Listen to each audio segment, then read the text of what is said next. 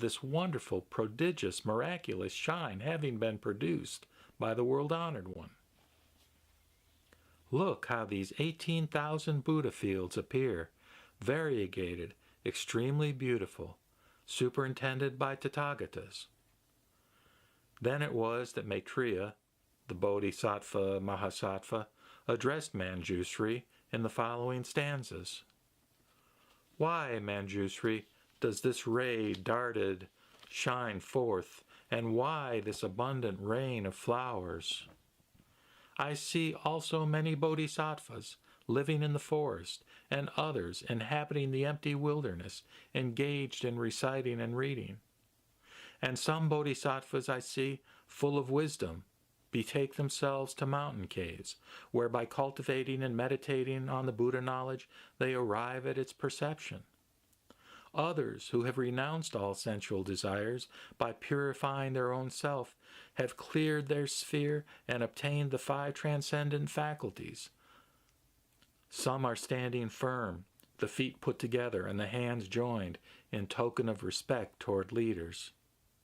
Some, thoughtful, meek, and tranquil, who have mastered the niceties of the course of duty, question the highest of men about the law and retain in their memory what they have learned. And I see here and there some sons and daughters of the principal Buddha who, after completely developing their own self, are preaching the law to many hundreds of thousands of living beings with many myriads of illustrations and reasons. Joyfully they proclaim the law, rousing many bodhisattvas. They strike the drum of the law. Others are saving creatures in the hells by emitting radiance and rouse them to enlightenment. There are some sons and daughters of the Buddha who dwell in the forest, abiding in vigor, completely renouncing sloth, and actively engaged in walking. It is by energy that they are striving for supreme enlightenment. Others complete their course by keeping a constant purity and an unbroken morality, like precious stones and jewels. By morality do these strive for supreme enlightenment. Further, I see bodhisattvas who have forsaken all wanton pleasures, shun unwise companions, and delight in being with genteel men and women. Then there are bodhisattvas who, with avoidance of any distraction of thoughts and with attentive mind, have meditated for years in the caves. These strive for enlightenment by dint of meditation. Some again offer in the presence of Buddhas and the assemblage of disciples gifts consisting of food and drink, medicines. Others offer in presence of the Buddhas and the assemblage of disciples clothes. They bestow in presence of the Buddhas hundreds of thousands of monasteries which they have caused to be built of precious substances, and which are furnished with numerous couches. Some present the leaders and their disciples with neat and lovely gardens, abounding with fruits and beautiful flowers, to serve as places of daily recreation. When they have, with joyful feelings, made such various and splendid donations, they rouse their energies in order to obtain enlightenment.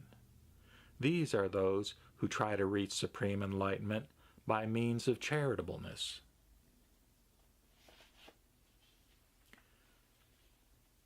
There are also sons and daughters of the Buddha who try to reach enlightenment by wisdom. They understand the law of emptiness, unattached, like birds in the sky. Further, I see many bodhisattvas who are worshipping the relics of the Buddhas. I see thousands of stupas, numerous as the sands of the Ganges River, which have been raised by these sons and daughters of the Buddhas, and now adorn thousands of grounds. Those magnificent stupas, made of 7 precious substances, measure in height to no less than 5,000 yojanas and 2,000 in circumference. Such honor do the sons and daughters of the Buddhas render to the relics of the Buddhas, so that all directions of space are brightened. From this spot I behold all this, those numerous thousands of creatures, both in this world and heaven covered with flowers, owing to the single ray shot forth by the Buddha. Oh, how powerful is the leader of men! How extensive and bright is his knowledge, that a single beam darted by him over the world renders visible so many thousands of fields. We are astonished at seeing this sign and this wonder so great, so incomprehensible. Explain me the matter, O Manjusri. The sons and daughters of the Buddha are anxious to know it. The four groups of the congregation in joyful expectation gaze on thee, O hero, and on me. Gladden their hearts, remove their doubts. Grant a revelation, O son of the Buddha. Why is it that the Buddha has now emitted such a light? It must be for some purpose that this great ray has been emitted. Is the world-honored one to show the primordial laws which he, the highest, discovered on the terrace of enlightenment? Or is he to prophesy the Bodhisattvas their future destiny? There must be a weighty reason why so many thousands of fields have been rendered visible, variegated, splendid, and shining with gems, while Buddhas of infinite sight are appearing. Men, gods, goblins, and titans, the four groups of the congregation are eagerly awaiting what answer Manjusri shall give in explanation. Whereupon Manjusri, the Prince Royal, addressed Maitreya, the Bodhisattva Mahasattva, and the whole assembly of Bodhisattvas in these words. It is the intention of the Tathagata to begin a grand discourse for the teaching of the law, to pour the great rain of the law, to make resound the great drum of the law, to raise the great banner of the law, to kindle the great torch of the law, to blow the great conch trumpet of the law, and to strike the great timbrel of the law. Again, it is the intention of the Tathagata to make a grand exposition of the law this very day. I have witnessed a similar sign of the former Tathagatas, the perfectly enlightened. Those former Tathagatas, they too emitted a lustrous ray, and I am convinced that the Tathagata is about to deliver a grand discourse for the teaching of the law and make his grand speech on the law everywhere heard. And because the Tathagata wishes that this Dharma be heard everywhere, therefore does he display so great a miracle, this foretoken of consisting in the luster occasioned by the emission of a ray. I remember the days of yore, many immeasurable, inconceivable, immense, infinite, countless eons ago. There was born a Tathagata called Khandra Surya Pradipa, a Sugata, a knower of the world, a teacher, a Buddha. He showed the law. He revealed the duteous course, which is holy at its commencement, holy in its middle, and holy at the end, good in substance and form, complete and perfect, correct and pure. That is to say, to the disciples he preached the law containing the Four Noble Truths, the chain of causes and effects, finally leading to nirvana. And to the Bodhisattvas he preached the law connected with the six perfections, and terminating in the attainment of supreme perfect enlightenment. It was at that time, Maitreya, that the world-honored one, Khandra Surya Pradipa, the Tathagata, after expounding the Dharma called the Sutra of Innumerable Meanings, a text of great extension serving to instruct bodhisattvas and proper to all Buddhas, at the same moment and instant, at the same gathering of the classes of groups, sat cross-legged on the same seat of the law and entered upon the meditation termed the Station of Innumerable Meanings. His body was motionless, and his mind had reached perfect meditation. And as soon as the world-honored one had entered upon meditation, there fell a great rain of divine flowers, covering the Lord and the 4 classes of hearers, while the whole Buddha field shook in 6 ways. At that moment there issued a ray from within the circle of hair between the eyebrows of the world-honored one. It extended over 1,800,000 Buddha fields, so that all those Buddha fields appeared wholly illuminated by its radiance, just like the Buddha fields do now, O Maitreya. At that juncture, Maitreya, there were 20 kotis of bodhisattvas following the Lord. All hearers of the law in that assembly, on seeing how the world was illuminated by the luster of that ray, felt astonishment, amazement, ecstasy, and curiosity. Now it happened, Maitreya, that there was a bodhisattva called Varaprabha who had 800 pupils. It was to this bodhisattva Varaprabha that the Lord, on rising from his meditation, revealed the Dharma called the Lotus of the True Law. He spoke during fully 60 intermediate kalpas, always sitting on the same seat, with immovable body and tranquil mind. And the whole assembly continued sitting on the same seats, listening to the preaching of the Lord for 6 intermediate kalpas, there being not a single creature in that assembly who felt fatigue of body or mind. As the Lord Khandra Surya Pradadipa, the Tathagata, during 60 intermediate kalpas, had been expounding the Dharma called the Lotus of the True Law, a text of great development, serving to instruct bodhisattvas and proper to all Buddhas, he instantly announced his complete nirvana to the world, saying, "Today, O monks, this night, in the middle watch, will the Tathagata, by entering the element of absolute nirvana, become wholly extinct." Thereafter, that very night, at that very watch, the world-honored one Khandra Surya Pradadipa, the Tathagata, became extinct by entering the element of absolute nirvana, and the aforementioned Dharma, termed the Lotus of the True Law, was kept in memory by the Bodhisattva Mahasattva Varaprabha. During 80 intermediate kalpas did the Bodhisattva Varaprabha keep and reveal the commandment of the world-honored one who had entered nirvana.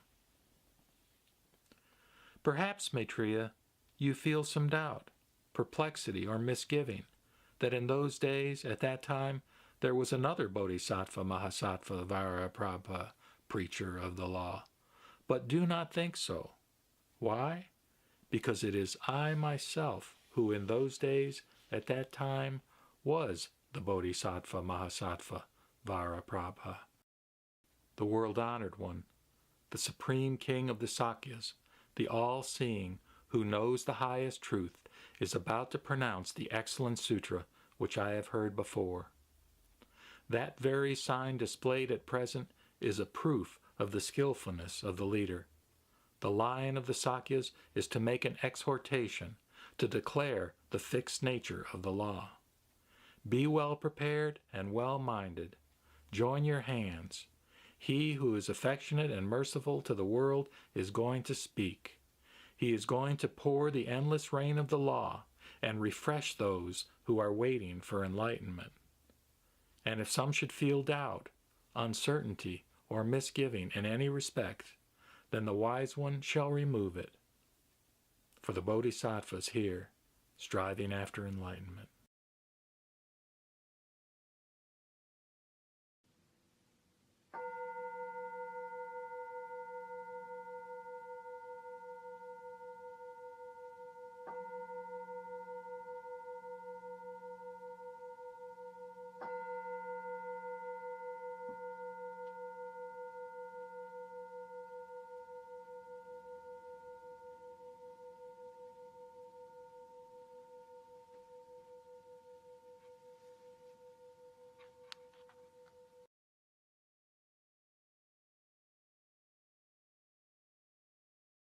The unsurpassed, deep, profound, subtle, wonderful Dharma in 100,000 million eons is difficult to encounter. Now that I have come to receive and hold it within my sight and hearing, I vow to fathom the thus come one's true and actual meaning.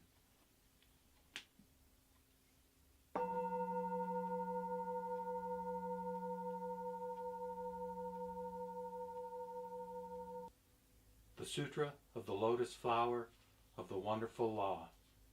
Chapter 2, Tactfulness. At that time, the world-honored one, rising quietly and clearly from contemplation, addressed Sariputra. The wisdom of Buddhas is very profound and infinite. Their wisdom school is difficult to understand and difficult to enter. The Buddhas have been in fellowship with countless 100,000 myriad kotis of Buddhas, perfectly practicing the infinite law of all Buddhas, boldly and zealously advancing and making their fame universally known, perfecting the very profound, unprecedented law, and preaching, as opportunity served, its meaning so difficult to understand. Sariputra, ever since I became Buddha, with various reasonings and various parables, I have widely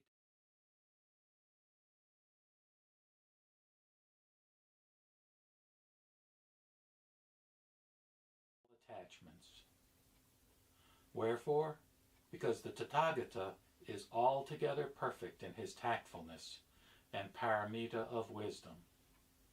Sariputra, the wisdom of the Tathagata is broad and great, profound and far-reaching. His mind is infinite. His expositions are unimpeded. His powers, his fearlessness, his meditations, his emancipations, his contemplations have enabled him to enter into the boundless realms and to accomplish all the unprecedented law. Sariputra, the Tathagata is able to discriminate everything, preaching the laws skillfully, using gentle words, and cheering the hearts of all. Sariputra, essentially speaking, the Buddha has altogether fulfilled the infinite, boundless, unprecedented law. Enough, Sariputra, there is no need to say more. Wherefore? Because the law which the Buddha has perfected is the chief unprecedented law, and difficult to understand. Only a Buddha, together with a Buddha, can fathom the reality of all existence. That is to say, all existence has such a form, such a nature, such an embodiment, such a potency, such a function, such a primary cause, such a secondary cause, such an effect, such a recompense, and such a complete fundamental whole. At that time, the world-honored one, desiring to proclaim this teaching over again, spoke thus in verse. Immeasurable are the world's heroes, embracing gods and men in the world. Among all the living creatures, none can know the Buddhas. The Buddha's powers and fearlessness, emancipations and contemplations, and the Buddha's other laws, no one is able to measure. Of yore, I followed countless Buddhas, and perfectly trod the right ways of the profound and wonderful law.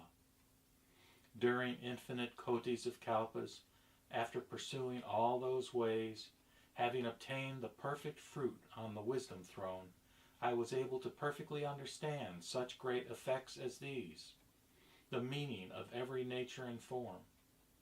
I and other Buddhas in the universe alone can understand these things. This law is unexpressible. It is beyond the realm of terms. Among all the other living beings, none can apprehend it except the Bodhisattvas who are firm in the power of faith. Again I say to Sariputra, the faultless and inscrutable, profound and mysterious law I now have wholly attained. Only I know these truths, as also do the Buddhas of the universe. Know, Sariputra, the words of Buddhas do not differ. In the laws preached by the Buddha, you should beget great strength of faith. After the Buddha's preparatory teaching, he must now proclaim the perfect truth. The Buddha employs tactful powers. All beings have various attachments. He leads them to obtain escape. Then Sariputra said to the Buddha, World Honored One, please explain it. Please explain it. In this present assembly there are, equal with me, hundreds of thousands of myriads of kotis who, in former lives, have followed the Buddha and been transformed by him. Such men and women as these can certainly believe respectfully and throughout the night will peacefully rest and in various ways be abundantly benefited. Then Sariputra, desiring to announce this meaning over again, spoke thus in verse. Most high and honored of the living, be pleased to explain the paramount law. In this assembly, countless beings are able respectfully to believe this law. The Buddha already, in his former lives, has taught such living beings. All with one mind, folding their hands, desire to hear the Buddha's words. Be pleased, for the sake of these beings, to condescend to explain it discriminatively. At that time, the World-Honored One addressed Sariputra. Since you have already thrice earnestly repeated your request, how can I refuse to speak? Do you now listen attentively to, ponder, and remember it. I will discriminate and explain it for you. The Buddha addressed Sariputra. Such a wonderful law as this is only preached by the Buddha Tathagatas on rare occasions, such as the Undambara flower is seen but once in long periods. Sariputra, believe me, all of you, in the Buddha's teaching no word is false. Sariputra, the meaning of the laws which the Buddhas expound as opportunity serves is difficult to understand. Wherefore? Because I expound the laws by numberless tactful ways and with various reasonings and parabolic expressions. These laws cannot be understood by powers of thought or discrimination. Wherefore? Because the Buddhas, the world-honored ones, only on account of the one very great cause appear in the world. Sariputra, why do I say that the Buddhas, the world-honored ones, only on account of the one very great cause appear in the world? Because the Buddhas, the world-honored ones, desire to cause all living beings to open their eyes to the Buddha knowledge so that they may gain the pure mind. Therefore, they appear in the world.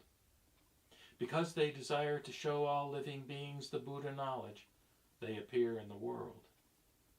Because they desire to cause all living beings to apprehend the Buddha knowledge, they appear in the world. Because they desire to cause all living beings to enter the way of the Buddha knowledge, they appear in the world. Sariputra, this is why it is only on account of the one very great cause that Buddhas appear in the world. The Buddha addressed Sariputra. The Buddha Tathagatas teach only Bodhisattvas. Whatever they do is always for one purpose, that is, to take the Buddha knowledge and reveal it to all living beings. Sariputra, the Tathagata, by means of the one Buddha vehicle, preaches to all living beings the law. There is no other vehicle, neither a second nor a third. The laws of all the Buddhas in the universe are also like this, Sariputra. The Buddhas in times past, by infinite, numberless, tactful ways, and with various reasonings and parabolic expressions expounded the law for the sake of all living beings. All these laws are for the one Buddha vehicle, so that all those living beings who have heard the law from the Buddhas might all finally obtain perfect knowledge. Sariputra, the Buddhas, the world-honored ones, at present innumerable 100,000 myriad kotis of Buddha lands in the universe, who are so greatly benefiting and rejoicing all living beings, these Buddhas, by infinite numberless tactful ways and with various reasonings and parabolic expressions, also expound the laws for the sake of living beings. All these laws are for the one Buddha vehicle, so that all those living beings who hear the law from the Buddhas finally obtain perfect knowledge. Sariputra, all these Buddhas teach only bodhisattvas, desiring to show all living beings the Buddha knowledge, desiring to cause all living beings to apprehend the Buddha knowledge, and desiring to cause all living beings to enter the way of the Buddha knowledge. Sariputra, I, at the present time, am also like them. Knowing that all living beings have many kinds of desires deeply attached in their minds, I have, according to their capacity, expounded the laws by various reasonings, parabolic expressions, and tactful powers. Sariputra, such teachings are all in order to secure perfect knowledge of the one Buddha vehicle. Sariputra, in the whole universe there are not even two vehicles, how much less a third. You should, with all your heart, believe and discern, receive and keep the word of the Buddha. No word of the Buddha Tathagatas is false. There is no other vehicle but only the one Buddha vehicle. At that time, the world-honored one, desiring to proclaim this teaching over again, spoke thus in verse. Listen carefully to the laws obtained by the Buddhas, which, by infinite tactful powers, they expound for all creatures. What they all entertain in their minds, all the ways they practice, how many kinds are their desires, and their former karmas, good and evil, the Buddha knows all these perfectly. With various reasonings and parables, terms and tactful powers, he causes them all to rejoice. There are sons and daughters of the Buddha whose minds are pure, who are gentle and clever-natured, and who, in innumerable Buddha regions, have walked the profound and mystic way. On behalf of these sons and daughters of the Buddha, I preach this great vehicle sutra, and I predict that such men and women as these, in the world to come, will accomplish the Buddha way. Through their deep-hearted mindfulness of the Buddha and observance of the pure commandments, these, hearing that they may become Buddhas, are filled throughout with great joy. The Buddha knows their mind and conduct, and therefore preaches to them the great vehicle. In the Buddha lands of the universe, there is only the one vehicle law. Neither a second nor a third, except by the tactful teaching of the Buddha. But by provisional expressions, he has led all living creatures, revealing the Buddha wisdom. In the appearing of Buddhas in the world, only this one is the real fact. The Buddha himself abides in the great vehicle, in accordance with the law he has attained, enriched with powers of meditation and wisdom, and by it he saves all creatures. I, proving the supreme way, the great vehicle, the universal law, if I convert by a smaller vehicle even but one human being, I shall fall into grudging, a thing that cannot be. If men and women turn in faith to the Buddha, the Tathagata will not deceive them, for he has no covetous and envious desires, and is free from all the sins of the laws. So the Buddha in the universe is the one being perfectly fearless, and I am worshipped by countless multitudes for whom I preach the seal of reality. Know, Sariputra, of yore I made a vow, wishing to cause all creatures to rank equally without difference with me. According to the vow I made of old, now all has been perfectly fulfilled, for converting all living beings and leading them to enter the Buddha way. Whenever I meet any creatures, I teach them all by the Buddha way. When a son or daughter of the Buddha has fulfilled his or her course, in a world to come, he or she becomes a Buddha. Only by my powers of tactfulness do I manifest the three-vehicle law. For all the world-honored ones expound the one-vehicle way. Now let all in this great assembly be free from doubts and perplexities. The Buddhas do not differ in their statements. There is one only and no second vehicle. In the past countless kalpas, innumerable extinct Buddhas, in hundreds, thousands, and millions, whose numbers cannot be counted, all such world-honored ones as these, with various reasonings and parables and innumerable tactful powers, have proclaimed the various laws. But all these world-honored ones proclaim the one vehicle law, converting numberless creatures to enter the Buddha way.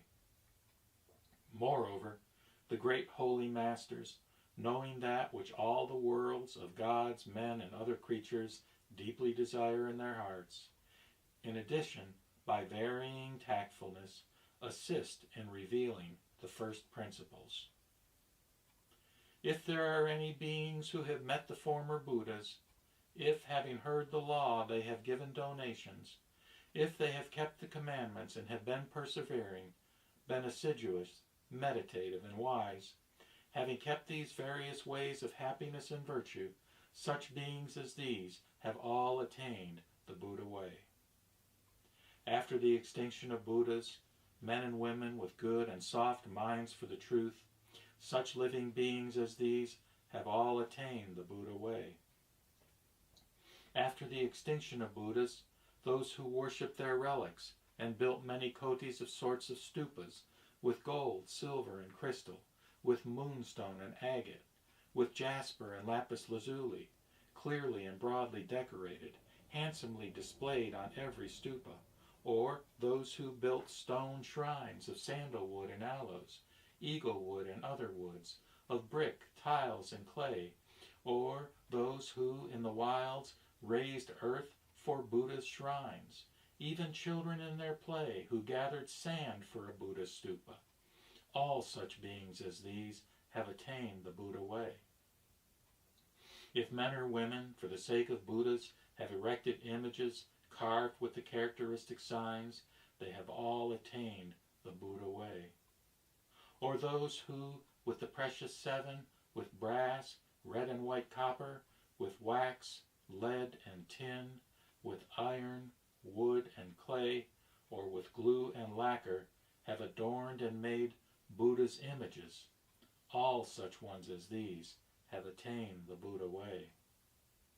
Those who have painted Buddha's images with the 100 blessing-adorned signs, whether done by themselves or by employing others, have all attained the Buddha way.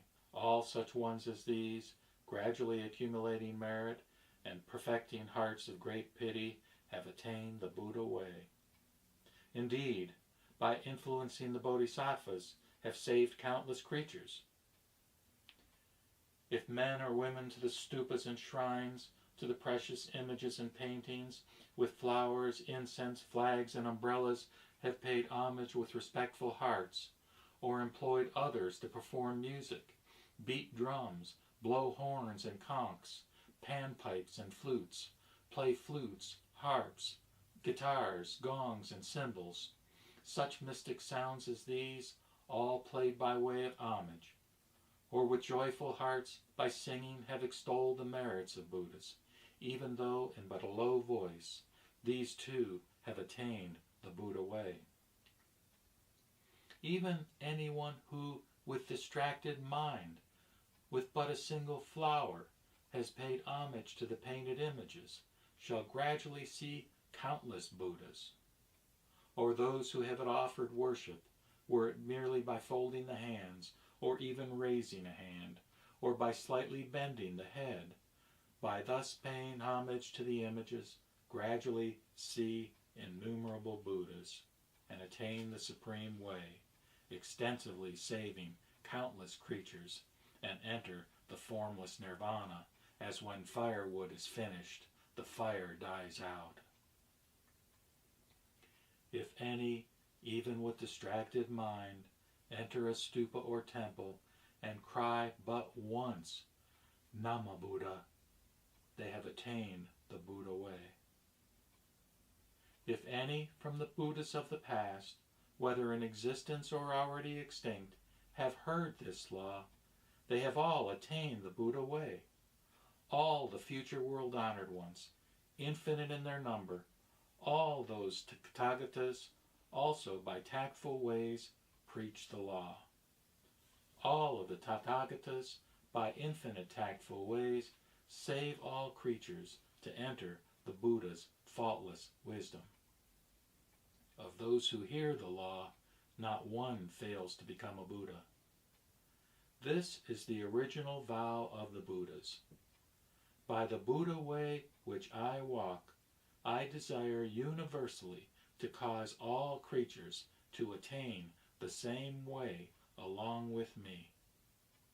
Though the Buddhas in future ages proclaim hundreds, thousands, kotis, countless schools of doctrine, in reality they are but the one vehicle. The Buddhas, the honored ones, know that nothing has an independent existence, and that Buddha seeds spring from a cause, so they reveal the one vehicle. All things abide in their fixed order, hence the world abides forever. Having apprehended this on the wisdom throne, the leaders proclaim it in tactful ways. Whom gods and men pay homage to, the present Buddhas in the universe, whose number is as the sands of the Ganges, and who appear in the world for the relief of all creatures, these also proclaim such a law as this.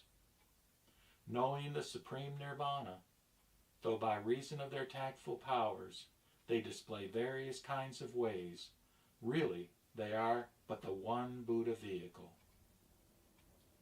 Knowing the conduct of all creatures, what they entertain in their deepest minds, the karma they have developed in the past, their inclinations and zeal, and their capacities, keen or dull, with various kinds of reasonings, parables, and narrations, as they could respond, so have they tactfully taught.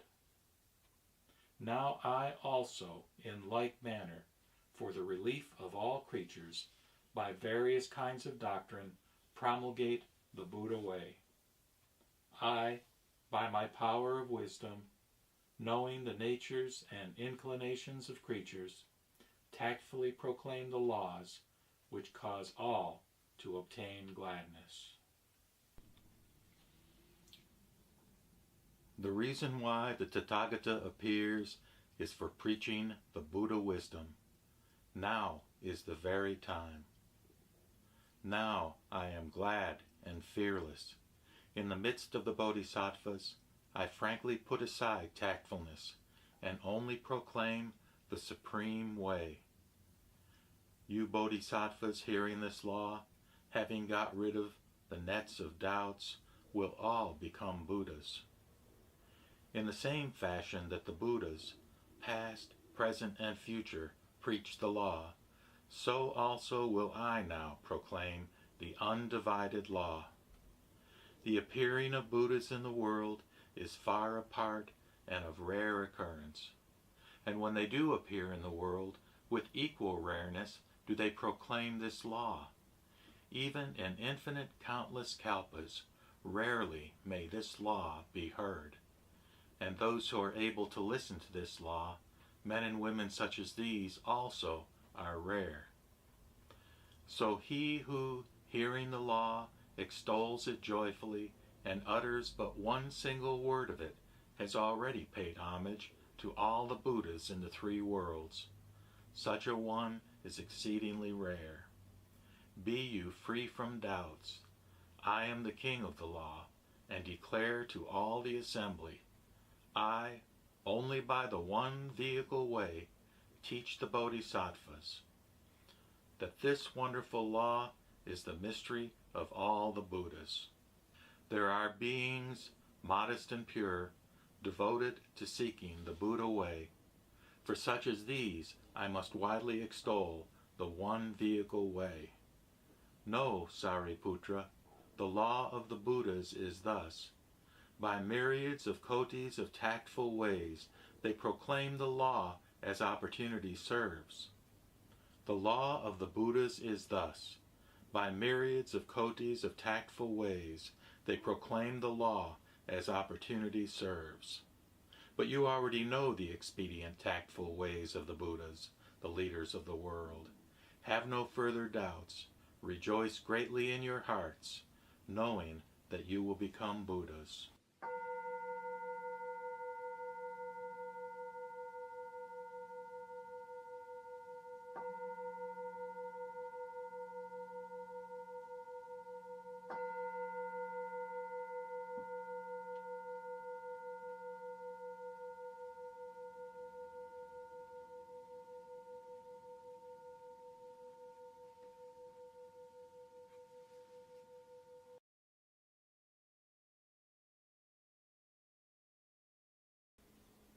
The Lotus Sutra, Chapter 3, A Parable.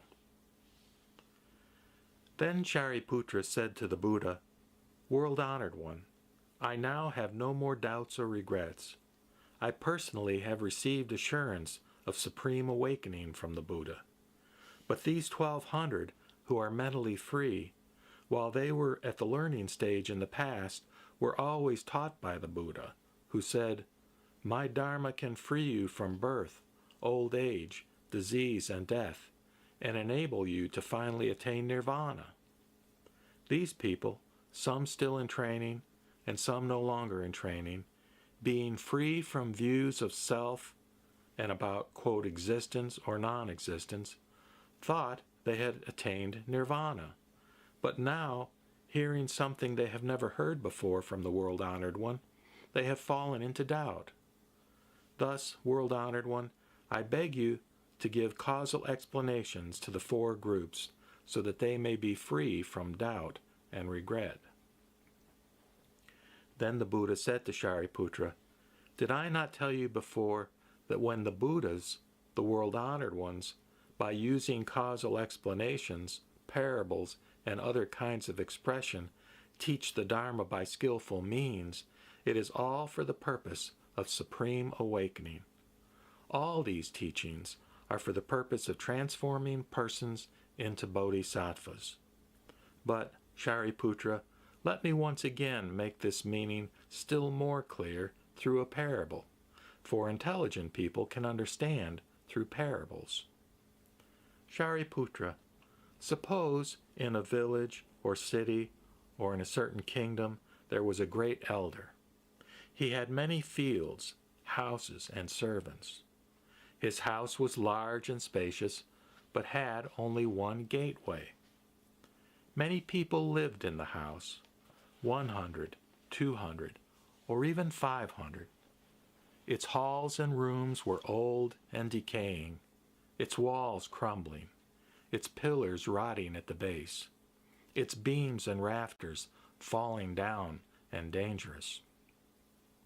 All over the house, at the same moment, fire suddenly broke out, engulfing the house in flames. The children of the elder, say 10, 20, or even 30, were in this house. The elder, seeing this great fire spring up on every side, was very alarmed and thought, Though I can get out safely through the flaming gateway, my children are in the burning house, enjoying themselves, engrossed in play, without awareness, knowledge, alarm, or fear. Fire is closing in on them. Pain and suffering threaten, but they do not care or become frightened, and have no thought of trying to escape. Shariputra, this elder said to himself, my body and arms are strong. I can wrap the children in some robes and put them on a pallet or bench and carry them out of the house. But then he thought again, this house has only one gateway, and it is narrow and small. My children are young. Knowing nothing as yet of the danger, they are absorbed in their play. Probably they will be burned up in the fire. I must tell them why I am alarmed and warn them that the house is burning and that they must get out quickly or be burned up in the fire. In accord with this line of thought, he called to his children, get out quickly, all of you. Although the father was sympathetic and tried to persuade them with kind words, the children, absorbed in their play, were unwilling to believe him and were neither alarmed nor frightened. They didn't even think about trying to escape. What's more, they did not understand what he meant by the fire, or the house, or losing their lives. They only kept running around playing, barely glancing at their father. Then the elder thought, this house is already going up in a great blaze. If my children and I do not get out at once, we will certainly be burned alive. Now I have to find some skillful means to get my children to escape from this disaster. Knowing what his children always liked, and all the various rare and attractive playthings and curiosities that would please them, the father said to them, the things you like to play with are rare and hard to find. If you do not get them when you can, you will be sorry later. A variety of great goat carriages, deer carriages, and ox carriages are now outside the gate for you to play with. You must get out of this burning house quickly, and I will give you whatever ones you want. When they heard about the rare and attractive playthings described by their father, which were just what they wanted, all of the children, eagerly pushing and racing with each other, came scrambling out of the burning house. Then the elder, seeing that his children had safely escaped and were all sitting in the open square and no longer in danger, was very relieved and ecstatic with joy. Then each of the children said to their father, those playthings you promised us, the goat carriages, deer carriages, and ox carriages, please give them to us now. Shariputra, then the elder gave each of his children equally a great carriage. They were tall and spacious, and decorated with many jewels. They had railings around them, with bells hanging on all four sides. Each was covered with a canopy, which was also splendidly decorated with various rare and precious jewels. Around each was a string of precious stones and garlands of flowers. Inside were beautiful mats and rose-colored pillows. Pulling each of them was a handsome, very powerful ox with a pure hide, capable of walking with a smooth gait and fast as the speed of the wind. Each also had many servants and followers to guard and take care of them. Why was this? Because the great elder's wealth was so inexhaustible and his many storehouses so full of treasures, he thought, there is no limit to my wealth. I should not give inferior carriages to my children. They are all my children, and I cherish them equally. I have countless numbers of these large carriages and the 7 precious materials. I should give one to each of the children without discrimination. I have so many large carriages, I could give one to everyone in the land without running out. Surely I can give them to my own children. Then the children rode on their great carriages, having received something they had never had before and never expected to have. Shariputra, what do you think about this? Is that elder, in giving equally the rare treasure of great carriages to his children, guilty of falsehood or not? World-honored one, even if that elder had not given them one of the smallest of carriages, he would not be guilty of falsehood. Why? because the elder, from the beginning, had intended to use some skillful means to enable his children to escape. That is the reason why he is not guilty of falsehood. How much less so when, knowing his own immeasurable wealth and wanting to benefit his children abundantly, he gave them equally great carriages. The Buddha said to Shariputra, "Good, good. It is just as you say, Shariputra. The Tathagata is also like this, for he is a father to the whole world. He has long ago completely gotten rid of all fear, distress, anxiety, ignorance, and blindness. He has attained immeasurable insight, powers, and freedom from fear, and has gained great spiritual power and wisdom. He has fully mastered skillful means and the practice of wisdom. His great mercy and compassion never stop. He always seeks the good, whatever will enrich all beings. He was born into this threefold world, an old, decaying, burning house, in order to save living beings from the fires of birth, old age, disease, death, anxiety, sorrow, suffering, agony, folly, blindness, and the three poisons, and to teach and transform them, enabling them to reach supreme awakening. He sees how living beings are scorched by the fires of birth, old age, disease, and death, anxiety, sorrow, suffering, and agony. Moreover, because of the 5 desires and the desire for wealth, they undergo all kinds of suffering. Because of attachment to desire and striving, they endure much suffering in this life, and later will suffer in a purgatory, or as animals, or hungry spirits. Even if they are born in a heaven, or among people, they will experience many kinds of suffering, such as the suffering of poverty and hardship, the suffering of separation from what they cherish, or the suffering from encountering what they hate. Absorbed in these things, living beings rejoice and amuse themselves, without knowing or seeing or being alarmed or frightened. And never being dissatisfied, they never try to liberate themselves. In the burning house of this threefold world, they run about here and there, and, though they encounter great suffering, they are not disturbed by it. Shariputra, having seen this, the Buddha thought, I am the father of all living beings and should rescue them from suffering and give them the joy of immeasurable, unlimited Buddha wisdom, so that they can find enjoyment in it.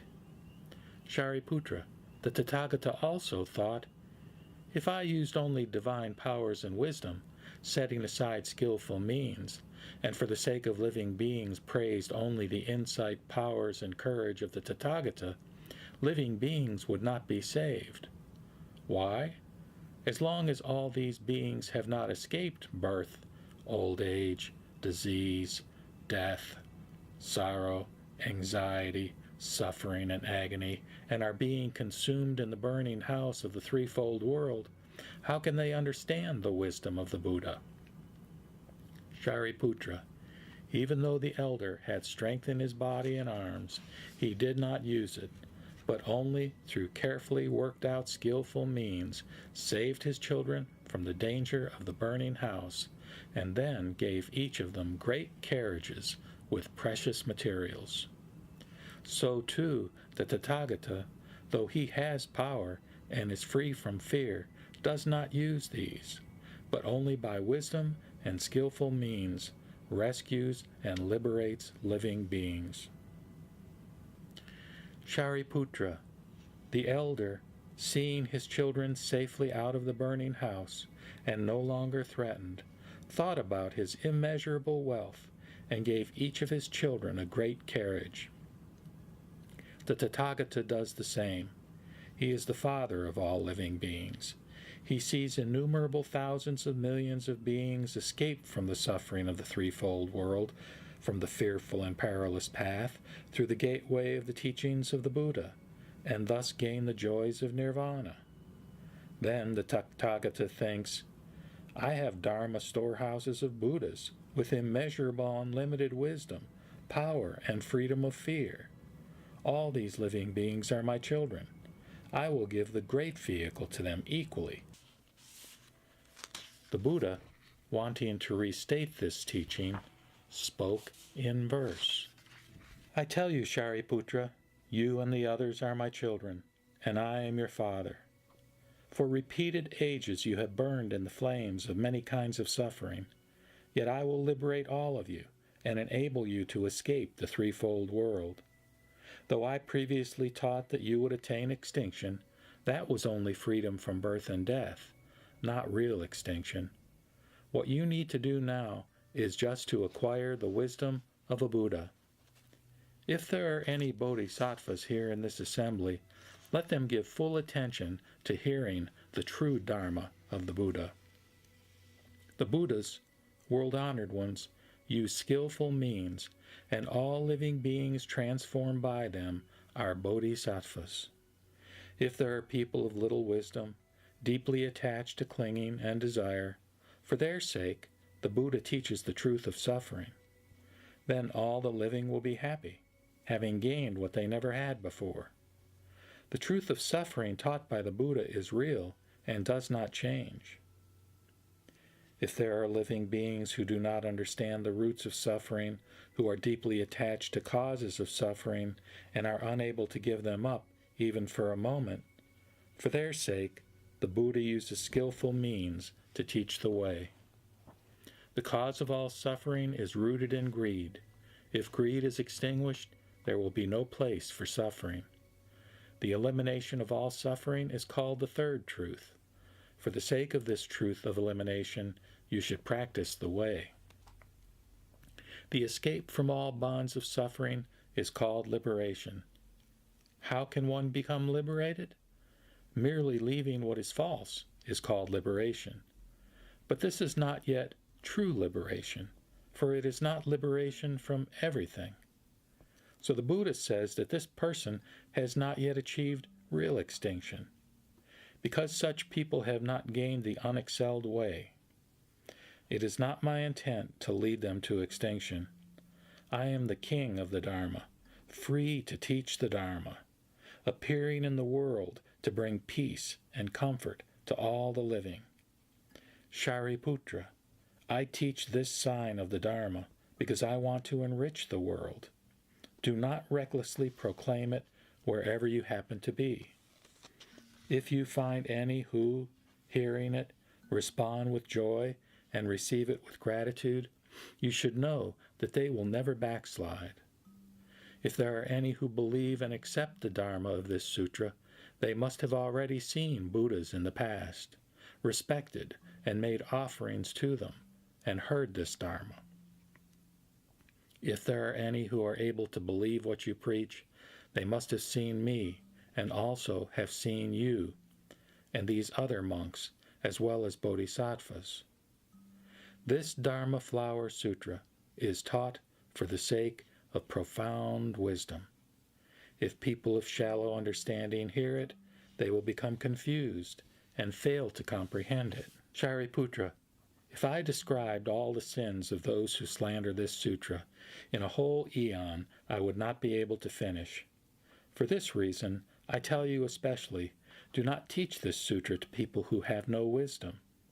But if there are any who are clever, understanding, and wise, learned, and of good memory, who seek the Buddha way, to such people you may teach it. If there are people who already have seen hundreds of thousands of millions of Buddhas, planted many roots of goodness, and been firmly and deeply committed, to such people you may teach it. If there are diligent people, always compassionate, and never sparing of their bodies or lives, to such people you may teach it. If there are reverent people, with clearly focused minds, who avoid all common foolishness, and live alone among mountain streams, to such people you may teach it.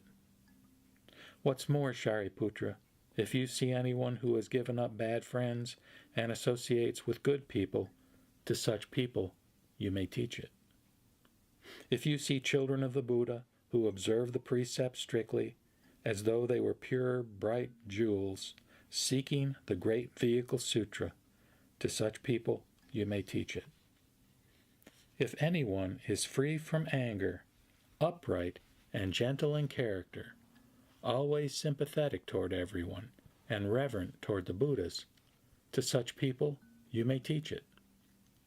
Furthermore, if in the great assembly children of the Buddha with pure hearts use causal explanations, parables, and other kinds of expressions to preach the Dharma freely without hesitation, to such people you may preach it.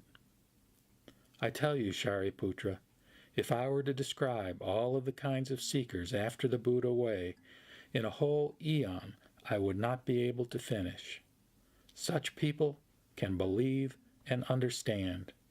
For them you should teach the wonderful Dharma Flower Sutra.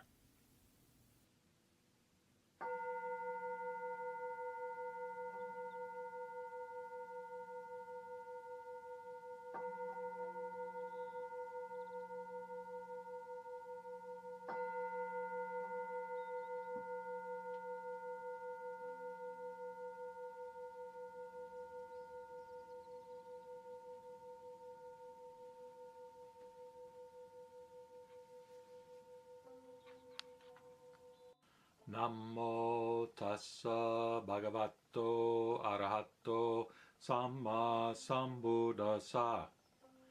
Namo tassa bhagavato arahato samma sambuddhassa. Namo tassa bhagavato arahato samma sambuddhassa.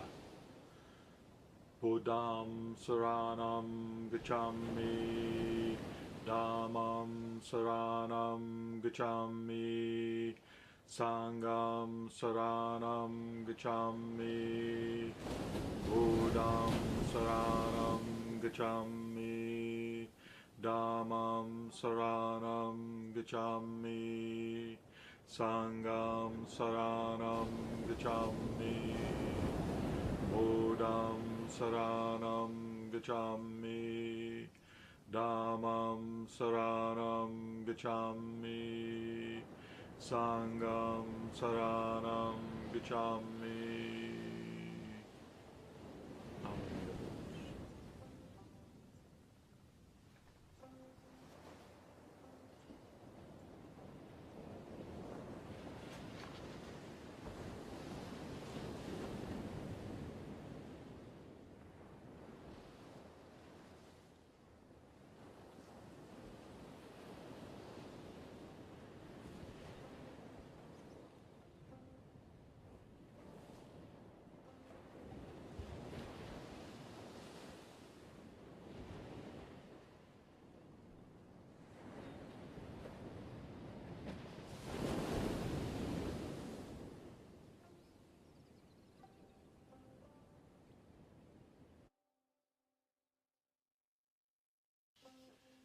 Now we, in the presence of the Buddha, hearing that Sravakas are predicted to attain perfect enlightenment, are extremely glad in our minds, and have obtained that which we have never experienced before.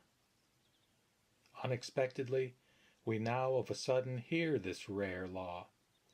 Profoundly do we congratulate ourselves on having acquired so great and goodly a gain, an inestimable jewel, without the seeking.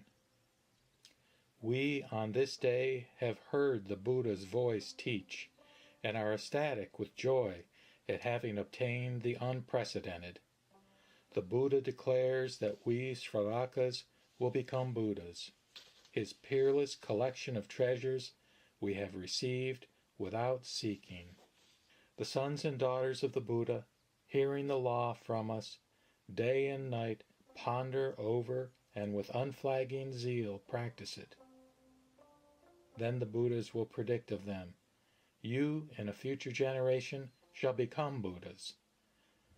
The mystic law of all the Buddhas can only to Bodhisattvas be expounded in full reality. Our leader saw and let us alone, because he looked into our minds. In his display of rarities, knowing those who delight in trifles, and by his tactfulness, subduing their minds, he instructs them with the greater wisdom. Today we have obtained that which we have never had before, what we have not previously looked for. Now we have unexpectedly attained. World-honored one, now we have got the way, and got the fruit, and, in the faultless law, attained to clear vision. We, for long, having kept the Buddha's pure commandments, today for the first time obtain their fruit and reward. In the law of the Law Kings, having long practiced holy deeds, now we have attained to the faultless, peerless, great fruit. Now we are really hearers of the sound, who cause all beings to hear the sound of the Buddha way. The world-honored one, in his great grace, by things which are rare, has compassion for and instructs and benefits us. Through countless kotis of kalpas, who could repay him? Buddhas rarely appear with their infinite and boundless, inconceivably great transcendent powers. They are faultless and effortless, the kings of the law, who are able, for inferior minds, patiently to bide their time in this matter, and for common folk attached to externals, to preach as is befitting. Buddhas in the law attain to supreme power, knowing all living beings with their various desires and pleasures, and with their powers, so, according to their capacities, by innumerable parables, they preach the law to them. The Tathagata is the king of the law. Whatever he declares is wholly free from falsity. He expounds all the laws by wise tactfulness. The law preached by him all leads to the stage of perfect knowledge. The Tathagata sees and knows what is the good of all the laws, and also knows what all living beings in their inmost hearts are doing.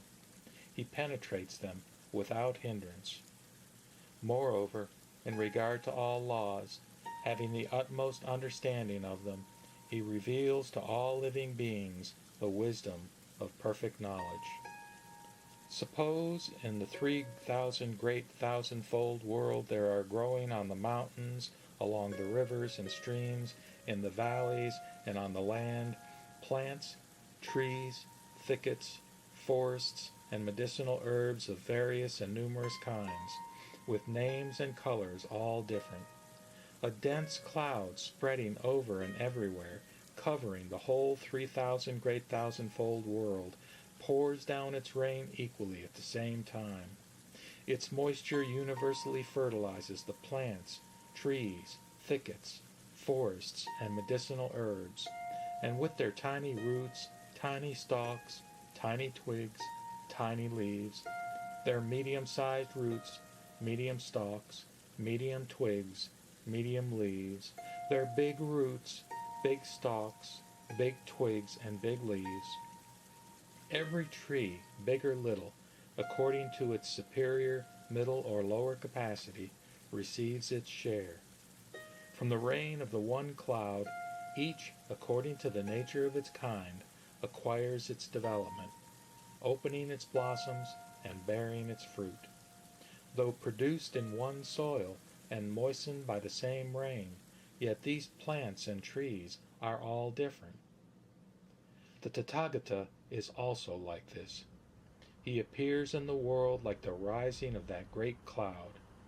Universally, he extends his great call over the world of gods, men, and asuras, just as that great cloud everywhere covers the 3,000 great thousandfold region. This is Alan Sylvia broadcasting. In the great assembly he sounds forth these words: I am the Tathagata, the worshipful, the all-wise, the perfectly enlightened in conduct, the well-departed, the understander of the world, the peerless leader, the controller, the teacher of gods and men, the Buddha, the world-honored one. Those who have not yet been saved, I cause to be saved. Those who have not yet been set free, to be set free. Those who have not yet been comforted, to be comforted. Those who have not yet obtained nirvana, to obtain nirvana. I know the present world and the world to come as they really are. I am the all-knowing, the all-seeing, the knower of the way, the opener of the way, the preacher of the way. Come to me, all you gods, men, and asuras, to hear the law.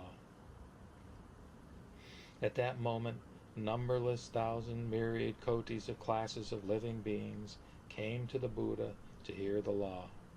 Thereupon, the Tathagata, observing the natural powers of all these beings, keen or dull, zealous or indifferent, according to their capacity, preached to them the law in varying and unstinting ways, causing them all to rejoice and joyfully obtain much profit.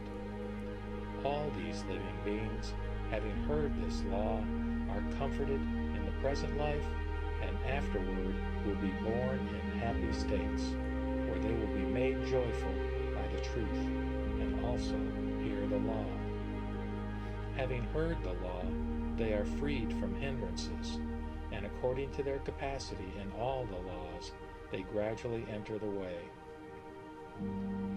Just as that great cloud, raining on all the plants, trees, thickets, forests, and medicinal herbs, and according to the nature of their seed, perfectly fertilizing them, so that each grows and develops, so the law preached by the Tathagata is of one form and flavor, that is to say, deliverance, abandonment, extinction, and finally the attainment of perfect knowledge.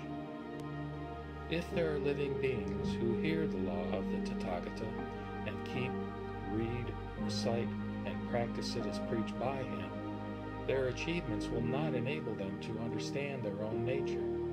Wherefore? Because there is only the Tathagata who knows the seed, the form, the embodiment, and the nature of all these living beings, what things they are reflecting over, what things they are thinking, what things practicing, how reflecting, how thinking, how practicing, by what laws reflecting, by what laws thinking, by what laws practicing, and by what laws attaining to what laws. There is only the Tathagata who in reality sees, clearly and without hindrance, the stages in which all living beings are, just as those plants, trees, thickets, forests, medicinal herbs, and others do not know their own natures, superior, middle, or inferior.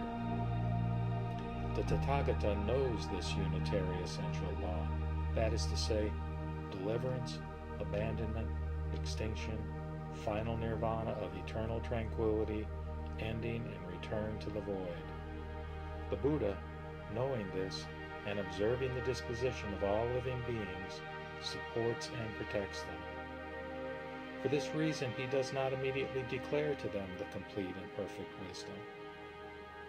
All of you, a most rare thing it is that you should be able to know the law preached by the Tathagata as he sees fit, and be able to believe and able to receive it. Wherefore? Because the law preached by the Buddhas, the world-honored ones, as they see fit, is difficult to discern and difficult to know. At that time, the world-honored one, desiring to proclaim this teaching over again, spoke thus in verse. The Law King, who destroys existence, appears in this world. According to the natures of all living beings, he preaches the law discriminately. The Tathagata is greatly to be honored and profound in wisdom. For long he has kept secret this essential truth, not endeavoring hastily to declare it. The wise, if they hear it, are able to believe and discern. The ignorant doubt and turn away, losing it perpetually. Therefore, according to their powers, I preach to them with varied reasonings to bring them to right views. It is like a great cloud rising above the world, covering all things everywhere, a beneficent cloud full of moisture. Flashes of lightning shine and glint. The voice of thunder vibrates afar, bringing gladness and ease to all. The sun's rays are veiled, and the earth is cooled. The cloud lowers and spreads as if it might be caught and gathered. Its rain everywhere equally descends on all sides, streaming and pouring without stint, enriching all the land. On mountains, by rivers, in steep valleys, in hidden recesses, there grow the plants, trees and herbs. Trees, big or small, the shoots of all the ripening grain, sugar cane and grapevine, all these by the rain are fertilized and abundantly enriched. The dry ground is all soaked, and herbs and trees flourish together. From the one water which issued from that cloud, plants, trees, thickets, forests, according to their need, receive moisture. All the trees, superior, middle, inferior, all, each according to its size, grow and develop roots, stalks, branches and leaves, blossoms and fruits in their brilliant colors. By the pouring of the one rain, all become fresh and glossy. Just as their bodies, forms, and natures are divided into great and small, so the enriching rain, though one and the same, yet each flourish. In the same manner, the Buddha also appears in the world, like a great cloud.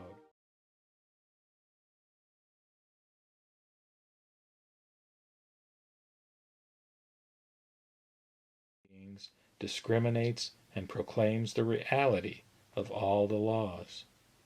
The great holy world-honored one among the gods and men and all the other beings proclaims this, saying, I am the Tathagata, the most honored among men. I appear in the world, just like a great cloud, to pour enrichment on all parched living beings, to free them from all misery, and so attain the joy of peace, joy in the world, and the joy of nirvana. With all your mind hearken to me. Come all of you here, and behold the peerless honored one. I am the world-honored one, who cannot be equaled. To give peace to all creatures, I appear in the world, and for the hosts of the living, preach the law, pure as sweet dew. The one and only law of emancipation and nirvana. With one transcendent voice I proclaim this meaning, constantly taking the great vehicle as my subject. I look upon all living beings everywhere with equal eyes, without distinction of persons, or mind of love or hate. I have no predilections, nor limitations or partiality. Ever to all beings I preach the law equally. As I preach to one person, so I preach to all. Constantly I proclaim the law, never occupied with aught else. Going or coming, sitting or standing, I never weary of pouring it abundantly upon the world. Like the rain enriching universally, honored and humble, high and low, law-keepers and law-breakers, those of perfect character and those of imperfect, orthodox and heterodox, quick-witted and dull-witted. With equal mind I rain the rain of the law unwearyingly. All living creatures, on hearing my law, according to their receptive powers, find their abode in their several places. The Buddha, by this parable, tactfully reveals, and with various expressions, proclaims the one law. But of the Buddha wisdom, it is as a drop in the ocean. I rain down the rain of the law, filling the whole world, the one essential law to be practiced according to ability. Just as those thickets, forests, herbs, and trees, according to their size, luxuriantly develop. The law of all Buddhas, ever by its essential oneness, causes all the worlds universally to gain perfect weal. Gradually, by its observance, all attain the way's fruition. By numerous reasonings and various parables, I reveal the Buddha way. This is my tactful method. All Buddhas do the same. What I have now said to you all is the veriest truth. The way in which you walk is the Bodhisattva way. By gradually practicing and learning, all of you will become Buddhas.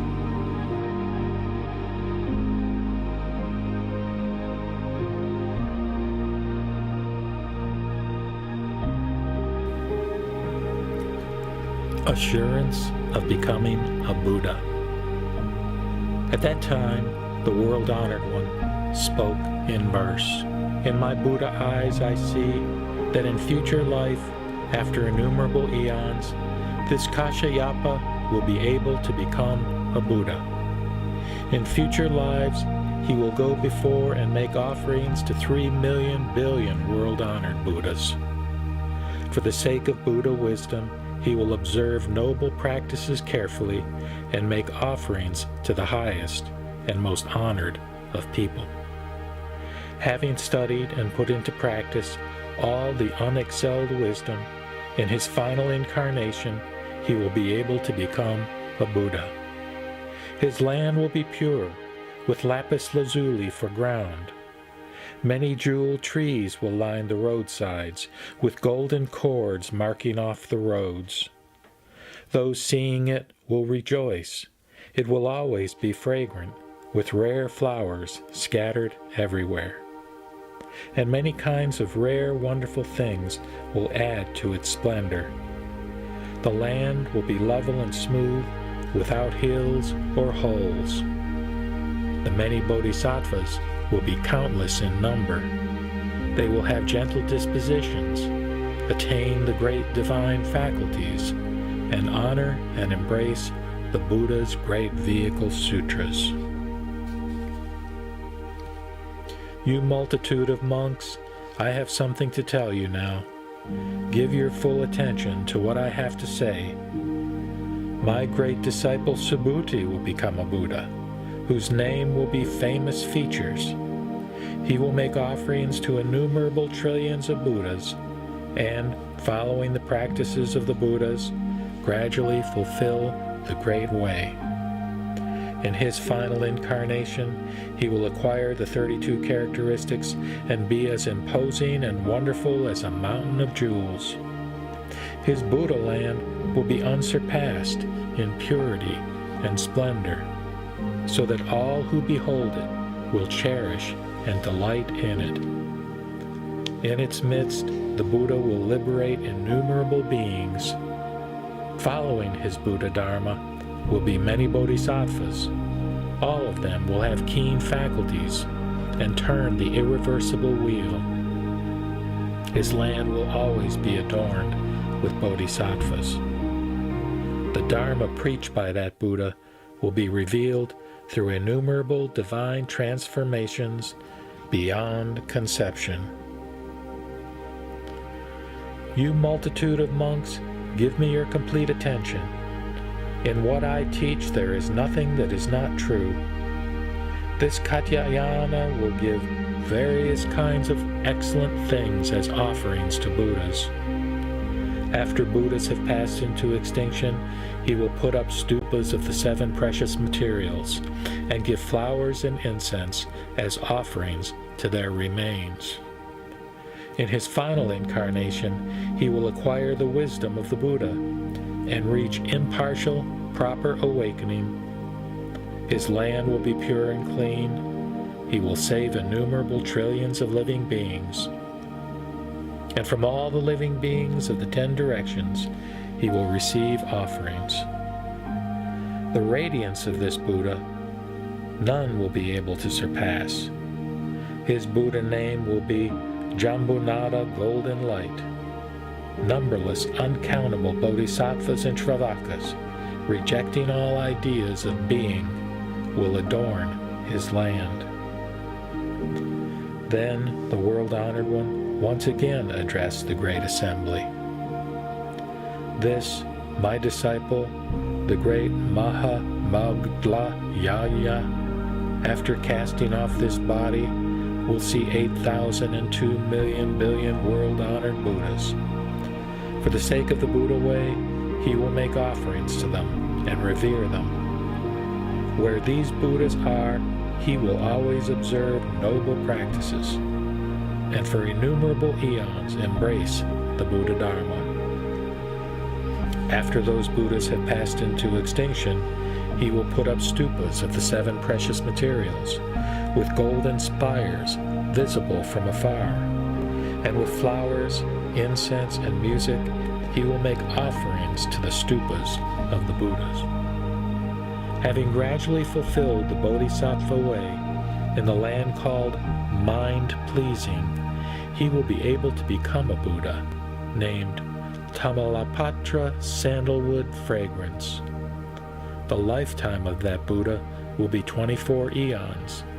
For the sake of human and heavenly beings, he will always preach the Buddha way.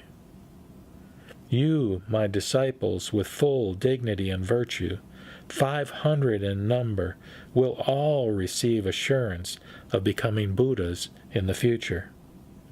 About the causes and conditions of previous lives, mine and yours, I am about to speak. Listen carefully. The Parable of the Fantastic Castle City. The Buddha said to the monks, "Once, in the past, innumerable, unlimited, inconceivable, and countless eons ago, there was a Buddha named Excellent in Great Penetrating Wisdom Tathagata, one worthy of offerings, truly awakened, fully clear in conduct, well gone, understanding the world, unexcelled leader, trainer of men, teacher of heavenly beings and people, Buddha, world-honored one. His land was named Well-Made, and his eon was named Great Features. Monks, since that Buddha passed into extinction, a long, long time has passed. Suppose, for instance, that someone took all of the earth in a 3,000 great thousandfold world and ground it into ink powder, and then passed through 1,000 lands to the east, dropping one speck as large as a speck of dust, and again passing through another 1,000 lands, dropping just one speck. Suppose he proceeded in this way until he had exhausted all the ink made of that earth. What do you think? All these lands, is it possible even for mathematicians or their disciples to count all of them and know the number of all the lands visited? No, it is not, world-honored one. Monks, by the power of the Tathagata's insight, I observe that distant time as if it were today. That Buddha, before he had left home, had 16 sons, the first of whom was named Accumulated Wisdom. Each of his sons had various kinds of rare and attractive toys. But when they heard that their father had attained supreme awakening, they threw away the things they had valued so much and went to pay their regards to the Buddha. Then all these 16 princes, having praised the Buddha in verse, pleaded with the world-honored one to turn the Dharma wheel, saying together, "World-honored one, preach the Dharma, sympathizing with human and heavenly beings, and bringing them great comfort and abundant benefits." Then the kings of the Brahma heavens, with one mind and voice, spoke in verse, saying, "Hero of the world, most honored of people, we beg you to proclaim the Dharma. By the power of your great compassion, saving living beings from their suffering and agony." Then the excellent in great penetrating wisdom Tathagata silently consented. He said, "This is suffering. This is the cause of suffering. This is the elimination of suffering. This is the way to the elimination of suffering." Then he taught the 12 causes and conditions, namely, ignorance causes actions, actions cause consciousness, consciousness causes name and form, name and form cause the 6 kinds of sense, the 6 kinds of sense cause contact, contact causes sensations, sensations cause desires, desires cause attachments, attachments cause existence, existence causes birth, birth causes old age and death, anxiety and sorrow, suffering and anguish. If ignorance is extinguished, then action is extinguished. If action is extinguished, then consciousness is extinguished. If consciousness is extinguished, then name and form are extinguished. If name and form are extinguished, then the 6 kinds of senses are extinguished. If the 6 senses are extinguished, then contact is extinguished. If contact is extinguished, then sensation is extinguished. If sensation is extinguished, then desire is extinguished. And if desire is extinguished, then attachments are extinguished. If attachments are extinguished, then existence is extinguished. If existence is extinguished, then birth is extinguished.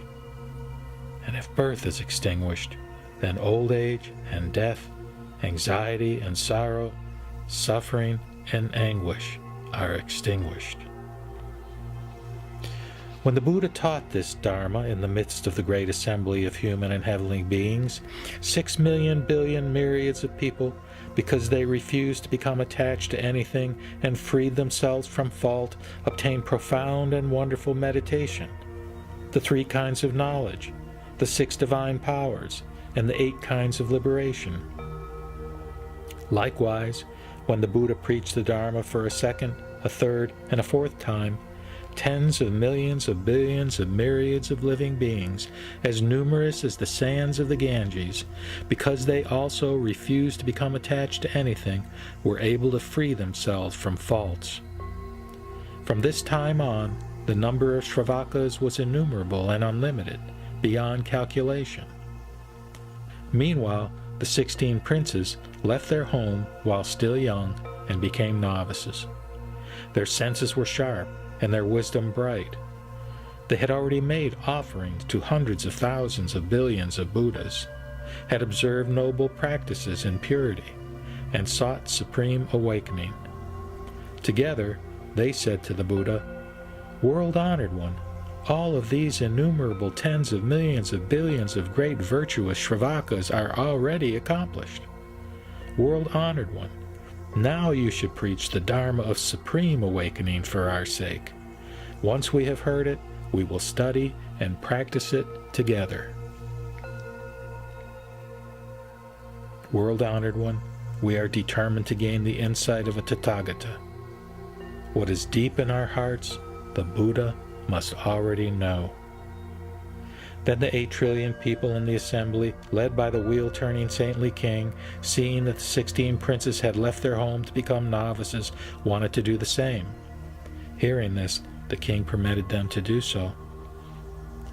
Then that Buddha, responding to the pleas of the novices after 20,000 eons had passed, in the presence of the 4 groups, preached this great vehicle sutra named the Lotus Flower of the Wonderful Dharma, the Dharma by which Bodhisattvas are taught, and which Buddhas watch over and keep in mind. When he had preached this sutra, the 16 novices, for the sake of supreme awakening, all received and embraced it, learned and recited it, and deeply understood it.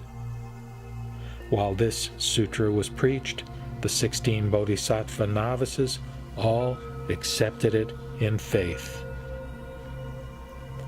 The Buddha preached this sutra for 8,000 eons without resting. When he had finished preaching it, he entered a quiet room and meditated for 84,000 eons. Then the 16 Bodhisattva novices, knowing that the Buddha had entered the room and was meditating quietly, each got on a Dharma seat and for 84,000 eons taught and explained the wonderful Dharma Flower Sutra everywhere to the 4 groups. In this way, each of them saved 6 million billion myriads of human beings, as many as the sands of the Ganges, demonstrating and teaching it to them, enriching them and giving them joy, and leading them to aspire to supreme awakening. After 84,000 eons had passed, excellent in great penetrating wisdom Buddha arose from his meditation, went up to the Dharma seat, and quietly sat down. Addressing the whole great assembly, he said, "Such bodhisattva novices as these 16 are very rare. Their faculties are keen and their wisdom bright. They have made offerings to innumerable tens of millions of billions of Buddhas. Under those Buddhas, they have always observed noble practices, received and embraced Buddha wisdom, and opened it up for living beings, leading them to enter into it.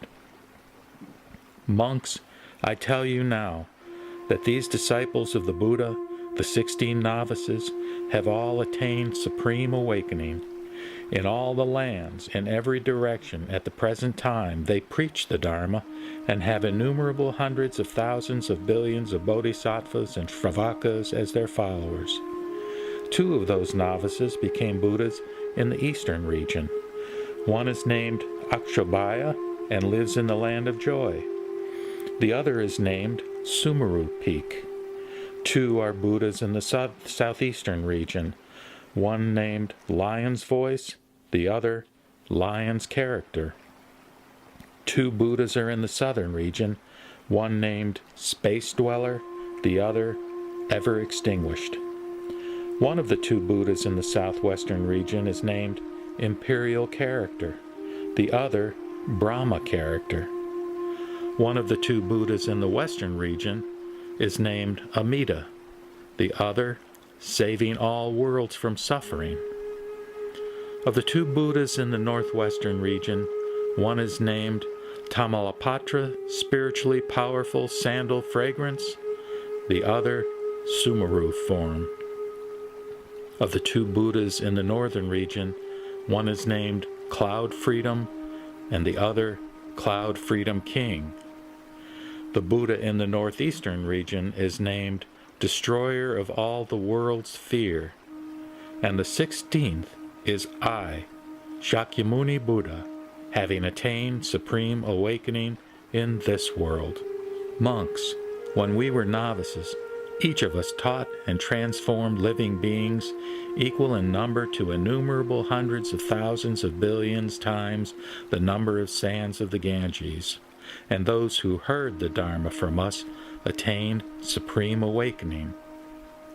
Because the wisdom of the Tathagata is hard to believe and hard to understand, all those living beings, innumerable as the sands of the Ganges, who were transformed at that time, are yourselves, monks, and those who will be my Shravaka disciples in ages to come after my extinction.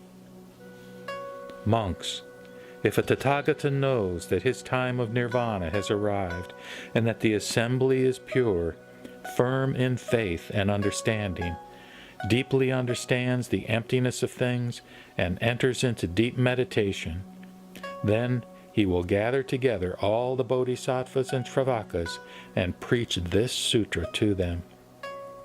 In the whole world, there is no second vehicle for attaining extinction. There is only the one Buddha vehicle for attaining extinction. You should know, monks, that with skillful means the Tathagata reaches deeply into the nature of living beings.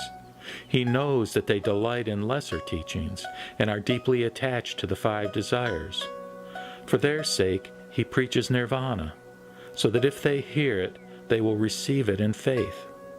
Suppose there was a bad road, 500 leagues long, which was steep, wild, difficult, deserted, and far from where anyone lived, a truly frightening place. And a large group of people wanted to go along that road to a place where there were rare treasures. There was a leader, a teacher, a guide, who was knowing and wise, knew the difficult road, where it was open and where closed, and was experienced in leading groups that wanted to pass over it. The group he was leading became tired along the way and said to the guide, "We are utterly exhausted and afraid as well. We can't go any further.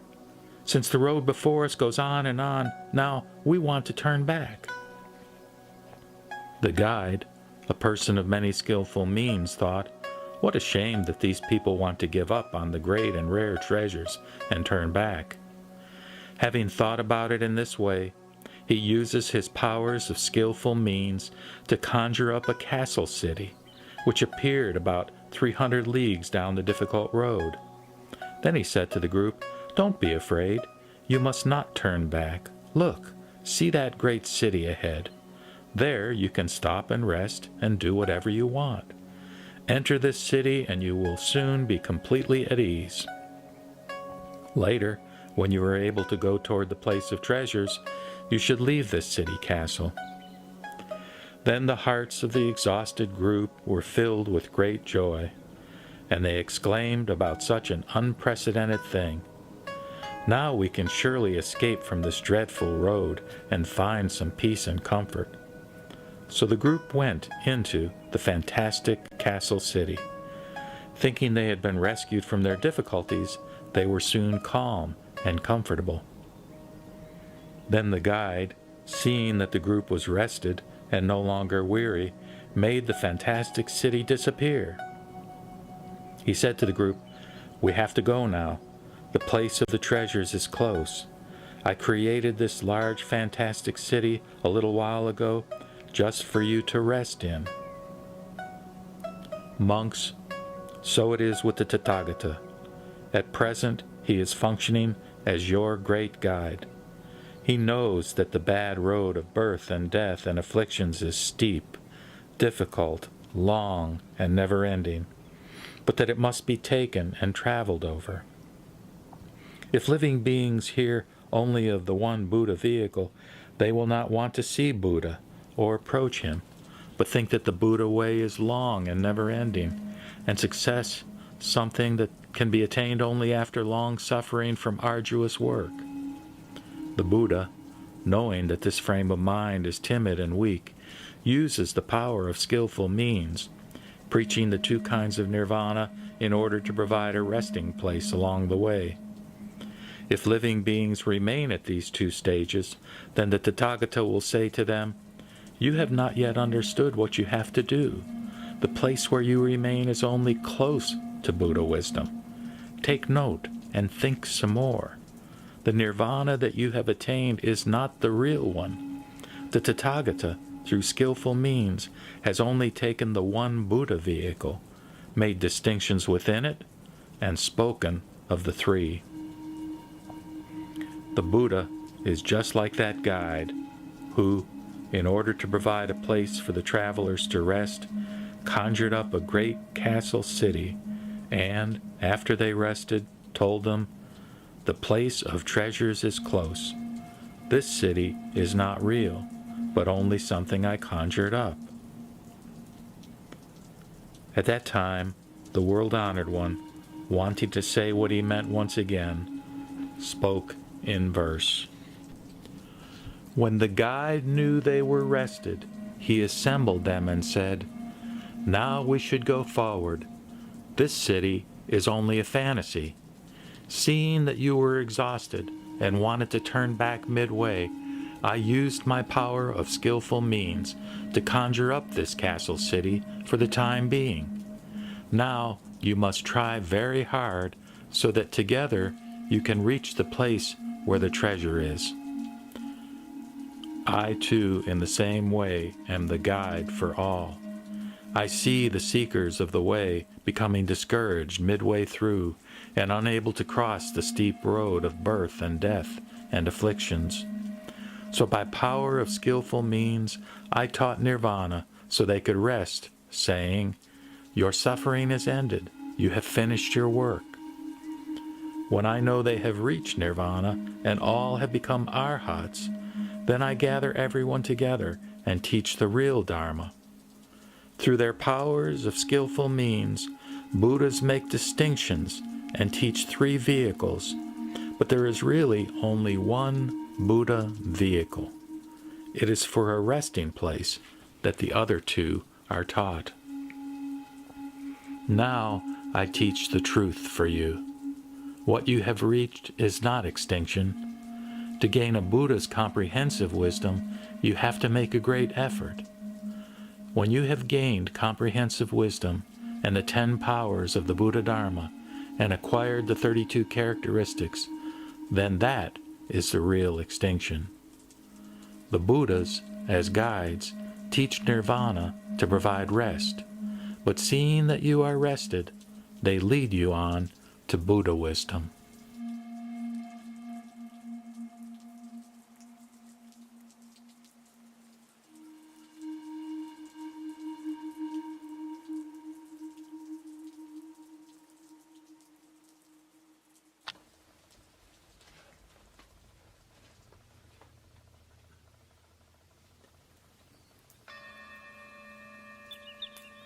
Assurance for the 500 disciples.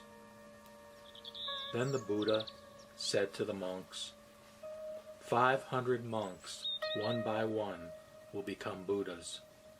Each will assure his successor, saying, "After my extinction, so-and-so will become a Buddha. The world that he transforms will be like mine of today." Then the 500 arhats before the Buddha, having received this assurance, were ecstatic with joy. World-honored one, it is as if some man went to a good friend's house, got drunk on wine, and fell asleep. Meanwhile, his friend, having to go away on official business, took a priceless jewel, sewed it into the lining of the man's robe as a gift, and left. The man, being drunk and asleep, knew nothing of this. After getting up, he went on his way until he reached some other land. There he had to use much energy and effort finding food and clothing, undergoing exceedingly great hardship and making do with whatever he could find. Later, his friend happened to meet him and said, "How sad, old friend! Why do you have to do this for the sake of food and clothing?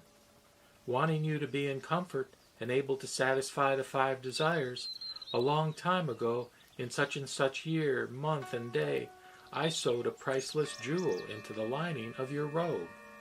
It would still be there. In your ignorance, you are slaving and worrying to keep yourself alive. How dumb! Go and exchange that jewel for whatever you need.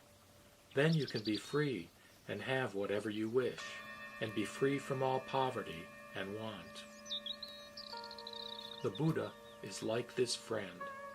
When he was a bodhisattva, he taught us to seek comprehensive wisdom, but we soon forgot, neither knowing nor perceiving. Having obtained the way of the arhat, we supposed we had reached the way to extinction. Finding it hard to make a living, we contented ourselves with whatever we could find. Yet our aspiration for comprehensive wisdom was never lost. And now the world-honored one awakens us and says, "Monks, what you have obtained is not final extinction. For a long time I had you plant good roots for becoming a Buddha, and using skillful means I showed you the character of nirvana. But you believed it to be the real way to extinction that you had obtained." World-honored one, now we understand that we are really bodhisattvas, assured of attaining supreme enlightenment. For this reason, we are filled with joy, having gained something we never had before. Assurances for arhats trained and in training. At that time, Ananda and Rahula thought, We have often thought how happy we would be if we could receive assurance of supreme awakening. Then they rose from their seats, went before the Buddha, prostrated themselves at the Buddha's feet, and together said to the Buddha, "World-honored one, we too should have a share of this. We have put our trust only in the Tathagata. We are known and acknowledged by human and heavenly beings and asuras all over the world. Ananda always attends the Buddha, protecting and keeping the storehouse of the Dharma. And Rahula is the Buddha's son. If the Buddha assured us of supreme awakening, not only would our hopes be fulfilled, but also the dreams of many." Then the 2,000 Shravaka disciples who were in training and no longer in training all got up from their seats, bared their right shoulders, went before the Buddha, put their palms together with complete devotion, looked up at the world-honored one reverently, repeated the wish of Ananda and Rahula, and stood off to one side. Then the Buddha spoke to Ananda. "In the future, you will become a Buddha, named King of the Wisdom of Mountains and Seas, who is unlimited in power, Tathagata, one worthy of offerings, truly awakened, fully clear in conduct, well gone, understanding the world, unexcelled leader, trainer of men, teacher of heavenly beings and people, Buddha. You will make offerings to over 6 billion Buddhas, protect and keep the storehouse of the Dharma, and afterward attain supreme awakening. Teaching and transforming 200 million billion bodhisattvas, as numerous as the sands of the Ganges, you will enable them to attain supreme awakening. Your land will be named Never Lowered Victory Banner. Its ground will be pure with lapis lazuli for earth." Then the Buddha spoke to Rahula. "In the future you will become a Buddha named One Who Walks on Flowers of the 7 Treasures, Tathagata, one worthy of offerings, truly awakened, fully clear in conduct, well gone, understanding the world, unexcelled leader, teacher of heavenly beings and people, Buddha, world-honored one. You will make offerings to Buddha Tathagatas equal in number to the specks of dust of 10 worlds, always becoming the eldest son of those Buddhas, just as you are at present. The adornments of the land of this Buddha, one who walks on flowers of the 7 treasures, the length of his life, the disciples transformed by him, his true Dharma, and the merely formal Dharma will be just the same as those of King of the Wisdom of Mountains and Seas, who is unlimited in power. And you will also become the eldest son of that Buddha. Afterward, you will attain supreme awakening." At that time, the world-honored one observed the 2,000 people in training and no longer in training. They were gentle, quiet, and pure-hearted, giving their full attention to watching the Buddha. The Buddha said to Ananda, "Do you see these 2,000 people in training and no longer in training?" "Yes, I see them." "Ananda, these people will make offerings to as many Buddha Tathagatas as there are specks of dust in 50 worlds. They will revere and honor them, and protect and keep their Dharma storehouses. Finally, at the same time, in all the lands of the 10 directions, they will become Buddhas, teachers of the Dharma."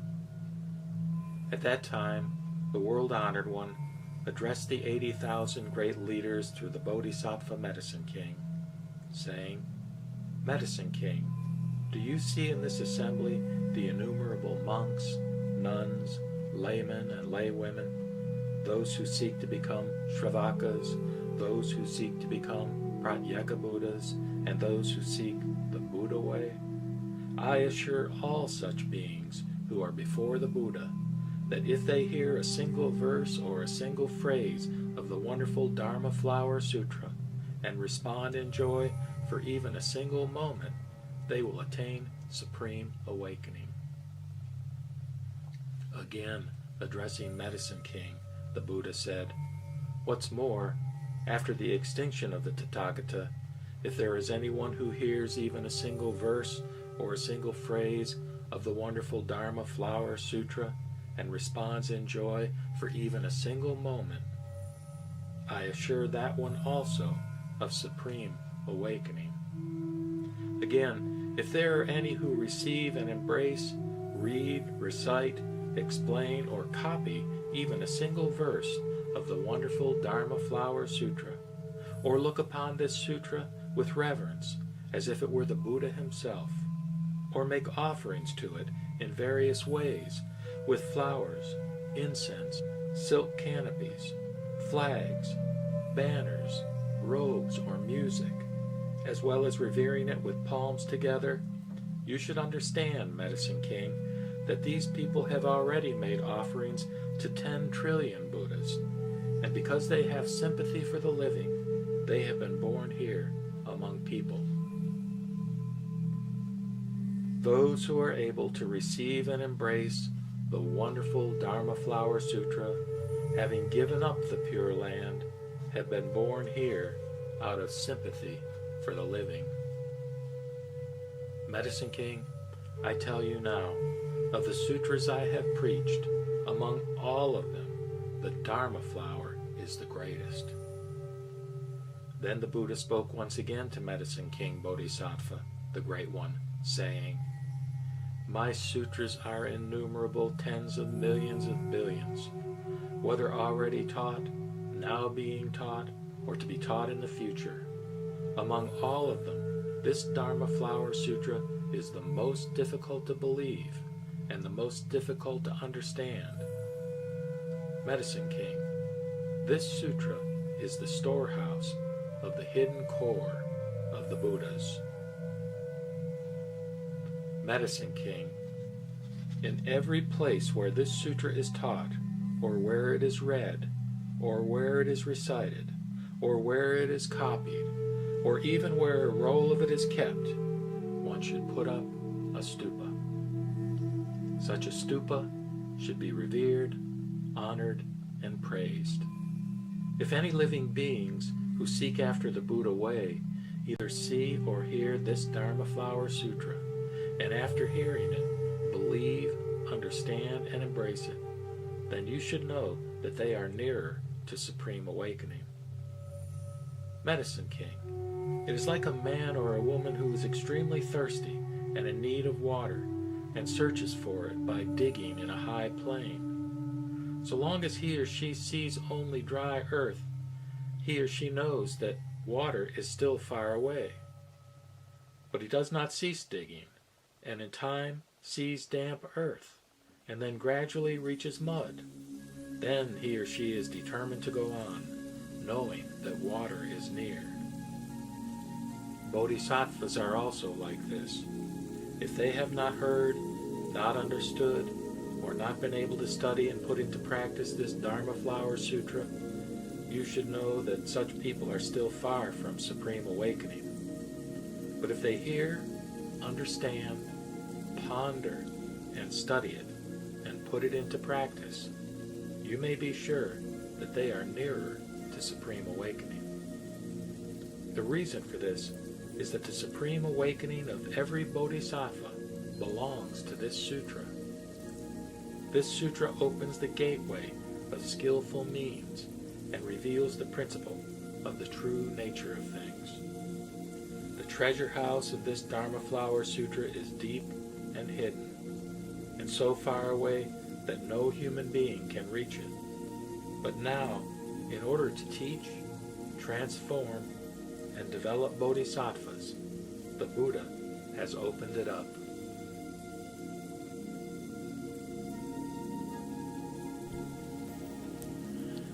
The site of the treasure stupa. At that time, a stupa of the 7 precious materials, 500 leagues high and 250 leagues wide and deep, sprang up from the earth in front of the Buddha and stood in the air. It was decorated with all kinds of valuable things. It had 5,000 railings, tens of millions of niche-like spaces open to the outside, and it was decorated with countless banners and flags. Garlands of jewels hung from it, and tens of thousands of millions of jeweled bells were suspended from it. From its four sides came the fragrance of Tamalapatra sandalwood, filling the whole world. All its banners and canopies were composed of the 7 precious materials: gold, silver, lapis lazuli, seashell, agate, pearl, and carnelian. The 33 gods rained down mandarava flowers from heaven as offerings to the treasure stupa. Humans and non-humans, all these tens of millions of billions of beings made offerings to the stupa with all kinds of flowers, incense garlands, streamers, canopies, and music, revering, honoring, and praising it. Then, from the midst of the treasure stupa, came a loud voice of praise, saying, well done, world-honored Sakyamuni. For the sake of the great assembly, you are able to teach the wonderful Dharma Flower Sutra of great impartial wisdom, the Dharma by which Bodhisattvas are taught and which Buddhas protect and keep in mind. It is just as you say, world-honored Sakyamuni. All that you say is true. Then the 4 groups, seeing the great treasure stupa in the air and hearing the voice that came from the stupa, were filled with joy in the Dharma and with wonder at these unprecedented things. They got up from their seats and, reverently putting their palms together, withdrew to one side.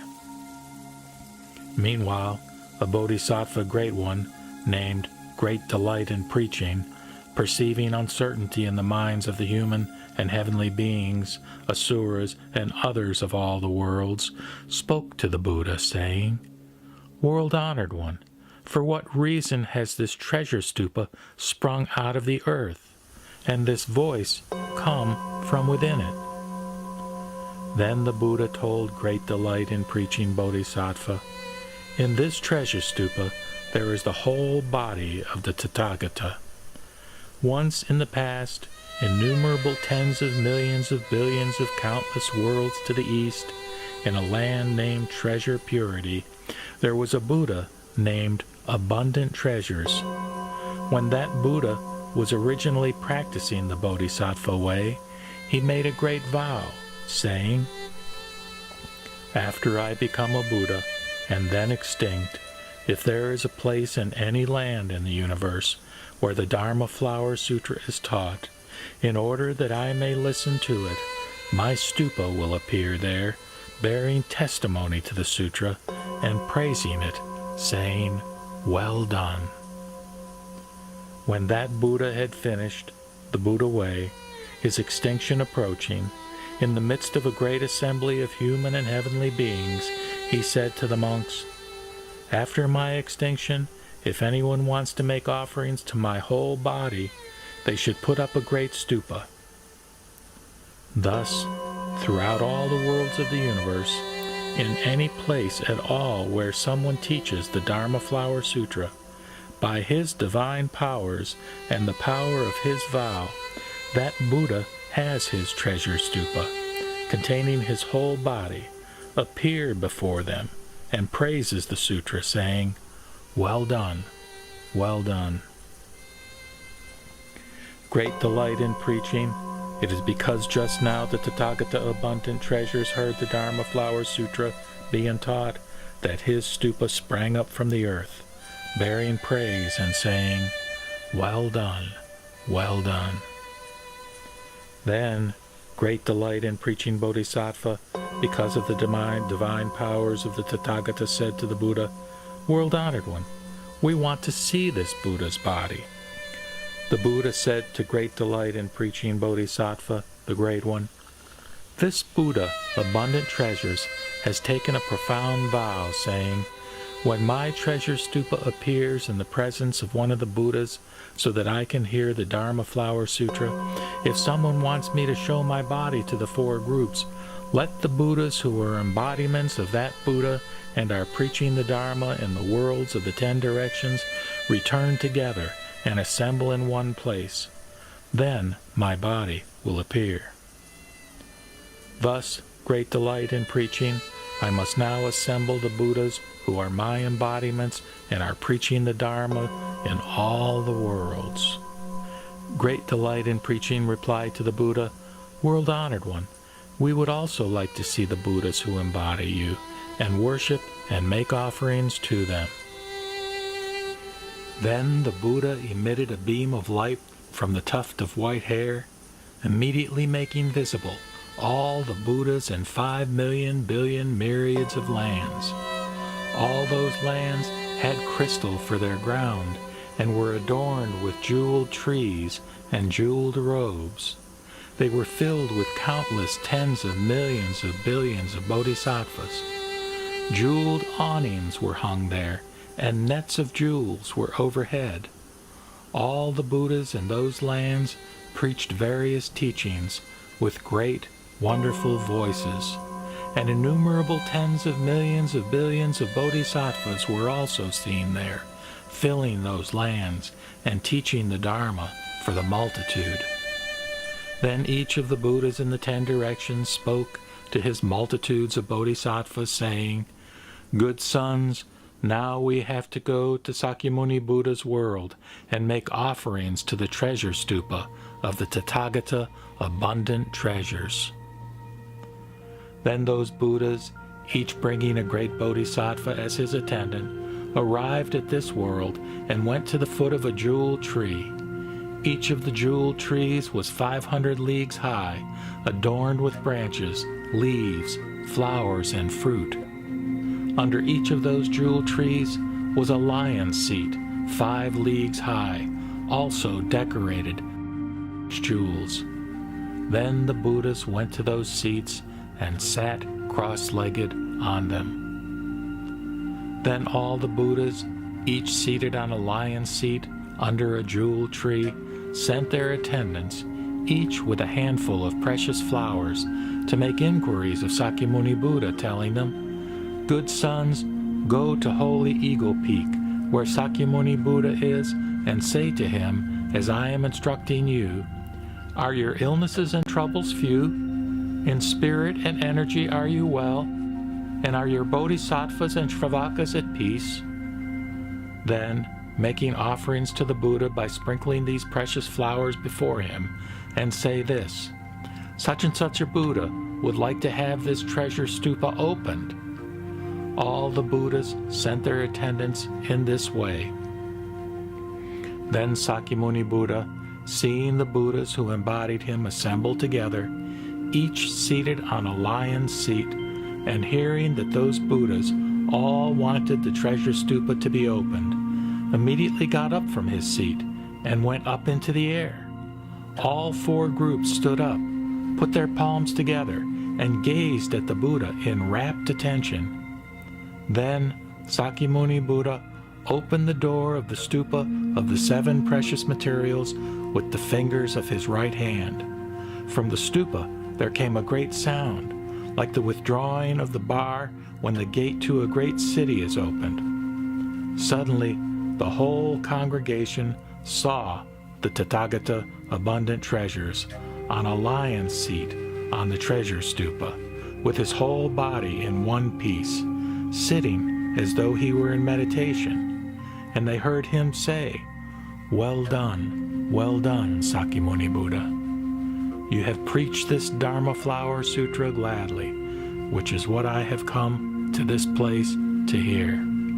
Then the 4 groups, seeing the Buddha who had passed away and had been extinct for innumerable tens of millions of billions of eons, speak such words as these, praising such an unprecedented event, scattered heaps of precious flowers from heaven on Abundant Treasures Buddha and on Sakyamuni Buddha. Abundant Treasures Buddha offered half his seat within the treasured stupa to Sakyamuni Buddha, saying, Sakyamuni Buddha, take this seat. Then Sakyamuni Buddha entered the stupa, took half the seat, and sat with folded legs.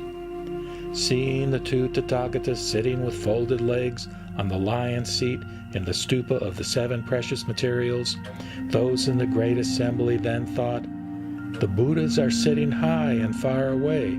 It would be good if the Tathagatas would use their divine powers to enable all of us to be up in the air." Immediately, Sakyamuni Buddha used his divine powers to bring all of the great assembly to where he was up in the air. In a loud voice, he addressed all the 4 groups, saying, "Who is able to teach the wonderful Dharma Flower Sutra everywhere throughout this world? Now indeed is the time. Before long the Tathagata will enter Nirvana. So that it will last forever, the Buddha wants to entrust this wonderful Dharma Flower Sutra to someone." Then the world-honored one, wanting to say what he meant once again, spoke in verse.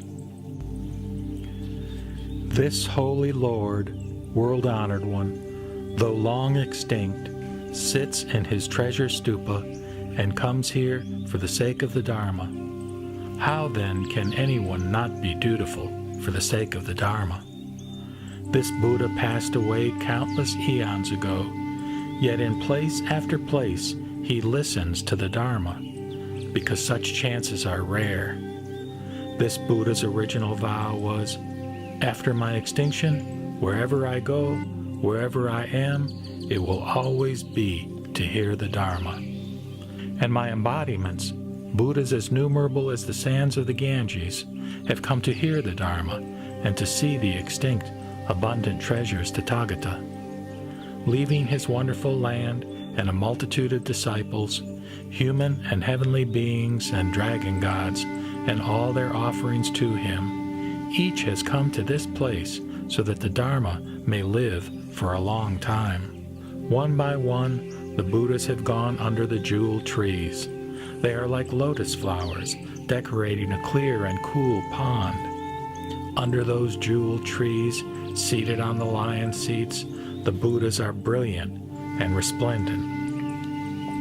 Just as in the darkness of night, great torches burn brightly, from them comes a wonderful fragrance spreading over all the lands. Living beings, showered in this fragrance, are beside themselves with joy. To this great assembly I ask, after my extinction, who can receive and embrace, read and recite this sutra? Let them come before the Buddha now and declare their vow. This abundant treasures, though he passed away long ago, in accord with his great vow, roars like a lion. The Tathagata abundant treasures, and I myself, and the assembled Buddhas embodying me, certainly know this intention. If anyone is able to keep the Dharma, they should make a great vow so that it may live for a long time.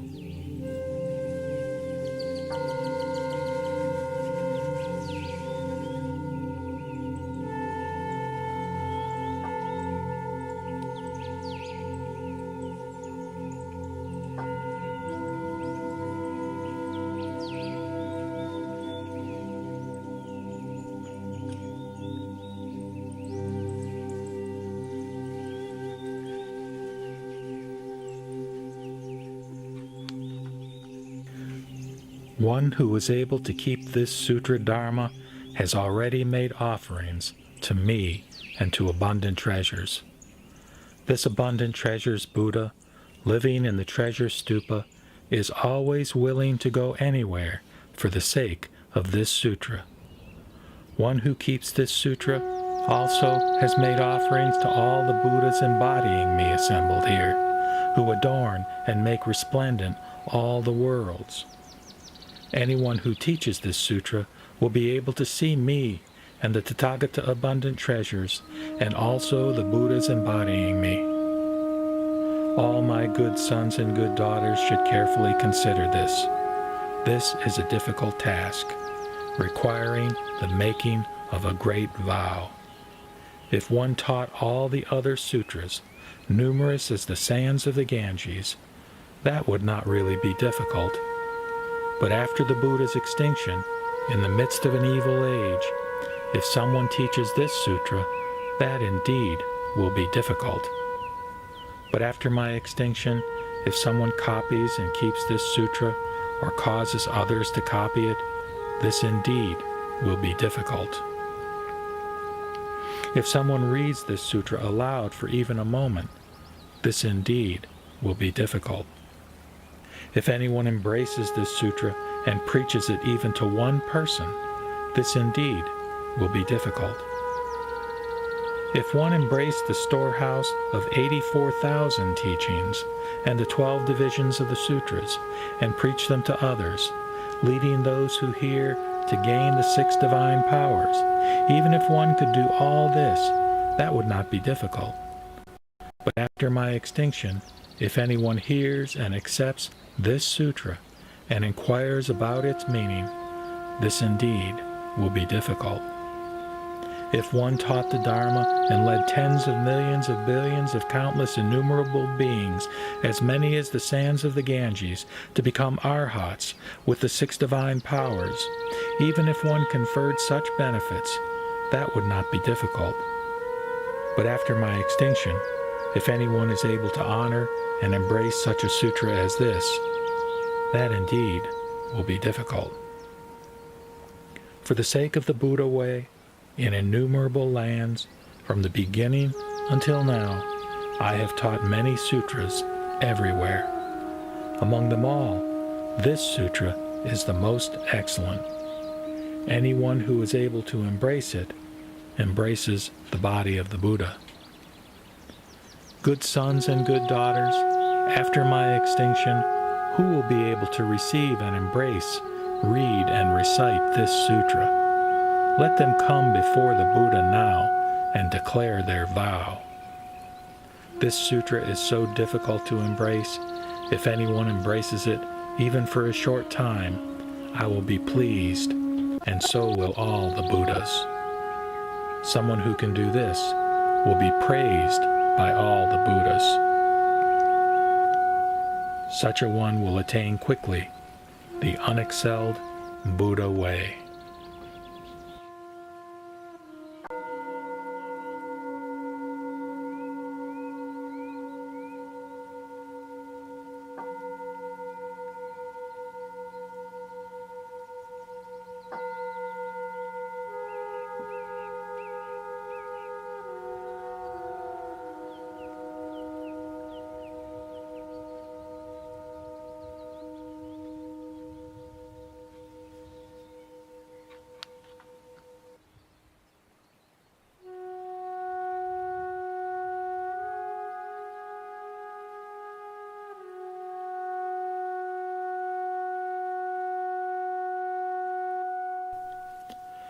Devadatta. At that time, the Buddha addressed the Bodhisattvas, the human and heavenly beings, and the 4 groups, saying, "Through innumerable eons in the past, I tirelessly sought the Dharma Flower Sutra. Throughout those many eons, I was a king who vowed to seek unexcelled awakening. Never faltering and wanting to become fully developed in the 6 transcendental practices, the king diligently and unstintingly gave alms, not sparing his body or life. For the sake of the Dharma, he gave up his kingdom and throne, left the government to the crown prince, sounded drums, and sent proclamations in all directions, seeking the Dharma, and saying, 'For the rest of my life, I will be the provider and servant for anyone who can teach me the great vehicle.' Then a seer came to the king and said, 'I have a great vehicle sutra named the Lotus Flower of the Wonderful Dharma. If you will obey me, I will explain it for you.'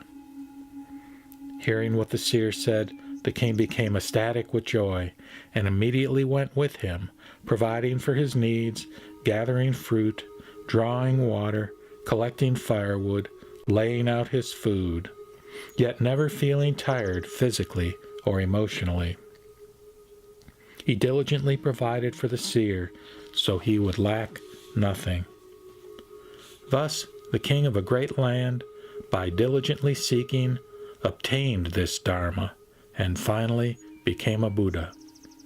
Therefore, I now teach it to you. The Buddha said to all the monks, "The king at that time was me, and the seer was the present Devadatta. Because Devadatta was a good friend to me, I was able to become fully developed in the 6 transcendental practices, in kindness, compassion, joy, and impartiality. I developed the 4 kinds of freedom from fear, the 4 social teachings, and the powers of the divine way. That I have attained impartial, proper awakening and saved many of the living is due to my good friend Devadatta.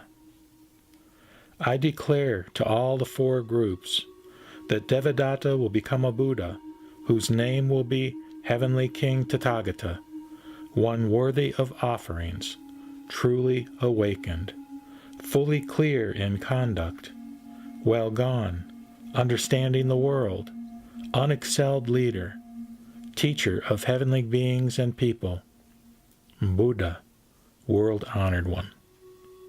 His world will be named Heaven's Way.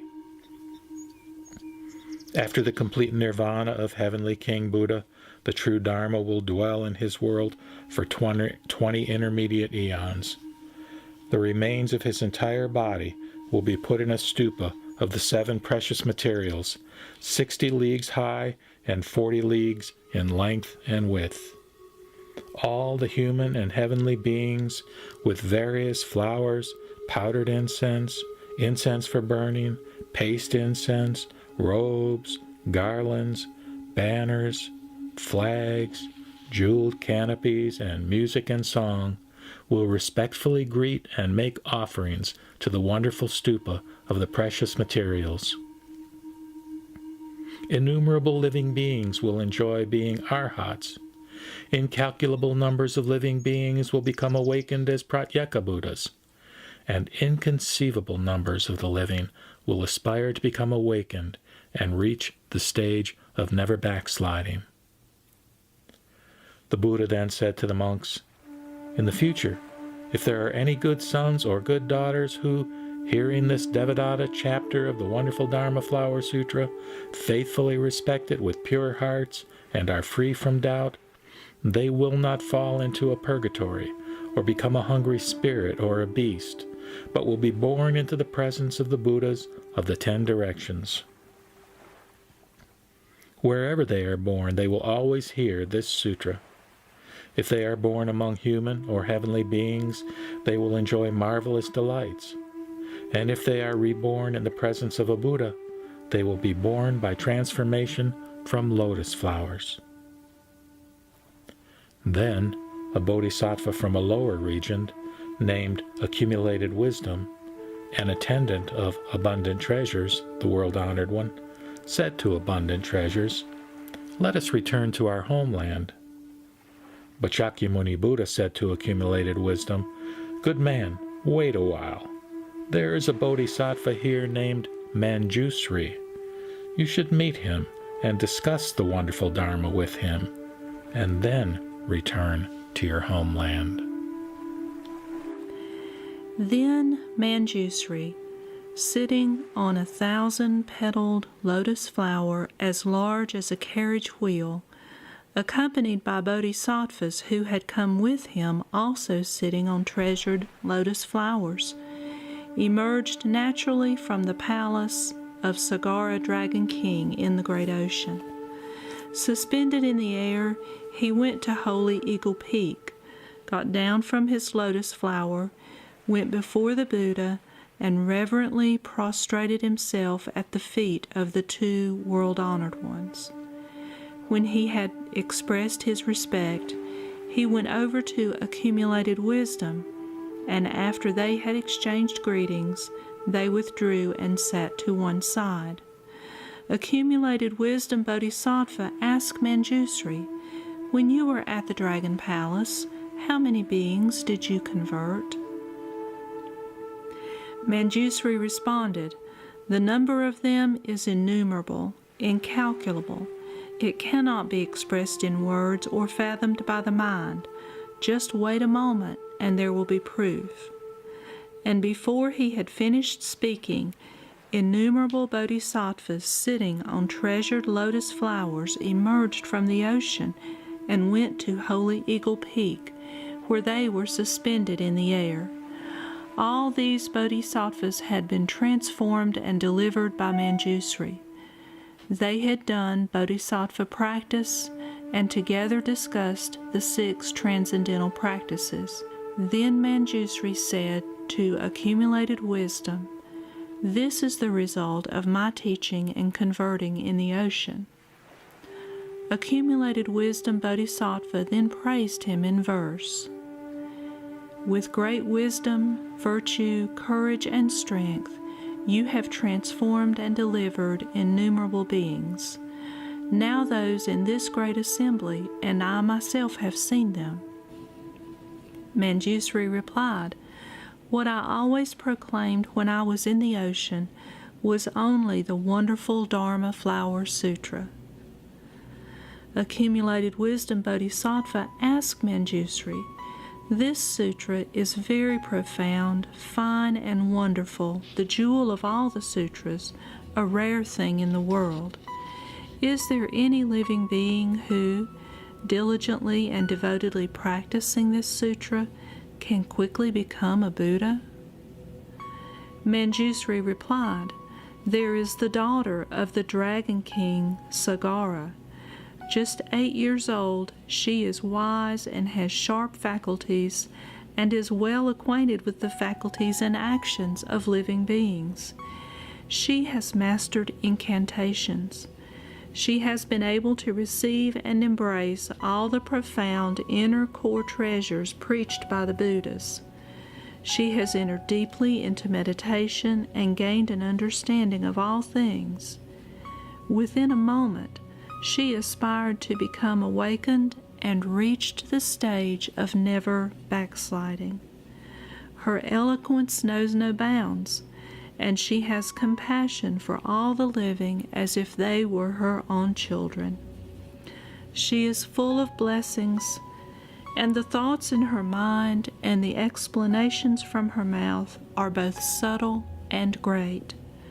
Compassionate and respectful of others, kind and gentle, she is able to attain awakening." Accumulated Wisdom Bodhisattva said, "I have seen how Shakyamuni Tathagata carried out arduous and difficult practices for innumerable eons, accumulating blessings and piling up virtue by following the way of the Bodhisattva without resting. I have observed that in the 3,000 great thousandfold world, there is not even a spot as small as a mustard seed where he has not laid down body and life as a bodhisattva for the sake of the living. Only after that did he attain the path of the awakened. It is unbelievable that this girl, in an instant, can become truly awakened." But before he had finished talking, the daughter of the Dragon King suddenly appeared, and after reverently prostrating herself at the Buddha's feet, withdrew to one side, praising him in verse. Profound in insight into the nature of good and evil, he illuminates the universe. His fine and wonderful pure Dharma body has the 32 characteristics. Human and heavenly beings look up to him, and all kinds of living beings hold him in reverence. Having heard him, I can become awakened. Only the Buddha can bear witness to this. I will reveal the teaching of the great vehicle to save beings from suffering." Then Shariputra said to the dragon girl, "You think that in no time at all you will attain the unexcelled way? This is hard to believe. How could you attain unexcelled awakening? The Buddha way is long and extensive. Only after innumerable eons of enduring hardship, accumulating good works, and thoroughly carrying out all the practices can it be reached. Then the dragon girl took a precious jewel that she had with her, worth as much as a 3,000 great thousandfold world, and presented it to the Buddha. The Buddha immediately accepted it. The dragon girl then said to accumulated wisdom Bodhisattva and the venerable Shariputra, "I present my precious jewel, and the world-honored one accepted it. Was that not done quickly?" "Most quickly," they answered. The daughter told them, "Use your holy powers to watch me become a Buddha even more quickly than that." Then the entire congregation saw the dragon girl instantly take up Bodhisattva practice and immediately go to the world named Spotless, where, sitting on a precious lotus blossom, she attained impartial, proper awakening. With the 32 characteristics and 80 different attractive features, she proclaimed the wonderful Dharma to all living beings everywhere in the universe. Then, from afar, the Bodhisattvas, Shravakas, gods, dragons, and the Eightfold Assembly, humans and non-humans in this world, watched the dragon girl become a Buddha and teach the Dharma to all the gods and people in the assembly. Their hearts filled with great joy, they paid their respects from afar. Hearing the Dharma, countless living beings were able to understand it and reach the stage of never backsliding. The countless multitude also received assurance of attaining the way. The world spotless trembled and shook in 6 ways. 3,000 living beings in this world reached the stage of never backsliding, while 3,000 living beings aspired to become awakened and obtained assurance doing so. Accumulated wisdom Bodhisattva and Shariputra and the whole congregation silently believed and accepted this.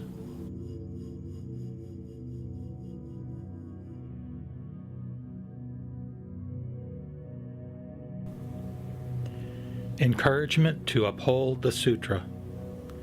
At that time, the Bodhisattva Medicine King, the Great One, and the Bodhisattva Great Delight in Preaching, the Great One, with their following of 20,000 Bodhisattvas, all in the presence of the Buddha, made a vow, saying, "We beg you, world-honored one, do not worry. After the extinction of the Buddha, we will honor and embrace, read and recite, and teach this sutra. In the evil age to come, living beings will have fewer and fewer good roots, while their utter arrogance will increase. Their desire for profitable offerings will grow, increasing their roots that are not good, taking them further from liberation. Though it may be difficult to teach and transform them, we will have the strength of great patience, and will read and recite this sutra, embrace, teach, and copy it, and make all kinds of offerings to it, without sparing our bodies or lives." Then the 500 arhats in the assembly, who had been assured of becoming Buddhas, said to the Buddha, "World-honored one, we also vow to teach this sutra everywhere in different lands." There were also 8,000 people, both in training and trained, who already had been assured. Rising from their seats and putting their palms together, facing the Buddha, they made a vow, saying, "World-honored one, we also will teach this sutra everywhere throughout other lands." Then the nuns, Mahaprajapati and Yashodhara, together with all their following, were full of joy, having gained something they had never had before. In the presence of the Buddha, they immediately spoke in verse. "World-honored leader and teacher, comforter of human and heavenly beings, hearing your assurance was just what we needed. We are at peace." After reciting this verse, the nuns said to the Buddha, "World-honored one, we too are able to proclaim this sutra everywhere throughout the lands in other regions." Then the world-honored one looked at the 80 trillion myriads of Bodhisattva great ones. All these Bodhisattvas were at the stage of never backsliding and turned the never-retreating Dharma wheel and mastered incantations. Respectfully obeying the Buddha's will and themselves wanting to fulfill their original vows, these Bodhisattvas raised a lion's roar and vowed before the Buddha, saying, "World-honored one, after the extinction of the Tathagata, we will travel around throughout the worlds in all directions in order to lead all the living to copy this sutra, receive and embrace it, read and recite it, explain its meaning, practice it as their dharma, and keep it in mind correctly." Then the Bodhisattvas all raised their voices together and spoke in verse. "Please do not worry. After the Buddha's extinction, in a frightful and evil age, we will teach everywhere. Wherever, in villages and towns, there are those who seek the Dharma, we will go there and teach the Dharma, entrusted to us by the Buddha. We are emissaries of the world-honored one. Facing multitudes without fear, we will teach the Dharma well. May the Buddha live in peace and comfort. In the presence of the world-honored one and the Buddhas who have come from all directions, we make this vow. The Buddha knows what is in our hearts." Safe and easy practices. At that time, Manjusri Bodhisattva, the Great One, Prince of the Dharma, said to the Buddha, "World-honored one, rare indeed are such bodhisattvas. Respectfully obeying the Buddha, they have made great vows that in the evil age to come they will defend, embrace, read, recite, and teach this Dharma Flower Sutra. World-honored one, how will these bodhisattvas, the great ones, be able to teach this sutra in the evil age to come?" The Buddha responded to Manjusri, "If any bodhisattva, great ones, want to teach this sutra in the evil age to come, they should dwell at peace in bodhisattva practices. If a bodhisattva great one is always patient, is gentle and agreeable, is never violent, and never gets alarmed, and if, moreover, such a bodhisattva does not act in such a way as to become attached to anything, but perceives the nature of the reality of all things, not acting, not discriminating, this is what I call the practices of bodhisattva great ones. Further, a bodhisattva great one views all things as empty, as they really are. Things by themselves should not be regarded as upside down, or moving, or receding, or revolving. They are like empty space, insubstantial, beyond words, unborn, non-emerging, non-arising, nameless, formless, truly without substance, innumerable, unlimited, boundless, without hindrances. It is only through causes and conditions that they exist. When they preach or read a sutra orally, bodhisattvas should take no pleasure in telling of the errors of other people or sutras, nor should they have contempt for other Dharma teachers. They should not allow themselves to become resentful or hateful. To difficult questions, they should explain things with the great vehicle, so that all-inclusive wisdom will be obtained. Again, Manjusri, at the end of the age, when the Dharma is about to die, bodhisattva great ones who receive and embrace, read and recite this sutra should not be envious or deceitful, and should not slight or abuse others who study the Buddha way. Moreover, one should not indulge in small talk about the teachings or argue over them. One should think of all the living with great compassion.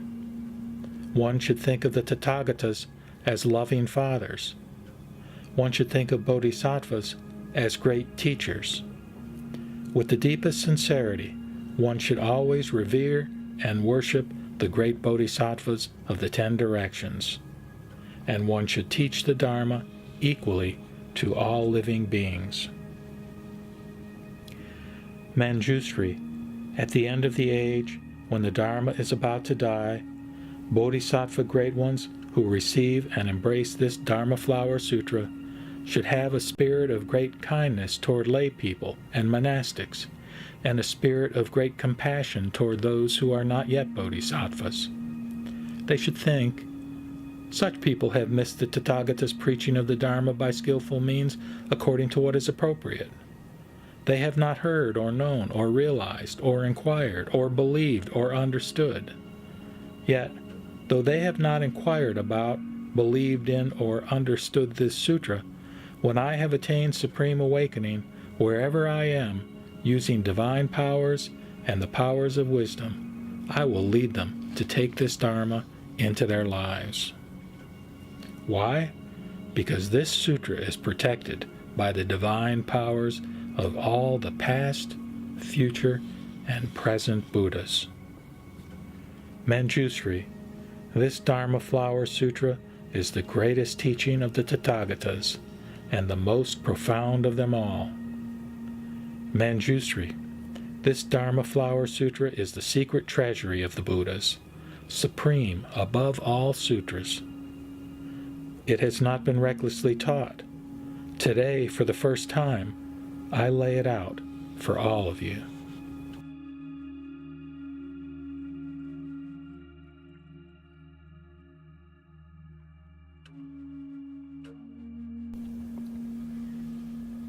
The Lotus Sutra, Chapter 15, Springing Up from the Earth. At that time, the Bodhisattvas, the great ones, who had come from other lands, and were more numerous than the sands of 8 Ganges, arose in the great assembly, and with palms together, greeted and spoke to the Buddha, saying, "World-honored one, if the Buddha will allow us diligently and devotedly to protect and embrace this sutra, read and recite it, copy it, and make offerings to it in this world, after your extinction, we would teach it everywhere throughout this land." Then the Buddha said to the whole group of Bodhisattva great ones, "Enough, my good sons and good daughters. There is no need for you to protect and embrace this sutra. Why? Because in my world itself there are as many Bodhisattva great ones as there are sands in 60,000 Ganges, and each one of these Bodhisattvas has as many followers as there are sands in 60,000 Ganges. After my extinction, they will be able to protect and embrace, read and recite, and teach this sutra everywhere." When the Buddha had said this, the earth of this 3,000 great thousand-fold world trembled and split open, and from it innumerable tens of millions of billions of Bodhisattva great ones sprang up together. These Bodhisattvas all had golden-hued bodies, the 32 characteristics, and immeasurable radiance. Previously, they had all been living in the world of empty space below this world, and when these Bodhisattvas heard the sound of the voice of Shakyamuni Buddha preaching, they appeared from below. Each of these Bodhisattvas was the leader of a huge group, a following as numerous as the sands of 60,000 Ganges.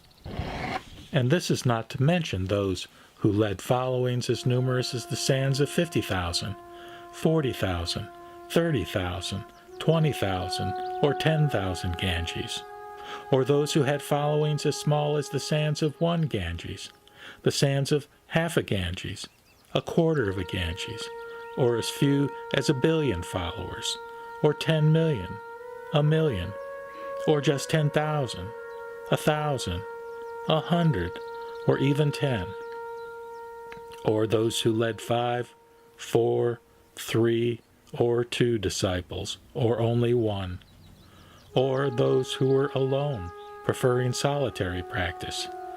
Such were they, then, as to be innumerable, unlimited, beyond comprehension by powers of calculation or parable and simile. When these bodhisattvas emerged from the earth, each one up in the air to the wonderful stupa of the 7 precious materials, where Tathagata abundant treasures and Shakyamuni Buddha were. When they reached it, they bowed and prostrated themselves to both world-honored ones. Then they went to the Buddhas, seated on the lion seats under the jewel trees, and greeted them, circled around them to the right 3 times, with palms together in respect, and praised them with all kinds of bodhisattva praise. Then they stood to one side, gazing with joy at the 2 world-honored ones.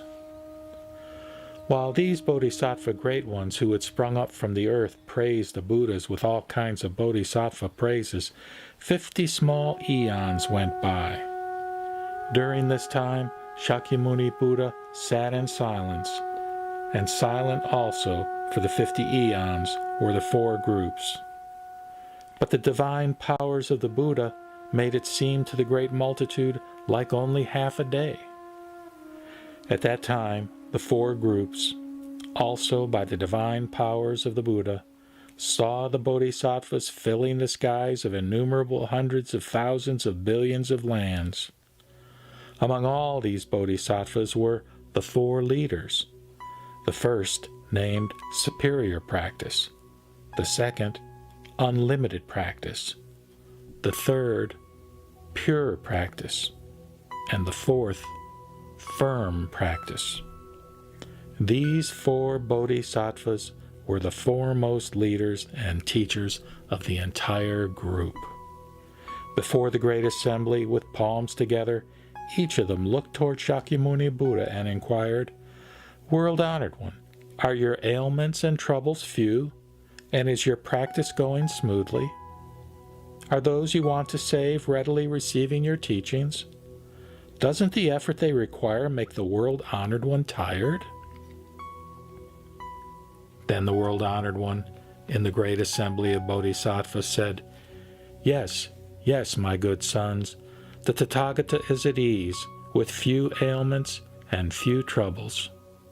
The living beings here are easy to transform and save, and they do not make me tired. Why?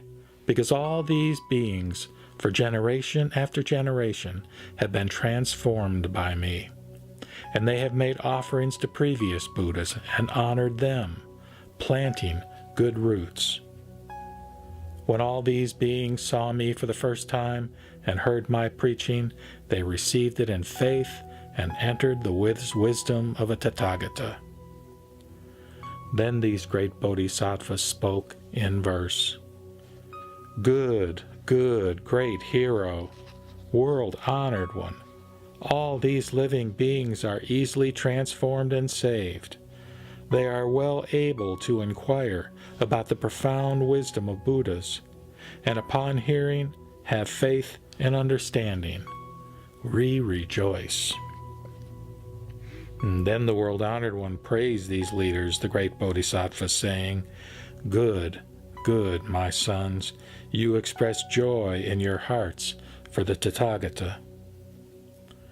Then Maitreya Bodhisattva and the multitude of other bodhisattvas, as numerous as the sands of 8,000 Ganges, all thought, Never in the past have we seen or heard of such a multitude of great bodhisattva great ones emerging from the earth, standing now in the presence of the world-honored ones, with palms together, making offerings and inquiring about the Tathagata. Then Maitreya Bodhisattva, the great one, aware of thoughts in the minds of all the bodhisattvas, as numerous as the sands of 8,000 Ganges, and wanting also to resolve his own doubt, put his palms together, facing the Buddha, and asked him in verse,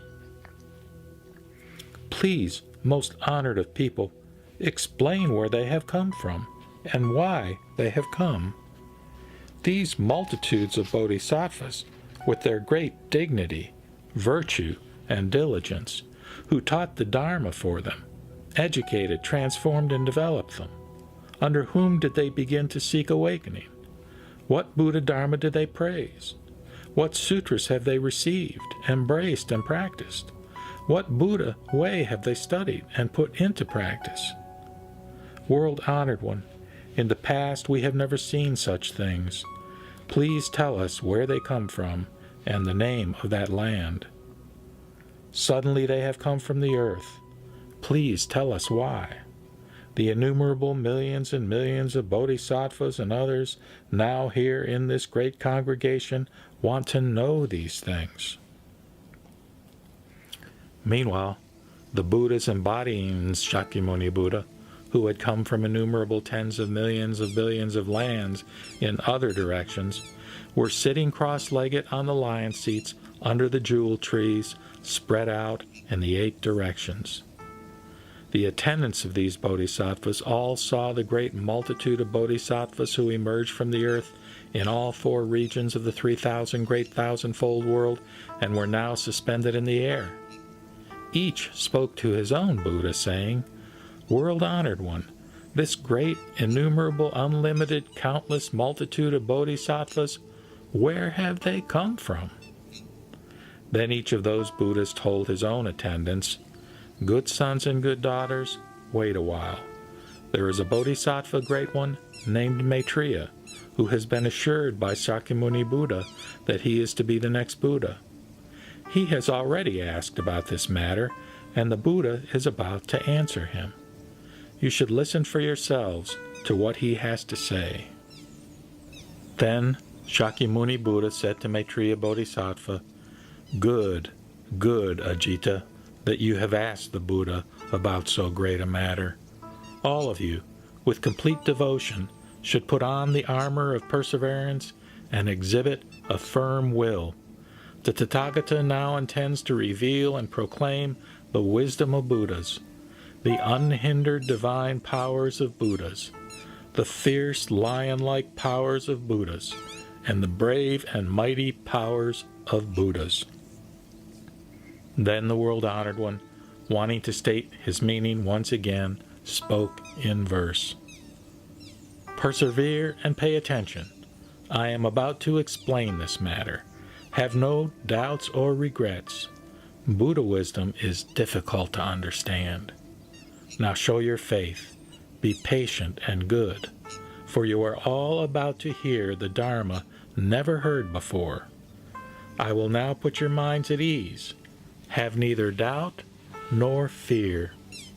The Buddha has only true words. His wisdom is beyond measure.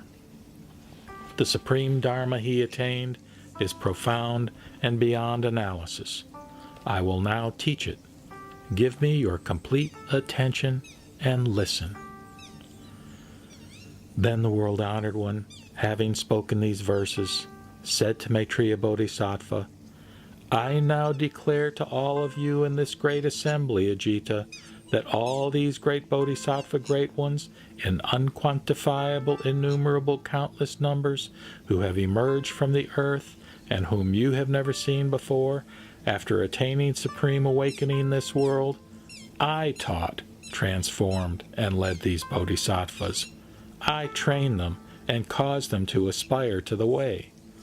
All these Bodhisattvas live in the empty space beneath this world, where they read, recite, gain insight into, ponder over, and analyze various sutras and remember them correctly. And then the world-honored one, wanting to proclaim this teaching once again, spoke in verse. Ajita, you should know, all these great Bodhisattvas for innumerable eons have studied and practiced the wisdom of the Buddha. Liking quiet places, rejecting the noise of crowds, finding no pleasure in much talk, such sons and daughters as these study and practice my Dharma and way, persevering day and night in order to seek the Buddha way. They live in the space beneath this world, firm in the power of their intentions, always diligently seeking wisdom. They teach all kinds of wonderful things and are without fear. They all live in the state of never backsliding. All will become Buddhas. What I say now is true. Believe me wholeheartedly. From the long distant past, I have been teaching and transforming this multitude." And then Maitreya Bodhisattva, the Great One, as well as the innumerable Bodhisattvas, had some doubt in their minds. Wondering about this strange and unprecedented thing, they thought, "How has the World-Honored One, in so short a time, taught and transformed such an innumerable, unlimited, countless number of great Bodhisattvas, enabling them to dwell in supreme awakening?" Then, addressing the Buddha, he said, "World-Honored One, when the Tathagata was a crowned prince, you left the Shakya palace, sat at the place of the way not far from the city of Gaya, and attained supreme awakening. Since then, only a little over 40 years have passed. World-Honored One, in so short a time, how could you have done so much work of a Buddha?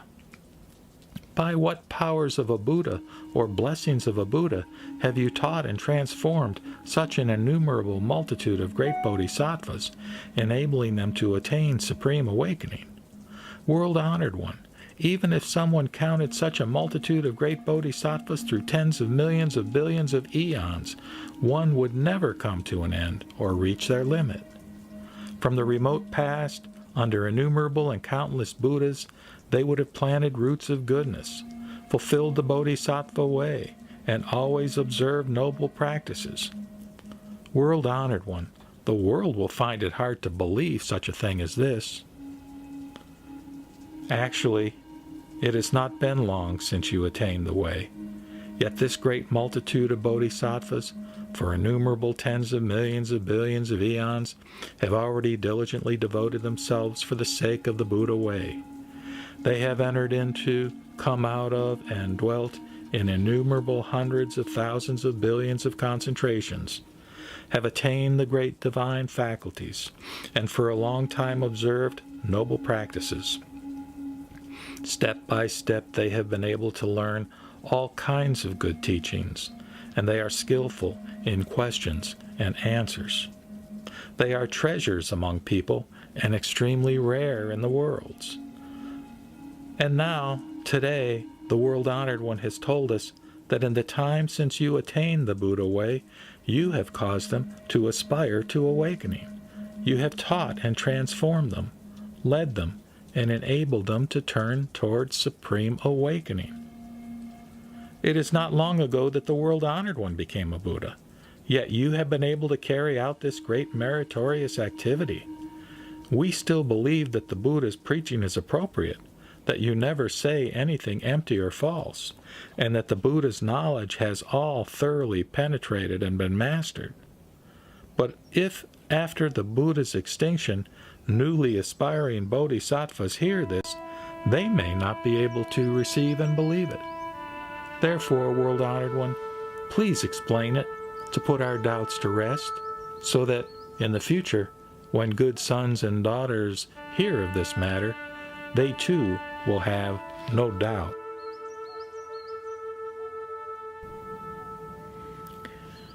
The Lotus Sutra, Chapter 16, Revelation of the Eternal Life of the Tathagata.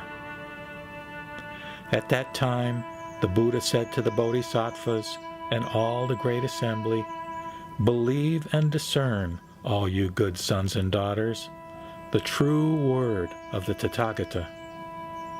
Again he said to the great assembly, "Believe and discern the true word of the Tathagata."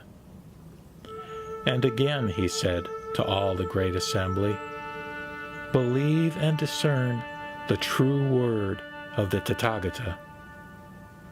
Then the great host of bodhisattvas, Maitreya at their head, folded their hands and said to the Buddha, "World-Honored One, be pleased to expound the matter, and we will believingly receive the Buddha's words."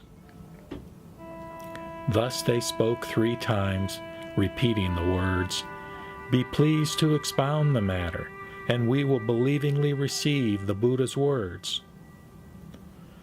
Then the World-Honored One, perceiving that the bodhisattvas thrice, without ceasing, repeated their request, addressed them, saying, "Listen all of you attentively, to the secret, mysterious, and supernaturally pervading power of the Tathagata. All the worlds of gods and men and asuras consider. Now has Sakyamuni Buddha come forth from the palace of the Sakya clan and seated at the training place of enlightenment, not far from the city of Gaya, has attained perfect enlightenment.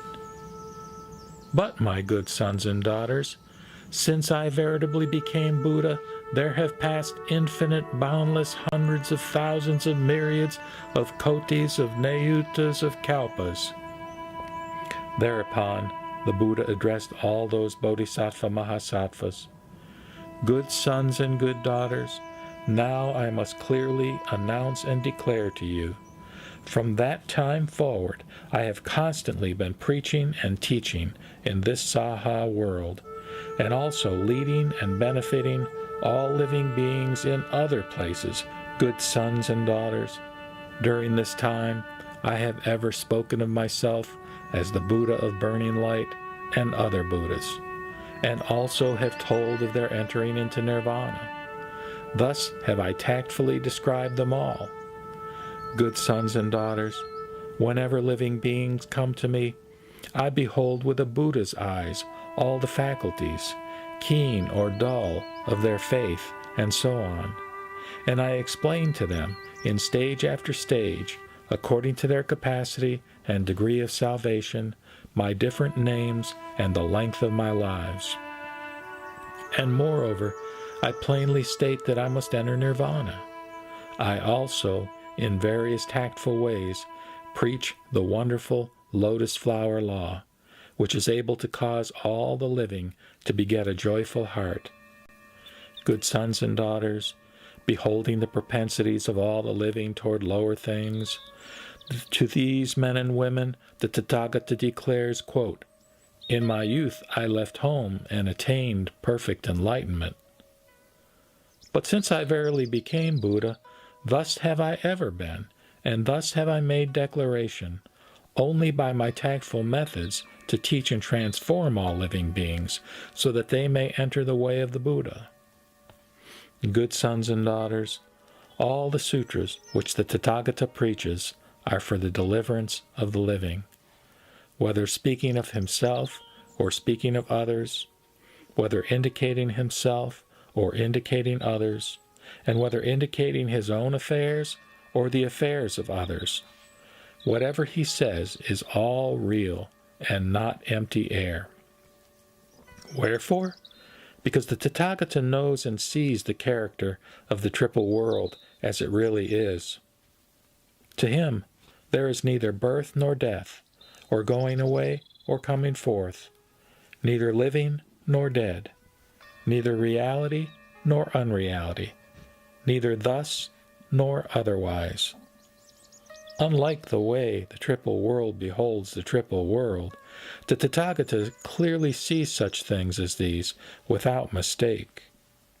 Because all the living have various natures, various desires, various activities, various ideas and reasonings, so, desiring to cause them to produce the roots of goodness, the Tathagata, by so many reasonings, parables, and discourses, has preached his various truths. The Buddha deeds which he does have never failed for a moment. Thus it is, since I became Buddha in the very far distant past, that my lifetime is of infinite kalpas, forever existing and immortal. Good sons and good daughters, the lifetime which I attained by pursuing the Bodhisattva way is not even yet accomplished, but will still be twice the previous number of kalpas. But now, in this unreal nirvana, I announce that I must enter the real nirvana. In this tactful way, the Tathagata teaches all living beings. Wherefore, if the Buddha abides long in the world, men and women of little virtue who do not cultivate the roots of goodness and are spiritually poor and mean, greedily attached to the 5 desires, and are caught in the net of wrong reflection and false views, if they see the Tathagata constantly present and not extinct, they will then become puffed up and lazy and unable to conceive the idea that it is hard to meet the Buddha or a mind of reverence for him. Therefore, the Tathagata tactfully teaches, quote, "No, bhikshus and bhikshunis, the appearance of Buddhas in the world is a rare occurrence. Wherefore, in the course of countless hundreds of thousands of myriad of kotis of kalpas, some men and women of little virtue may happen to see a Buddha, or none may see him. For this reason I say, quote, bhikshus and bhikshunis, a Tathagata may rarely be seen." All these living beings, hearing such a statement, must certainly realize the thought of the difficulty of meeting a Buddha and cherish a longing and thirst for him.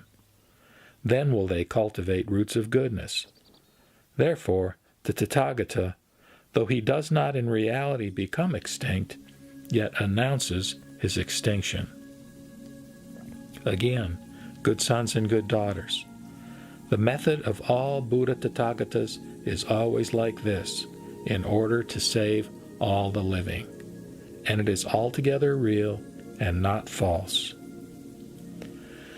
Suppose, for instance, a good physician who is wise, conversant with medical art, and skillful in healing all sorts of diseases. He has many sons and daughters, say 10, 20. Because of some matter, he goes abroad to a distant country. After his departure, his children drink his poisonous medicines, which send them into a delirium, and they lie rolling on the ground. At this moment, their father comes back to his home. Of the children who drank the poison, some have lost their senses, others are still sensible. But on seeing their father approaching in the distance, they are all greatly delighted, and kneeling, salute him, asking, "How good it is that you are returned in safety! We, in our foolishness, have mistakenly dosed ourselves with poison. We beg that you will heal us and give us back our lives." The father, seeing his children in such distress, in accordance with his prescriptions, seeks for good herbs, together, perfect in color, scent, and fine flavor, and then pounds, sifts, and mixes them, and gives them to his children to take, speaking thus, "This excellent medicine, with color, scent, and fine flavor, altogether perfect, you may now take, and it will at once get rid of your distress, so that you will have no more suffering." Those among the children who are sensible, seeing this excellent medicine, with color and scent both good, take it immediately, and are totally delivered from their illness. The others, who have lost their senses, seeing their father come, though they are also delighted, salute him and ask him to heal their illness, yet when he offers them the medicine, they are unwilling to take it. Wherefore? Because the poison has entered deeply, they have lost their senses, and even in regard to this medicine of excellent color and scent, they acknowledge that it is not good. The father reflects thus, "Alas, for these sons and daughters afflicted by this poison and their minds unbalanced. Although they are glad to see me and implore to be healed, yet they are unwilling to take such excellent medicine as this. Now I must arrange an expedient plan so that they will take this medicine." Then he says to them, "You should know that I am now worn out with old age, and the time of my death has now arrived. This excellent medicine I now leave here. You may take it, and have no fear of not being better." After thus admonishing them, he departs again for another country, and sends a messenger back to inform them, quote, "Your father is dead." And now, when those sons and daughters hear that their father is dead, their minds are greatly distressed, and they thus reflect, "If our father were alive, he would have pity on us, and we should be saved and preserved. But now he has left us, and died in a distant country. Now we feel we are orphans and have no one to rely on." Continuous grief brings them to their senses, and they recognize the color, scent, and excellent flavor of the medicine, and thereupon take it, their poisoning being entirely relieved. The father, hearing that the sons are all recovered, seeks an opportunity and returns so that they all see him. All my good sons and good daughters, what is your opinion? Are there any who could say that this good physician had committed the sin of falsehood? No, world-honored one. The Buddha then said, I also am like this. Since I became Buddha, infinite, boundless, 100,000 myriads of kotis of nayotas, kalpas ago, for the sake of all living beings, by my tactful power, I have declared that I must enter nirvana. Yet there is none who can accuse me of the error of falsehood. At that time, the world-honored one, desiring to proclaim this teaching over again, spoke thus in verse. Since I attained Buddhahood, the kalpas through which I have passed are infinite thousands of myriads of kotis of asamkaya years. Ceaselessly preached I the law, and taught countless kotis of creatures to enter the way of the Buddha. Since then are unmeasured kalpas. In order to save all creatures, by tactful methods I reveal nirvana. Yet truly I am not yet extinct, but forever here, preaching the law. I forever remain in this world, using all my spiritual powers, so that all creatures, though I am near, yet fail to see me.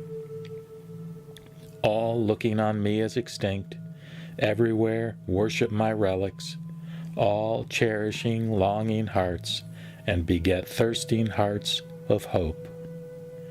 When all creatures have believed and obeyed, in character upright, in mind gentle, wholeheartedly wishing to see the Buddha, not caring for their own lives, then I, with all the Sangha, appear together on the divine vulture peak.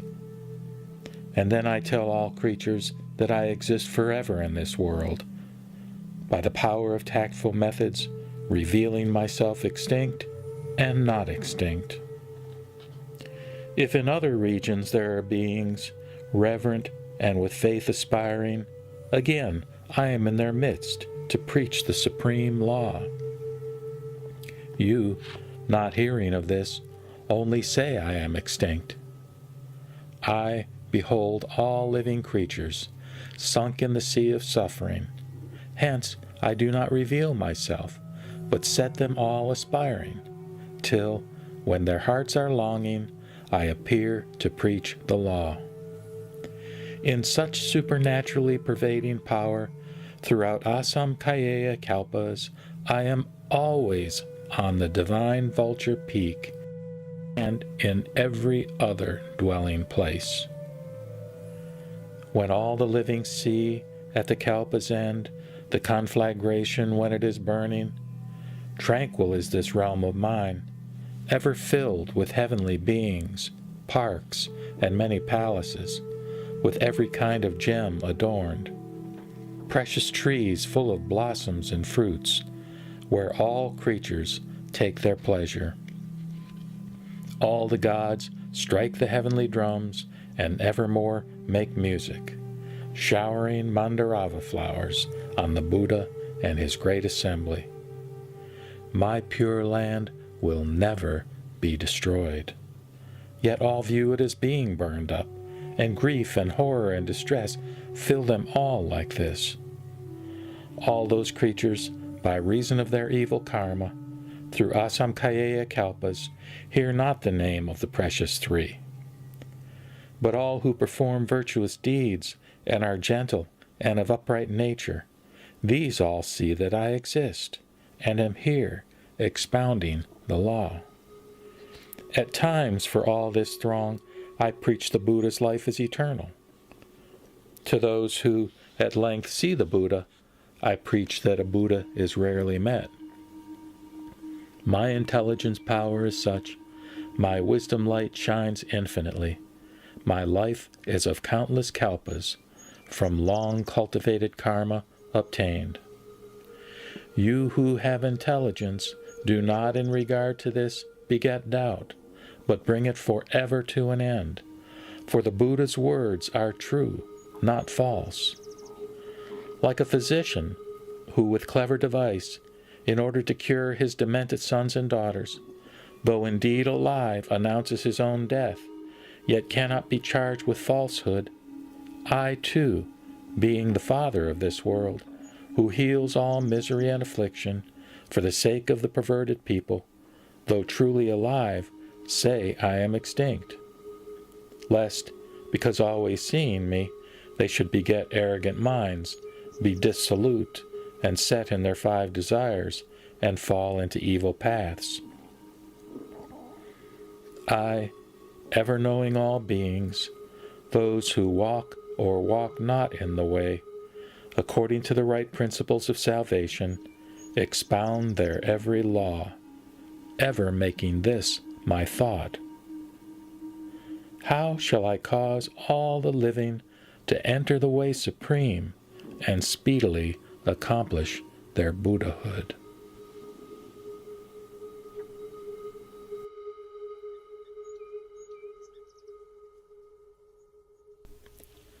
The variety of blessings.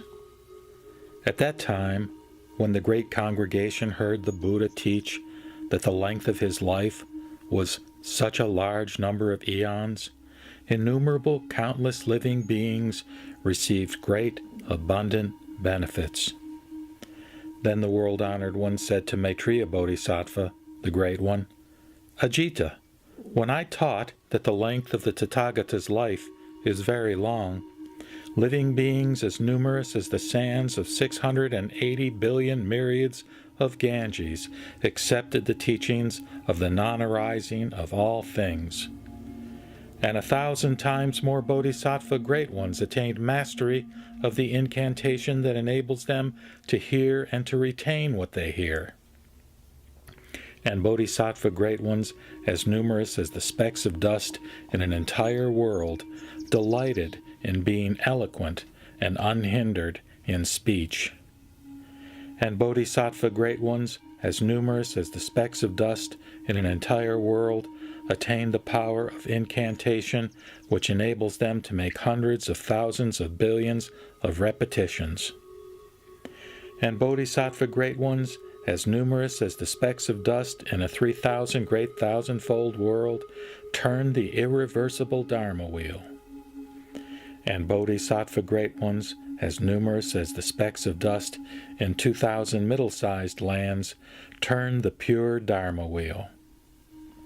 And living beings as numerous as the specks of dust in 8 worlds all aspired to supreme awakening. When the Buddha had told about those Bodhisattva Great Ones obtaining such great benefits of the Dharma, Mandarava and great Mandarava flowers rained down from the sky and were scattered over the innumerable hundreds of thousands of billions of Buddhas seated on lion seats under the jewel trees. They were also scattered over Shakyamuni Buddha and the long-extinct abundant treasures Tathagata on the lion seat in the stupa of the 7 precious materials. And they were scattered over all the great bodhisattvas and the 4 groups. Fine sandalwood and aloe powders and so forth also rained down, and in the sky heavenly drums resounded by themselves with a wonderful deep resonance. Censers of many jewels burned priceless incense, which moved all around of its own accord, making an offering to the great congregation. Bodhisattvas held canopies over each Buddha, one above another, right up to the heaven. All these bodhisattvas sang countless hymns with exquisite voices, praising the Buddhas. Then Maitreya Bodhisattva rose from his seat, bared his right shoulder, put his palms together facing the Buddha, and spoke in verse. The Buddha has taught a rare Dharma, never heard before. The powers of the world-honored one are great. His lifetime is beyond estimation. Countless children of the Buddha, hearing the world-honored one analyze and tell of the enrichment they will obtain from the Dharma, have been filled with joy. Some are at the stage of never backsliding. Some have mastered incantations. Some take delight in unhindered speech. Some have the ability to retain trillions of repetitions. Bodhisattvas as numerous as the specks of dust in 1,000 major worlds are all able to turn the irreversible Dharma wheel. When living beings hear about the long life of the Buddha, they gain countless flawless and pure fruits. Living beings, hearing the Buddha speak of his lifetime, have all aspired for the unexcelled. The world-honored one, by teaching the immeasurable, inconceivable Dharma, brings abundant benefits to many, as unlimited as space. Mandarava flowers from heaven and great Mandaravas rain down. Indras and Brahmas as numerous as the sands of the Ganges come from countless Buddha lands. Sandalwood and aloes rain down, jumbled together. Like birds coming down from the sky, they are scattered over the Buddhas as an offering. Heavenly drums in the sky resound by themselves with wonderful resonance. Tens of millions of billions of kinds of robes from heaven come whirling down. Wonderful censers of many jewels burn priceless incense, which moves all around of its own accord as an offering to the world-honored ones. The multitude of great bodhisattvas hold canopies with the 7 precious materials, tall and wonderful, and in trillions of varieties, one above the other, up to heaven. Before each of the Buddhas, jeweled streamers hang and flutter, and tens of millions of billions of verses of praise are sung to the Tathagatas. Such things as these we have never known before. Hearing that the Buddha's lifetime is immeasurable, all beings are filled with joy. The Buddha's name is heard throughout the universe, bringing abundant benefit to the living everywhere. All their roots of goodness help them aspire for the unexcelled. Then the Buddha said to Maitreya Bodhisattva, the Great One, Ajita, those living beings who have heard that the lifetime of the Buddha is of such long duration and have been able to believe and understand it even for a moment will obtain blessings beyond limit or measure.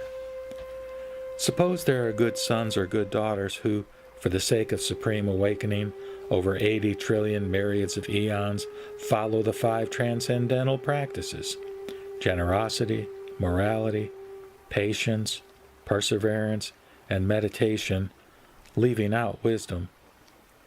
Compared with those mentioned above, the blessings they attain will not even equal 100, 1,000, or 1 part of 100,000 billion. Indeed, such a comparison cannot be made either with numbers or with parables and similes.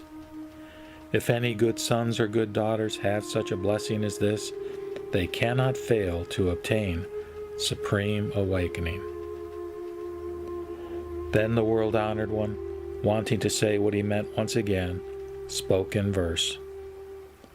Suppose someone seeking Buddha wisdom were to follow the 5 transcendental practices for 80 trillion myriads of eons, and during those eons, as alms and offerings to Buddhas, Pratyeka Buddhas, and disciples, and the multitude of bodhisattvas, were to give rare and varied foods and drinks, fine clothing and bedding, or monasteries built of sandalwood and adorned with gardens and woods.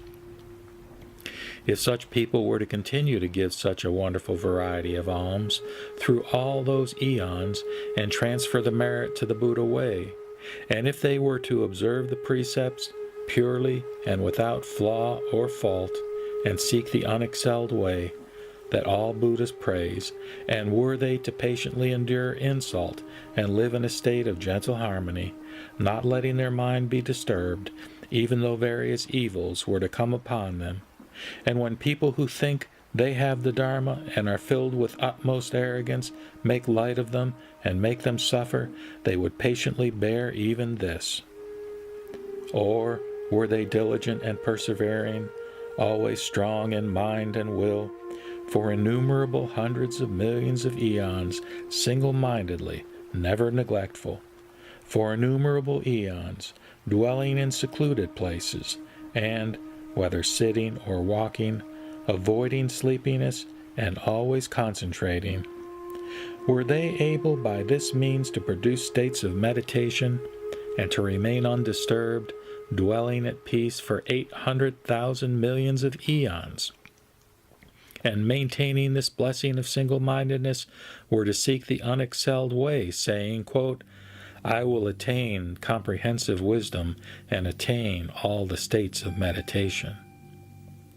If such a person, for hundreds of thousands of billions of eons, were to do such meritorious practices as those described here, their reward would still be surpassed by any good man or woman who hears me teach about the length of my life and believes it for even a single moment. If anyone is entirely free from doubts and misgivings and deeply believes, even for a moment, their blessings will be like this. Such bodhisattvas who have followed the way for innumerable eons, hearing me teach about the length of my life, will be able to believe and accept it. Such people will gratefully accept this sutra and say, quote, in the future, we too hope to have long lives for liberating the living. Just as the present world-honored one, king of the Shakyas, at the place of the way, with a lion's roar, teaches the Dharma without fear, so may we in ages come, honored and revered by all, when sitting on the place of the way, in like manner tell of the duration of our lives. If there are any who are profound in spirit, who are pure-hearted and do what is right, who, hearing much, retain it all, who understand the Buddha's words according to their meaning, such people will have no doubt. What's more, Ajita, if anyone hears of the long duration of the Buddha's life and understand its meaning, the blessing they obtain will be unlimited, awakening them to the unexcelled wisdom of the Tathagatas. How much more so if someone is devoted to hearing this sutra, or causes others to hear it, or embraces it themselves, or causes others to embrace it, or copies it themselves, or causes others to copy it, or with flowers, incense, garlands, banners, flags, silk canopies, and lamps of fragrant oil and clarified butter, makes offerings to the sutra. Such a person's blessings will be innumerable and unlimited, and will give rise to all-inclusive wisdom. Ajita, if any good sons or good daughters hear me teach about the long duration of my life, and believe and understand it deeply, they will see the Buddha always on Holy Eagle Peak, surrounded by a multitude of great bodhisattvas and shravakas, preaching the Dharma. And they will see this world, with its land of lapis lazuli, smooth and level, its 8 roads marked off with jambunada gold, and lined with jeweled trees, its tall buildings all made of precious materials, in which multitudes of bodhisattvas live together. If anyone is able to see such things, you should know that this is a sign of their profound faith and understanding.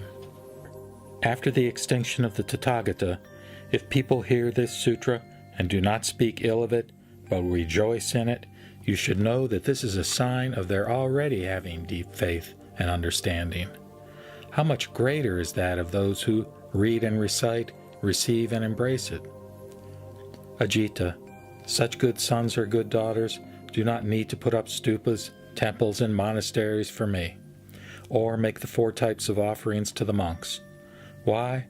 Because such good sons and daughters, by receiving and embracing, reading and reciting this sutra, have already put up stupas, built monasteries, and made offerings to the monks. That is, they have already put up stupas of the 7 precious materials for the Buddha's remains, tall stupas wide at the base, tapering up to the heaven, hung with flags and canopies and jeweled bells, with flowers, incense for burning, garlands, powdered incense, paste incense, various drums, musical instruments, pipes, flutes, harps, all kinds of dances and plays, and wonderful songs and praises. They have already made these offerings for innumerable tens of millions of billions of eons.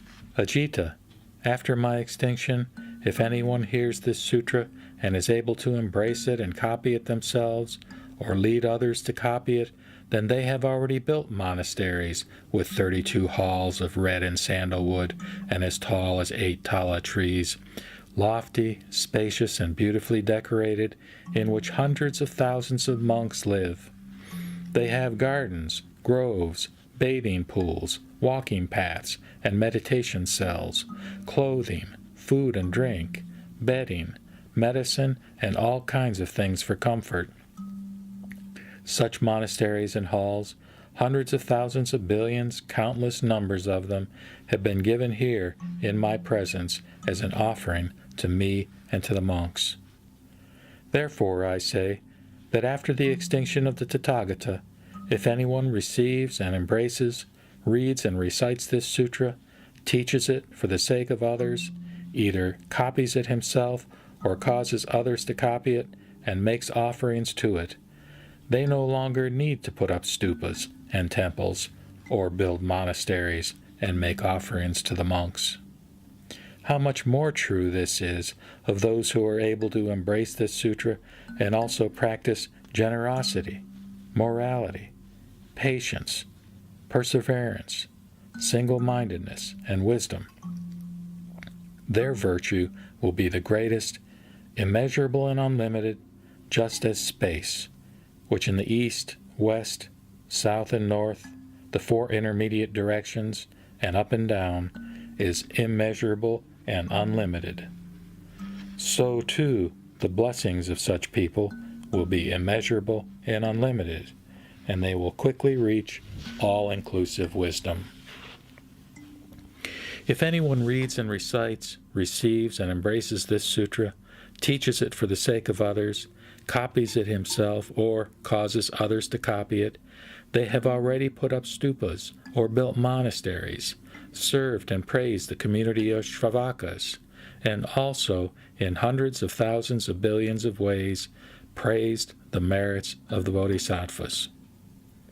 If, for the sake of others, with various causes and conditions, they explain this Dharma Flower Sutra in accord with its meaning, if they are already able to observe the precepts in purity and able to live with those who are gentle, patient, without anger, and firm in will and thought, if, always valuing sitting meditation, they have attained profound concentration, have patiently and zealously understood good teachings, and are clever and wise in responding to difficult questions, Ajita, if after my extinction there are good sons and good daughters who receive and embrace, read and recite this sutra, who have such excellent merits as those, you should know that they have already proceeded to the place of the way, sat under the tree of awakening, and are nearing supreme awakening. Ajita, wherever those good sons or good daughters sit, or stand, or walk, in that place a stupa should be erected, and all human and heavenly beings should make offerings to it, as though it were a stupa of the Buddha. And then the world-honored one, wanting to say what he meant once again, spoke in verse. If people after my extinction are able to honor and embrace this sutra, their blessings will be immeasurable, as explained above. It is as though they had made all kinds of offerings, and for the Buddha's remains had put up stupas, adorned with the precious 7 materials. Stupas tall and wide, tapering up to heaven, with banners and tens of millions of billions of jeweled bells, stirred by the wind to make wonderful music. For innumerable eons they make offerings to these stupas, with flowers, incense, and various kinds of garlands, with robes from heaven, and a variety of musical instruments, and by burning perfumed oil and clarified butter lamps, which constantly illuminate the whole area. In the evil age of the decline of the Dharma, one who can embrace this sutra will have done the equivalent of making all the offerings described above. If people can embrace this sutra, it will be as if in the presence of the Buddha they had built monasteries as offerings to him. Monasteries of 32 halls, 8 tala trees high, complete with superior food, fine robes and bedding, with quarters for hundreds of thousands, with gardens, groves and bathing pools, with walking paths and meditation cells, all variously and beautifully adorned. If anyone with faith and understanding receives, embraces, reads, recites, and copies this sutra, or even causes others to copy it, and makes offerings to the sutra, scattering flowers, incense, and powdered incense, and constantly burning perfumed oil made from sumana, gardenia, or atamuktaka flowers, anyone who makes such offerings will obtain innumerable blessings. Just as space is unlimited, so too are that person's blessings. How much more so anyone who embraces this sutra and at the same time is generous, moral, and patient, who enjoys meditation, does not get angry or speak ill of others, is reverent toward stupas and mausoleums, and humble toward monks, who is never even close to getting arrogant, always pondering about wisdom, and does not get angry when asked difficult questions, explaining to questioners appropriately. If anyone is able to do all this, that person's blessings will be immeasurable.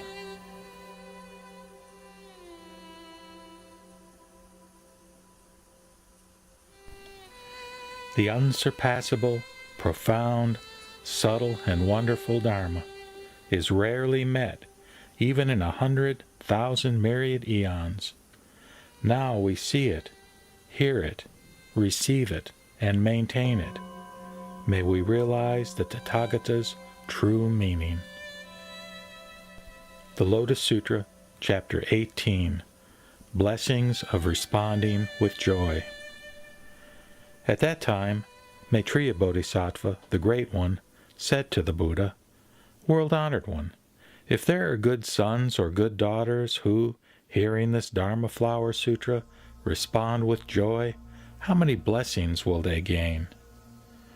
Then the Buddha said to Maitreya Bodhisattva, the Great One, "Ajita, after the extinction of the Tathagata, if any monks, nuns, laymen, laywomen, or other wise people, young or old, respond with joy to hearing this sutra, and leave this Dharma assembly to go somewhere else, whether to a monk's quarters, or to a solitary place, or to a city, settlement, town, or village, and make a great effort to preach what they have heard, according to their ability, for their fathers and mothers, relatives, or good friends and acquaintances, then all these people, having heard it, will respond with joy as well, and go on to share the teaching with others.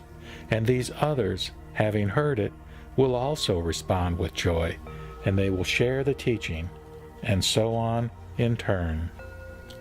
Ajita, if anyone says to another, 'There is a sutra named the Dharma Flower, let's go and listen to it together,' and if those who are so persuaded go and hear it, even for a moment, the blessings of those who have done the persuading will be such that when they are reborn, they will be born in the same place as bodhisattvas who have attained the powers of incantation.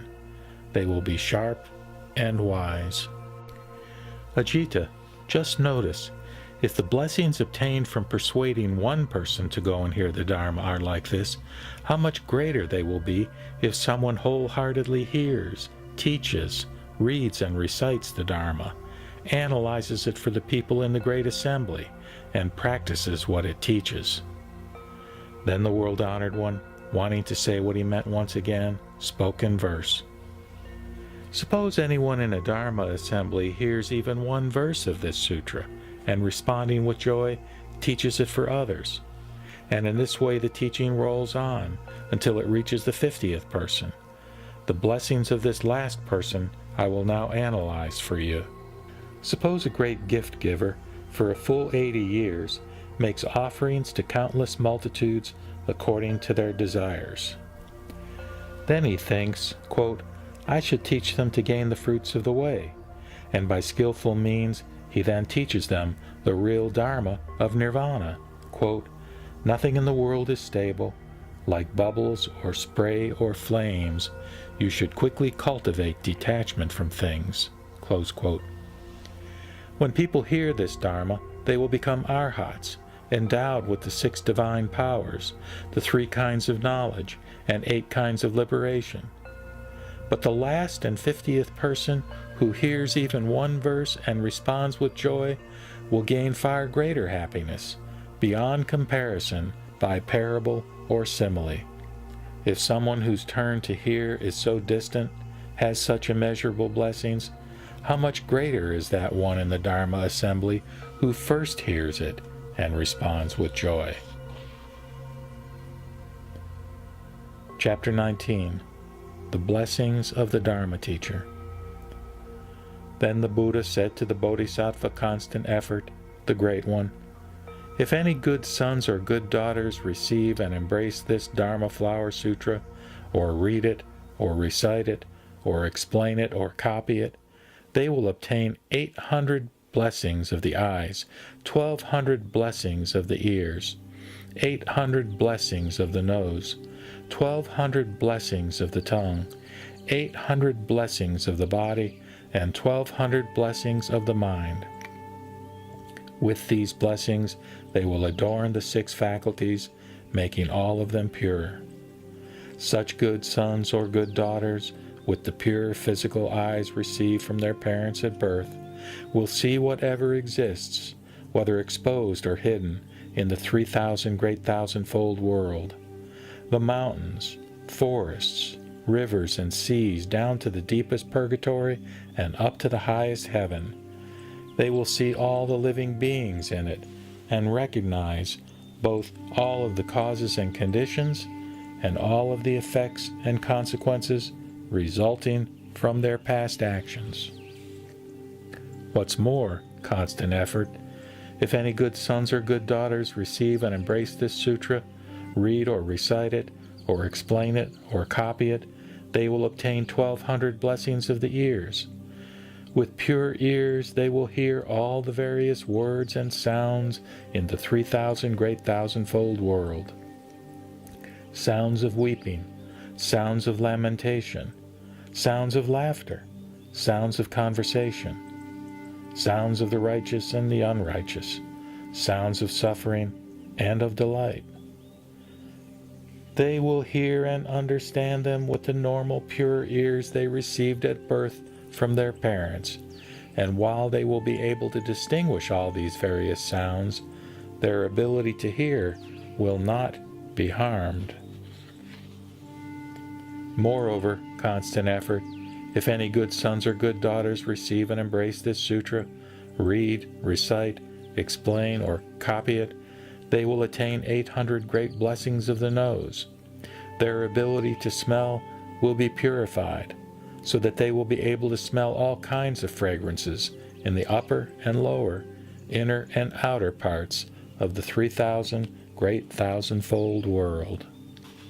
Further, Constant Effort, if any good sons or good daughters receive and embrace this sutra, and either read, recite, explain, or copy it, they will gain 1,200 blessings of the tongue. Whether something is pleasant or unpleasant, tasty or not, bitter or astringent, whenever it is on their tongues, it will change into something delicious, like nectar from heaven, and there will be nothing that is unpleasant about it. If one's tongue is used to preach in the assembly, it will produce a deep and wonderful voice that can enter into hearts, giving people pleasure and joy. What's more, constant effort, if any good sons or good daughters receive and embrace this sutra, or if they read it, or if they recite it, or if they teach it, or if they copy it, they will obtain 800 blessings of the body. Furthermore, constant effort, if any good sons or good daughters, after the extinction of the Tathagata, receive and embrace this sutra, or read it, recite it, preach it, or copy it, they will obtain 1,200 blessings of the mind. When they hear even a single verse or phrase with their pure minds, they will deeply understand its innumerable and unlimited meanings. Having understood those meanings, they will be able to preach on that single phrase or verse for a month, 4 months, even a year. And their many teachings will be in accord with the meanings and never contrary to the true nature of reality. If they teach about some secular text, or speak about the political world, or about matters related to livelihood, in every case they will do so in accord with the true Dharma. They will know all the workings of the minds, the movements of the minds, and the foolishness in the minds of the beings in the 6 states of the 3,000 great thousandfold world. Though not having yet attained flawless wisdom, their minds will have the kind of purity that whatever they think, plan, or speak will all be in accord with the truth of the Buddha Dharma and with what previous Buddhas have taught in the sutras. Then the world-honored one, wanting to say what he meant once again, spoke in verse. They will hear, receive, and embrace the Dharma preached for all the living, preached by the innumerable Buddhas of the universe. They will ponder the innumerable meanings, preach the Dharma innumerable times, and never forget or make a mistake because they embrace the Dharma Flower Sutra. Knowing the characteristics of all things, knowing the proper order according to their meaning, comprehending names and words, they will preach about them as they know them. Whatever they preach, it will always be the Dharma of previous Buddhas, and because they proclaim this Dharma, they will have no fear in the assembly. With tens of millions of good, skillful words, they are able to analyze and preach because they embrace the Dharma Flower Sutra.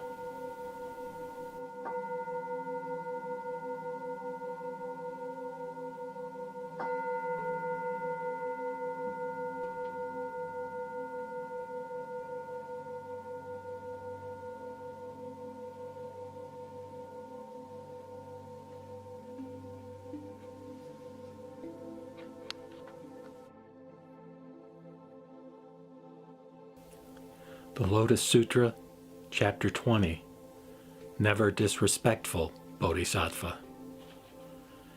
At that time, the Buddha spoke to the Bodhisattva Great Strength, the Great One.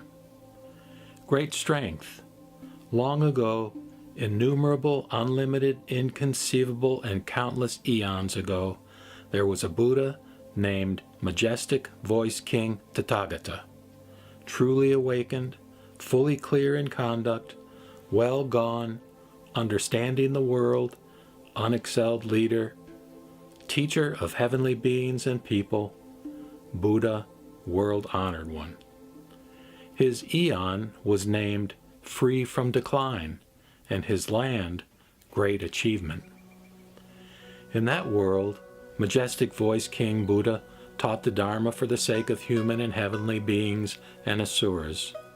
For those seeking to be Shravakas, he taught the Dharma according to the 4 truths, to free them from birth, old age, disease, and death, leading them finally to nirvana.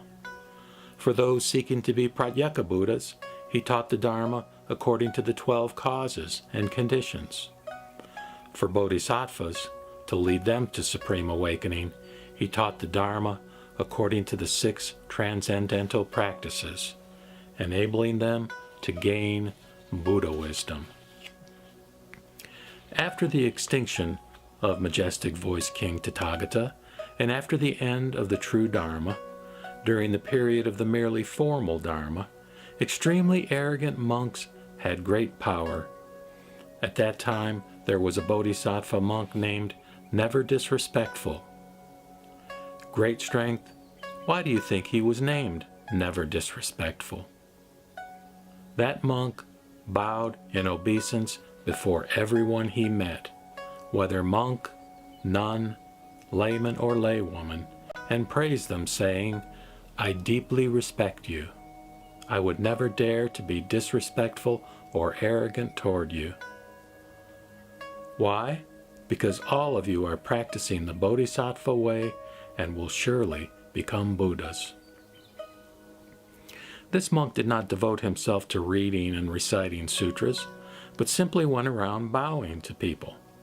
If he saw the 4 groups off in the distance, he would make a point of going up to them, bowing in obeisance and praising them, saying, "I would never dare to disrespect you, because surely you are all to become Buddhas." Among the 4 groups were those who became angry, enraged, and mean-spirited, and reviled and cursed him, saying, "This ignorant monk, who takes it on himself to announce that he does not disrespect us and assures us of becoming Buddhas, where did he come from? We have no use for such empty, false assurances." Thus he passed many years, constantly being cursed, but never becoming angry or enraged, always saying, "Surely you are to become Buddhas." When he spoke this way, some would hit him with sticks, tiles, or stones. But even if he ran off and stood at a distance, he would continue to cry out loudly, "I would not dare to disrespect you. Surely all of you are to become Buddhas." And because he always spoke in this way, the extremely arrogant monks, nuns, laymen, and laywomen called him Never Disrespectful. When this monk was nearing death, from the sky he heard 200 million billion verses of the Dharma Flower Sutra, which Majestic Voice King Buddha had previously taught, and he was able to receive and embrace them all. Immediately he obtained the purity of vision of the faculties of the ears, nose, tongue, body, and mind described earlier. Having obtained the purity of these 6 faculties, his life was extended for 2 million billion myriads of years, and he taught this Dharma Flower Sutra everywhere for the people. Then the extremely arrogant monks, nuns, laymen, laywomen, who had slighted and shown contempt for this man and given him the name Never Disrespectful, seeing him with the power of great divine faculties, powers of joyful and eloquent speech, and powers of great goodness and tranquility, and having heard him preach, all believed him and followed him. This bodhisattva transformed a multitude of tens of millions of billions, enabling them to dwell in a state of supreme awakening. Through the causes and conditions created by this, he also met 200 billion Buddhas. Under the Dharma of those Buddhas, he received, embraced, read, recited, and taught this sutra for all 4 groups. Among the 4 groups, he taught the Dharma fearlessly. Great strength. In this way, Never Disrespectful Bodhisattva, the Great One, made offerings to numerous Buddhas, revering, honoring, and praising them. After planting such roots of goodness, he met tens of millions of billions of Buddhas once again, and under the Dharma of those Buddhas taught this sutra, gaining blessings that enabled him to become a Buddha. Great strength. What do you think? Can Never Disrespectful Bodhisattva, who lived at that time, be unknown to you? He was really me. If I had not received and embraced, read and recited this sutra, and taught it to others in previous lives, I would not have been able to attain supreme awakening so quickly. Because I received and embraced, read and recited this sutra, and taught it for others under previous Buddhas, I attained supreme awakening quickly.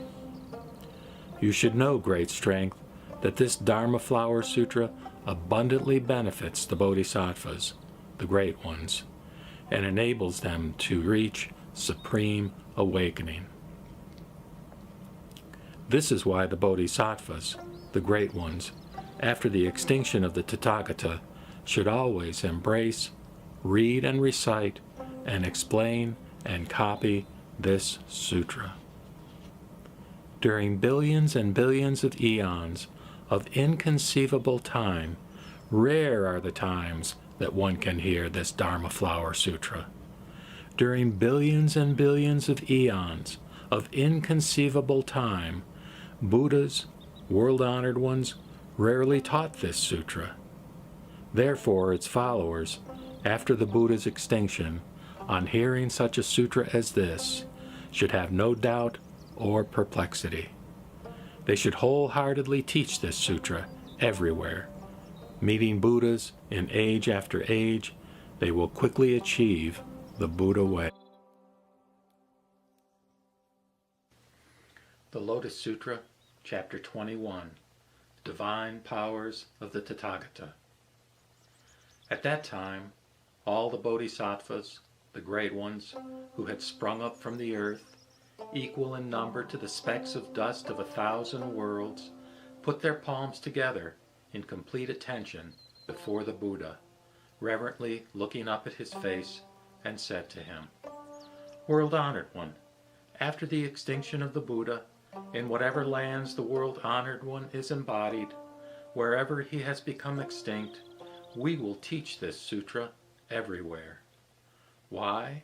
Because we too want to gain this true and pure great Dharma, to embrace, read and recite, explain, copy, and make offerings to it." When the world-honored one revealed his great divine powers before Manjushri and the other innumerable hundreds of thousands of billions of bodhisattvas, the great ones, who had lived in this world for a long time, as well as monks, nuns, laymen and laywomen, gods, dragons, asuras, chimeras, he extended his long and broad tongue until it reached up to the Brahma world, while light of immeasurable and innumerable colors radiated from every pore, illuminating everything, everywhere, throughout the worlds in all directions. Under all the jewel trees, the Buddhas, seated on lion seats, did the same thing, extending their long, broad tongues and radiating immeasurable light. While Sakyamuni and all the other Buddhas under the jewel trees were displaying their divine powers, hundreds of thousands of years went by. After that, they drew back their tongues, coughed simultaneously, and snapped their fingers in unison. These two sounds went through all the Buddha worlds in all directions, and all these lands trembled and shook in the 6 ways. Thanks to the divine powers of the Buddha, all the living beings in these worlds saw in this world the innumerable unlimited hundreds of thousands of billions of Buddhas seated on the lion seats under all the jewel trees, and they saw Shakyamuni Buddha together with abundant treasures Tathagata sitting on a lion seat in the treasure stupa. And they also saw the innumerable unlimited hundreds of thousands of billions of bodhisattvas, the great ones, and the 4 groups reverently surrounding Sakyamuni Buddha. Having seen this, they were all filled with great joy, having obtained something they never had before. At the same time, heavenly beings in the sky sang with loud voices, quote, "Beyond these innumerable unlimited hundreds of thousands of billions of countless worlds, there is a land named Saha, and in it there is a Buddha named Shakyamuni. For the sake of all bodhisattvas, the great ones, he now teaches the great vehicle sutra called the Lotus Flower of the wonderful Dharma, the Dharma by which Bodhisattvas are taught and which Buddhas watch over and keep. You should rejoice from the depth of your hearts. Make offerings to Shakyamuni Buddha. All those living beings, having heard the voices in the sky, put their palms together facing this world and exclaimed, "Praise to Shakyamuni Buddha! Praise to Shakyamuni Buddha!" Then they took various flowers, incense, garlands, banners, and canopies, as well as personal ornaments, gems, and other wonderful things, and together from afar scattered them in the direction of this world. The things scattered from every direction came like gathering clouds, which changed into a jeweled canopy covering the whole area above the Buddhas. Then passage between all the worlds in all directions became unobstructed, uniting them as one Buddha land. At that time, the Buddha spoke to superior practice and the multitude of other bodhisattvas, quote, "The divine powers of Buddhas, as you have seen, are innumerable, unlimited, inconceivable. Even if for the sake of entrusting this sutra to others, I were to use these divine powers to declare its blessings for innumerable, unlimited, hundreds of thousands of billions of countless eons, I would be unable to exhaust them. In brief, all the teachings of the Tathagata, all the unhindered divine powers of the Tathagata, the hidden core of the whole storehouse of the Tathagata, and all the profound matters of the Tathagata are proclaimed, demonstrated, revealed, and preached in this sutra.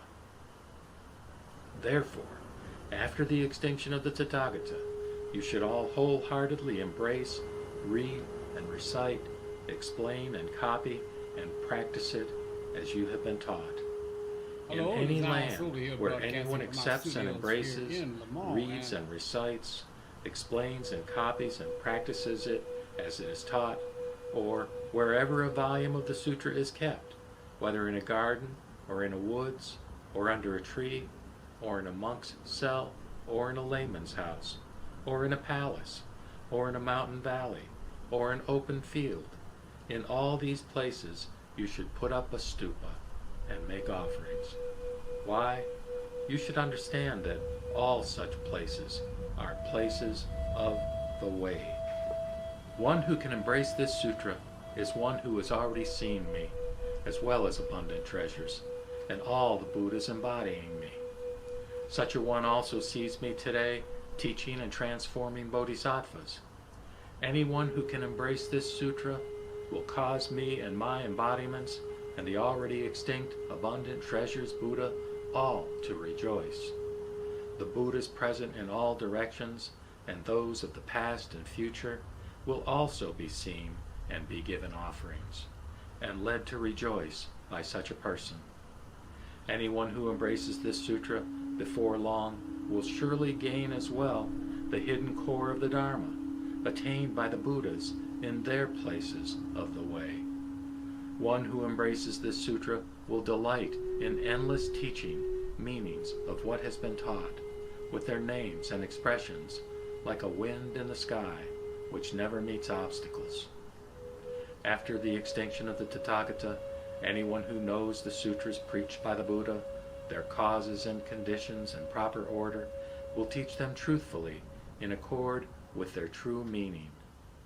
Just as the light of the sun and moon can dispel darkness, such a person working in the world can dispel the gloom of living beings, leading innumerable bodhisattvas finally to dwell in the one vehicle.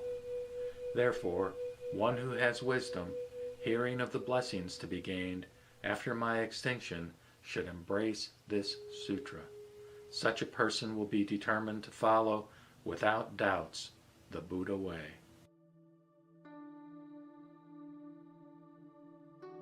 Chapter 22, Entrustment. At that time, Shakyamuni Buddha rose from his Dharma seat and displayed great divine powers. Laying his right hand on the heads of the innumerable Bodhisattvas, the great ones, he said, "For incalculable hundreds of thousands of billions of eons, I have studied and practiced this rare Dharma of supreme awakening. Now I entrust it to you. You should wholeheartedly disseminate this Dharma, making its benefits spread everywhere. You should receive and embrace, read and recite and proclaim it, so that all living beings everywhere may hear and understand it. Why?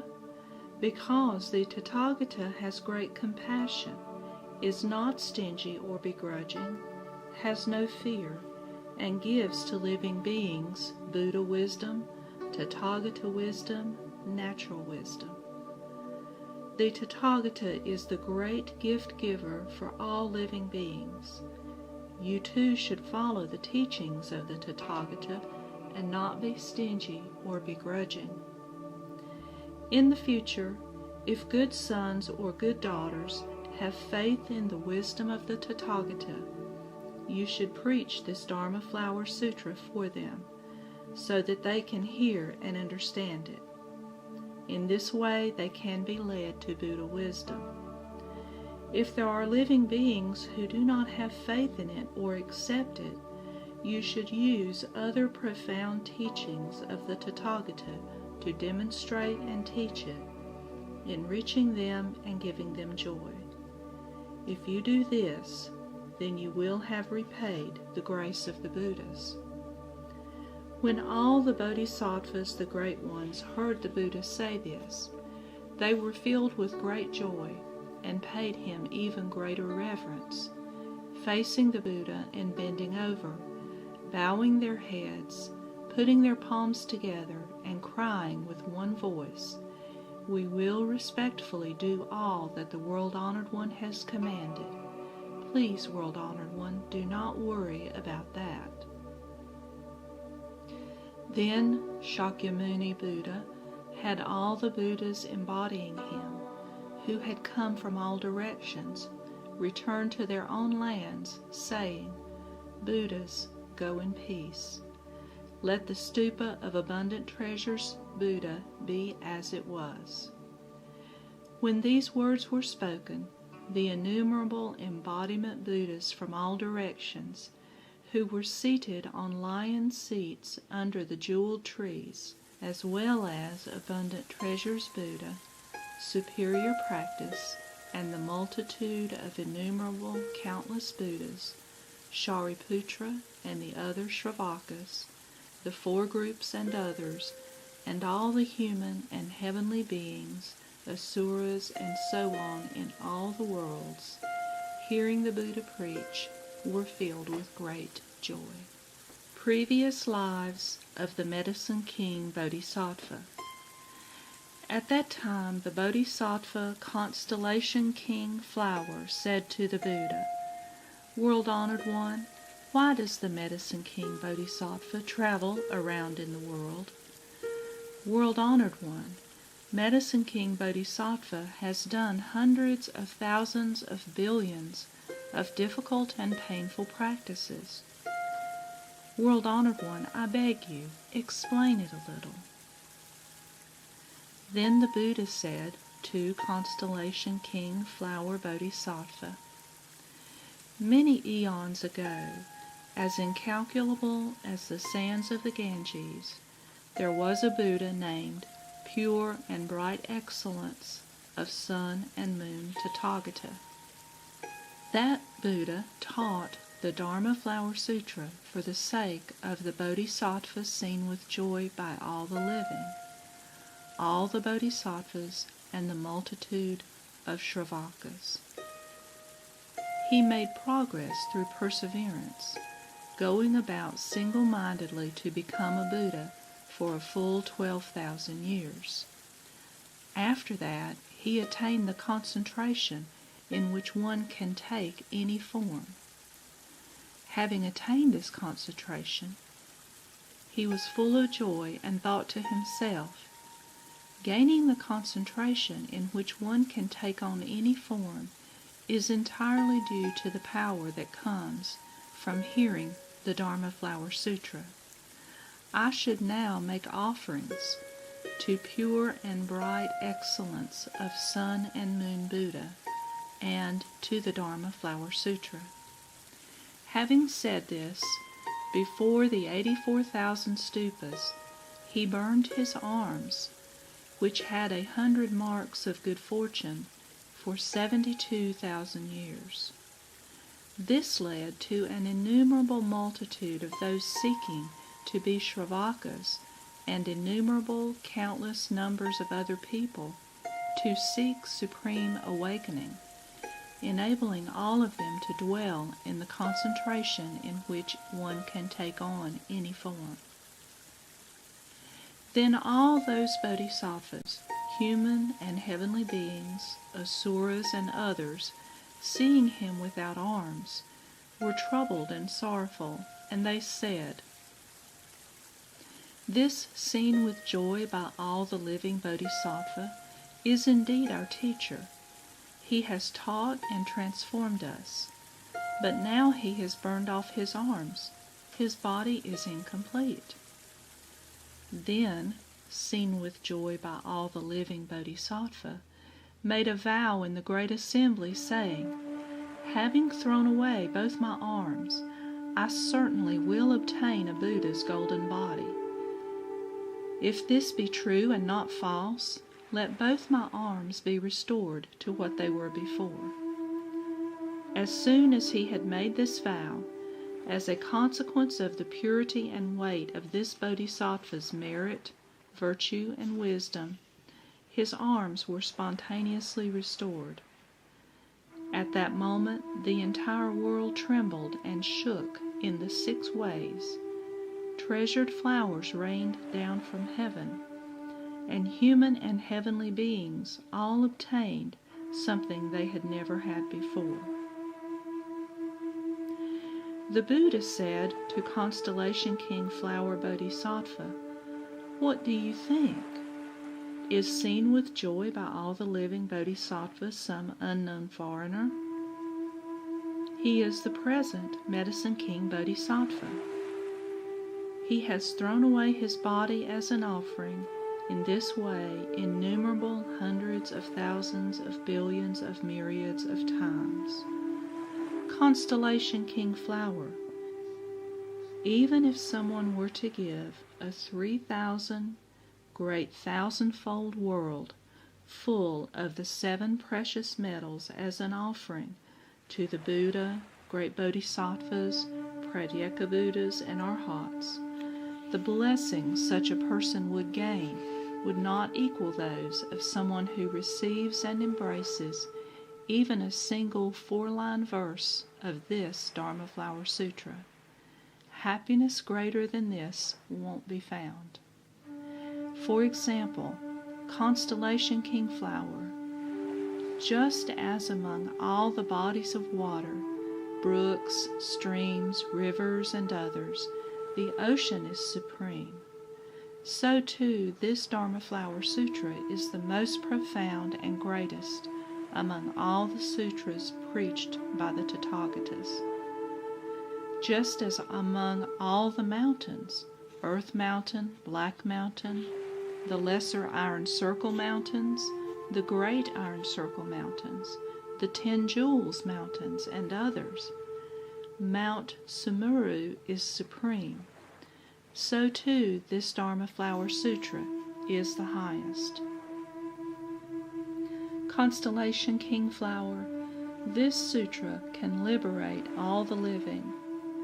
This sutra can enable all the living to be free from pain and suffering. This sutra can bring great and abundant benefit to all the living and fulfill their hopes.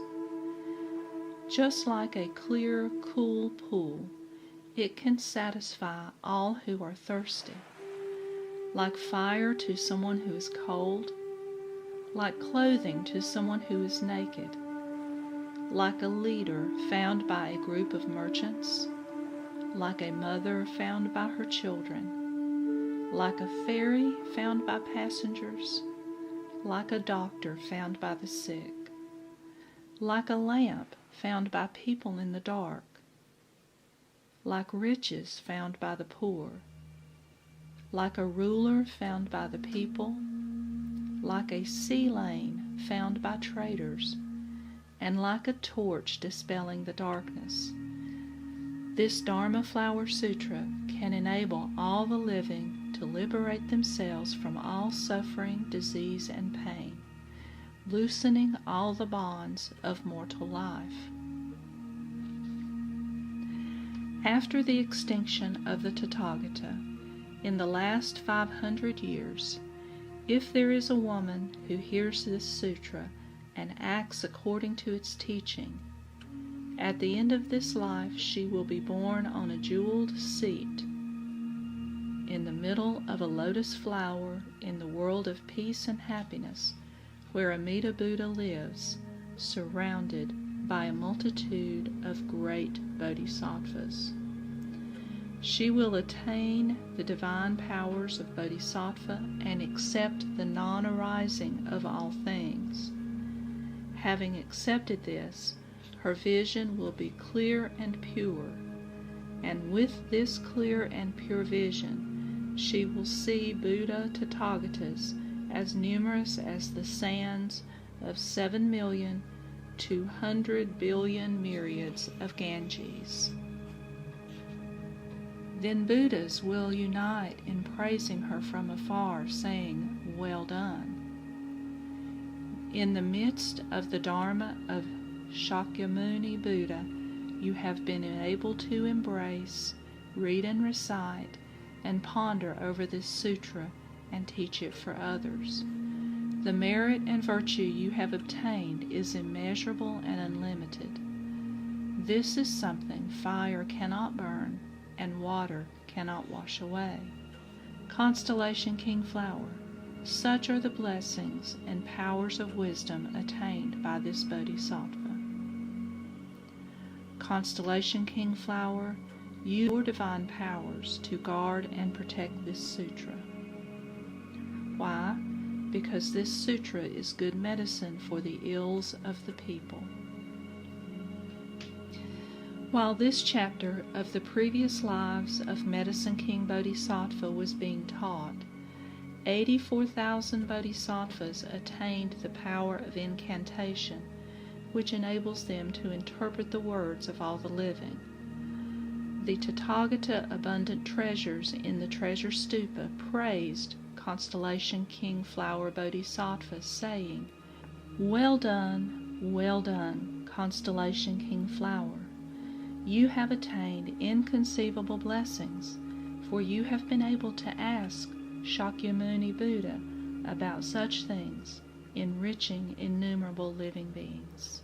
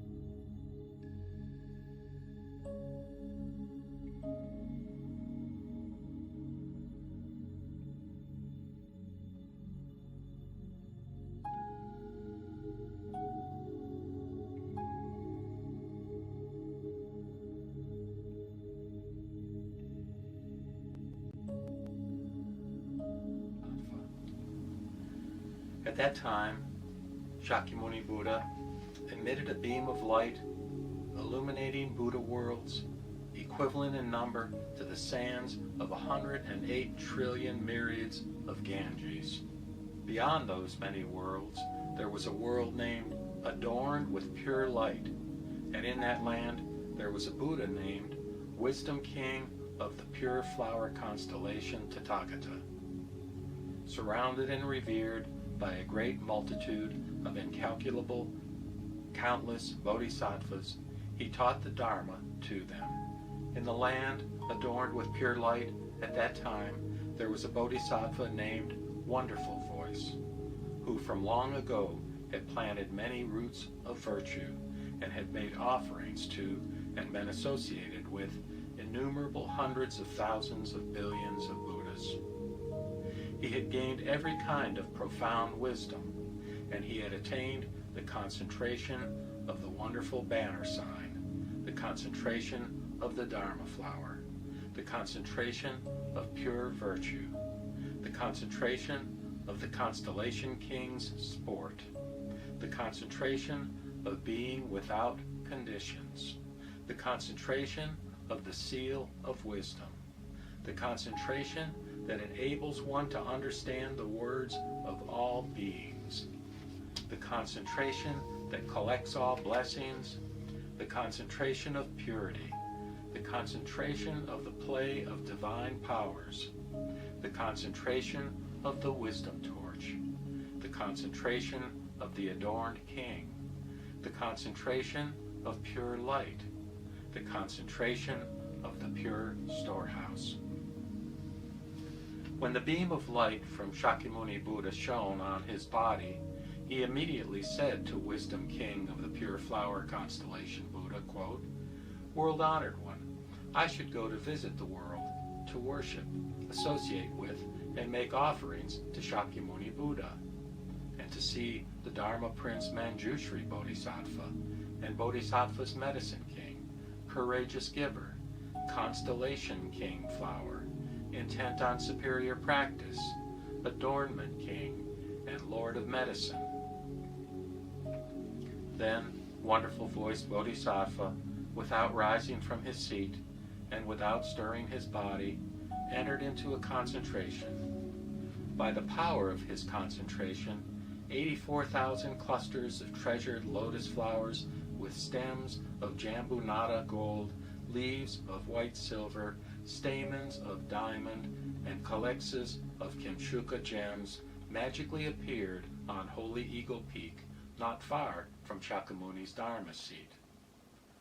Then Manjushri, son of the Dharma King, seeing those lotus flowers, said to the Buddha, quote, "World-honored one, for what reason does this auspicious sign appear here?"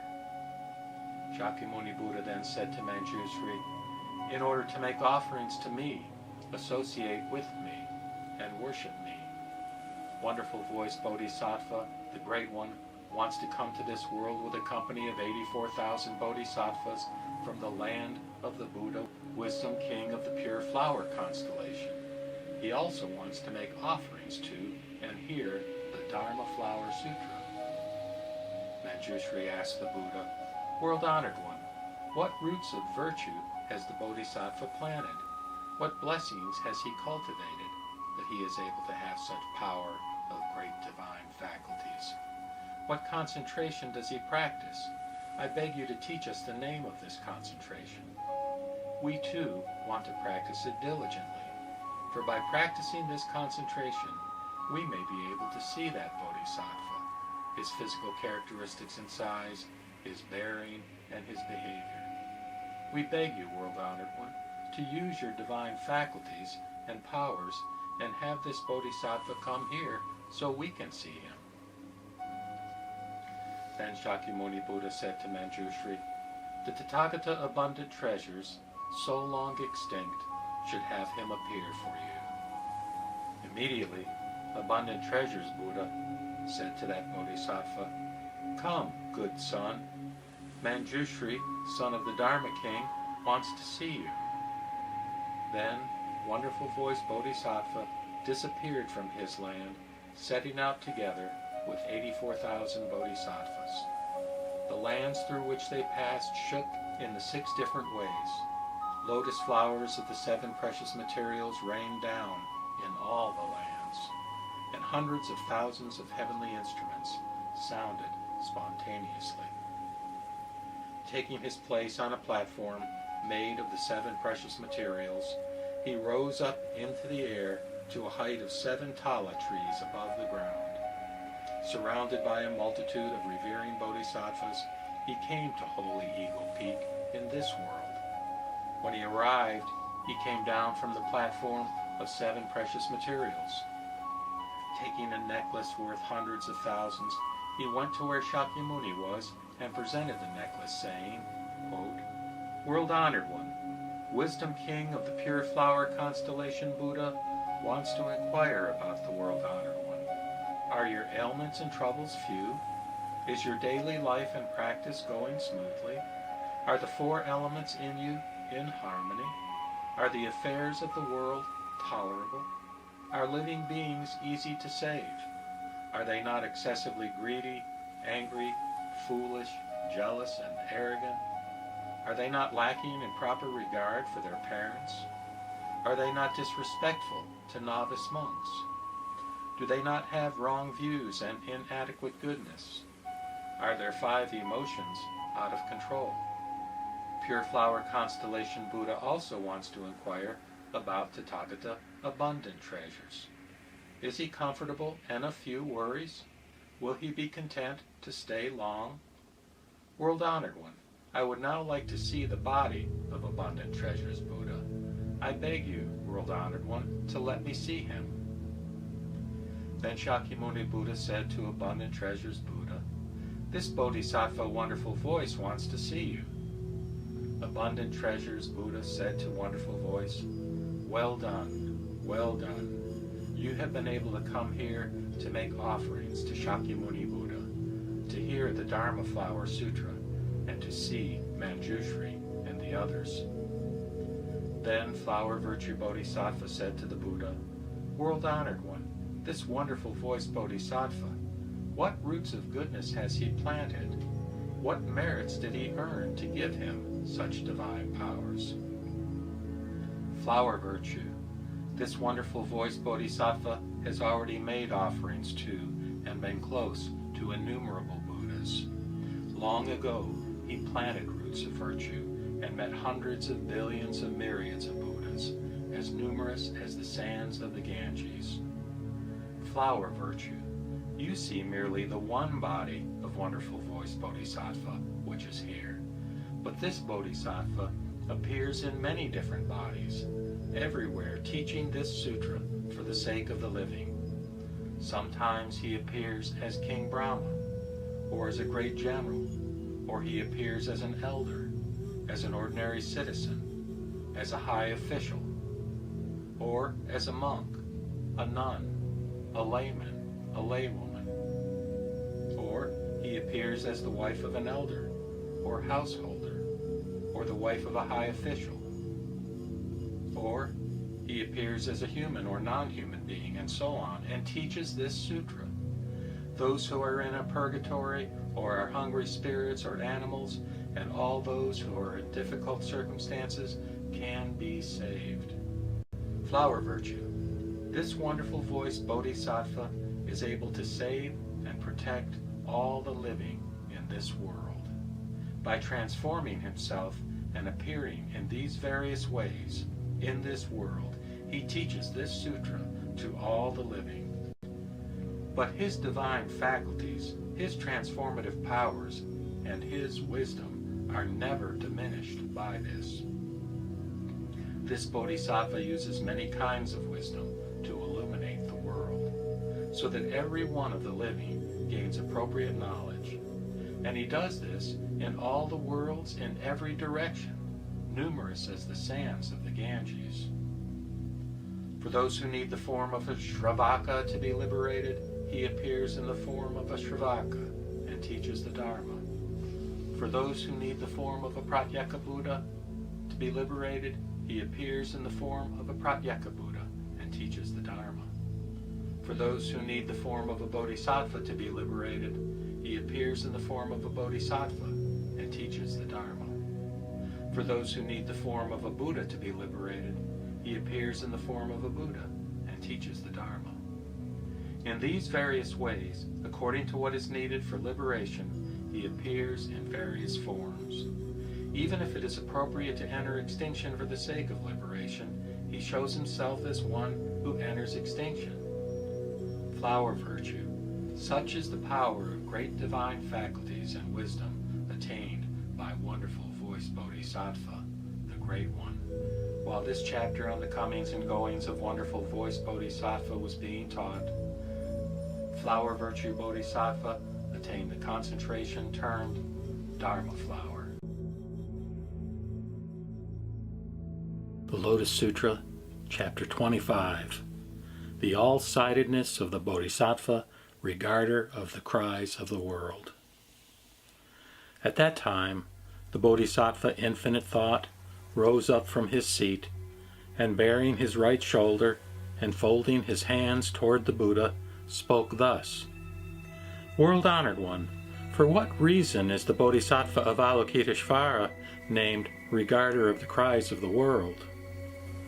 The Buddha answered the Bodhisattva Infinite Thought, Good son, if there be countless 100,000 myriad kotis of living beings suffering from pain and distress, who hear of this Bodhisattva, regarder of the cries of the world, and with all their mind call upon his name, the Bodhisattva, regarder of the cries of the world, will instantly regard their cries, and all of them will be delivered. If there be, keep the name of that Bodhisattva, regarder of the cries of the world, though they fall into a great fire, the fire will not be able to burn them, by virtue of the supernatural power of that Bodhisattva's majesty. If any, carried away by a flood, call upon his name, they will immediately reach the shallows. If there be hundreds of thousands of myriads of kotis of beings who in search of gold, silver, lapis lazuli, moonstones, agate, coral, amber, pearls, and other treasures go out on the ocean, and if a black gale blows their ships to drift upon the land of the Rakshasa demons, and if amongst them there be even a single person who calls upon the name of the Bodhisattva, regarder of the cries of the world, all those people will be delivered from the throes of the Rakshasas. It is for this reason that he is named regarder of the cries of the world.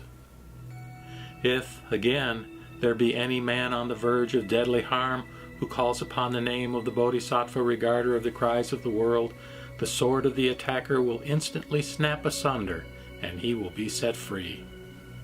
Even if the 3,000 great thousandfold world were full of yakshas and rakshasas seeking to afflict people, these wicked demons, hearing them call upon the name of the Bodhisattva, regarder of the cries of the world, would not be able to see them with their wicked eyes, how much less to hurt them.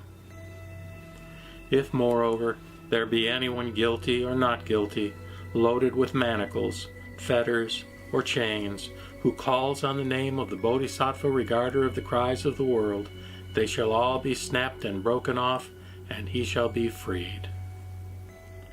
If the 3,000 great thousandfold world were full of enemies and robbers, and there were a merchant chief who led many merchants, having charge of costly jewels along a perilous road, and among them one man speaks forth, Good sons, be not afraid. With one mind do you invoke the title of the Bodhisattva, regarder of the cries of the world, for this Bodhisattva is able to give courage to all the living. If you invoke his name, you will be freed from these enemies and robbers. On hearing this, if all the traders together with one voice cry, Nama, Bodhisattva, regarder of the cries of the world, then, by invoking his name, they will be relieved.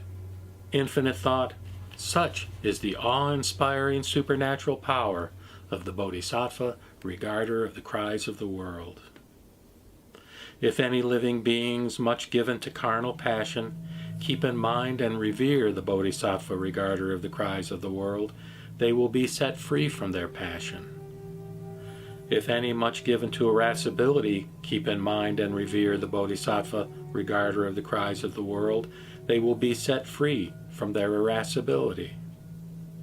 If any much given to infatuation keep in mind and revere the Bodhisattva regarder of the cries of the world, they will be set free from their infatuation. Infinite thought, such are the abundant benefits conferred by the supernatural power of the Bodhisattva regarder of the cries of the world. Consequently, let all the living beings ever keep him in mind. If any woman desiring a son worships and pays homage to the Bodhisattva regarder of the cries of the world, she will bear a son, happy, virtuous, and wise. If she desires a daughter, she will bear a daughter, of good demeanor and looks, who of old has planted virtuous roots, beloved and respected by all. Infinite thought, such is the power of the Bodhisattva regarder of the cries of the world. If any of the living revere and worship the Bodhisattva regarder of the cries of the world, blessings will not be rudely rejected. Therefore, let all the living cherish the title of the Bodhisattva regarder of the cries of the world. Infinite thought, suppose anyone cherishes the names of Bodhisattvas numerous as the sands of 62 kotis of the Ganges, who all his life makes them offerings of food, drink, garments, bedding, and medicine. What is your opinion? Are not the merits of that good son or good daughter abundant? Infinite thought replied, extremely abundant. The world-honored one, the Buddha, proceeded, but if anyone cherishes the title of the Bodhisattva regarder of the cries of the world, or only for a moment worships and reveres him, the blessings of these two men will be exactly equal, without difference, and cannot be exhausted in hundreds of thousands of myriads of kotis of kalpas. Infinite thought, such is the immeasurable, boundless degree of blessedness he will obtain who cherishes the name of the Bodhisattva regarder of the cries of the world. The Bodhisattva Infinite Thought again said to the Buddha, World-honored one, how is it that the Bodhisattva regarder of the cries of the world wanders in this Saha world? How does he preach the law to the living? What is the character of his tactfulness? The Buddha replied to the Bodhisattva Infinite Thought, Good son, if the living in any realm must be saved in the body of a Buddha, the Bodhisattva regarder of the cries of the world appears as a Buddha and preaches to them the law. To those who must be saved in the body of a Pratyeka Buddha, he appears as a Pratyeka Buddha and preaches to them the law. To those who must be saved in the body of a Sravaka, he appears as a Sravaka and preaches to them the law. To those who must be saved in the body of a Brahma, he appears as a Brahma and preaches to them the law. To those who must be saved in the body of a Sakra, he appears as a Sakra and preaches to them the law. To those who must be saved in the body of Isvara, he appears as Isvara and preaches to them the law. To those who must be saved in the body of Mahasvara, he appears as Mahasvara and preaches to them the law. To those who must be saved in the body of a great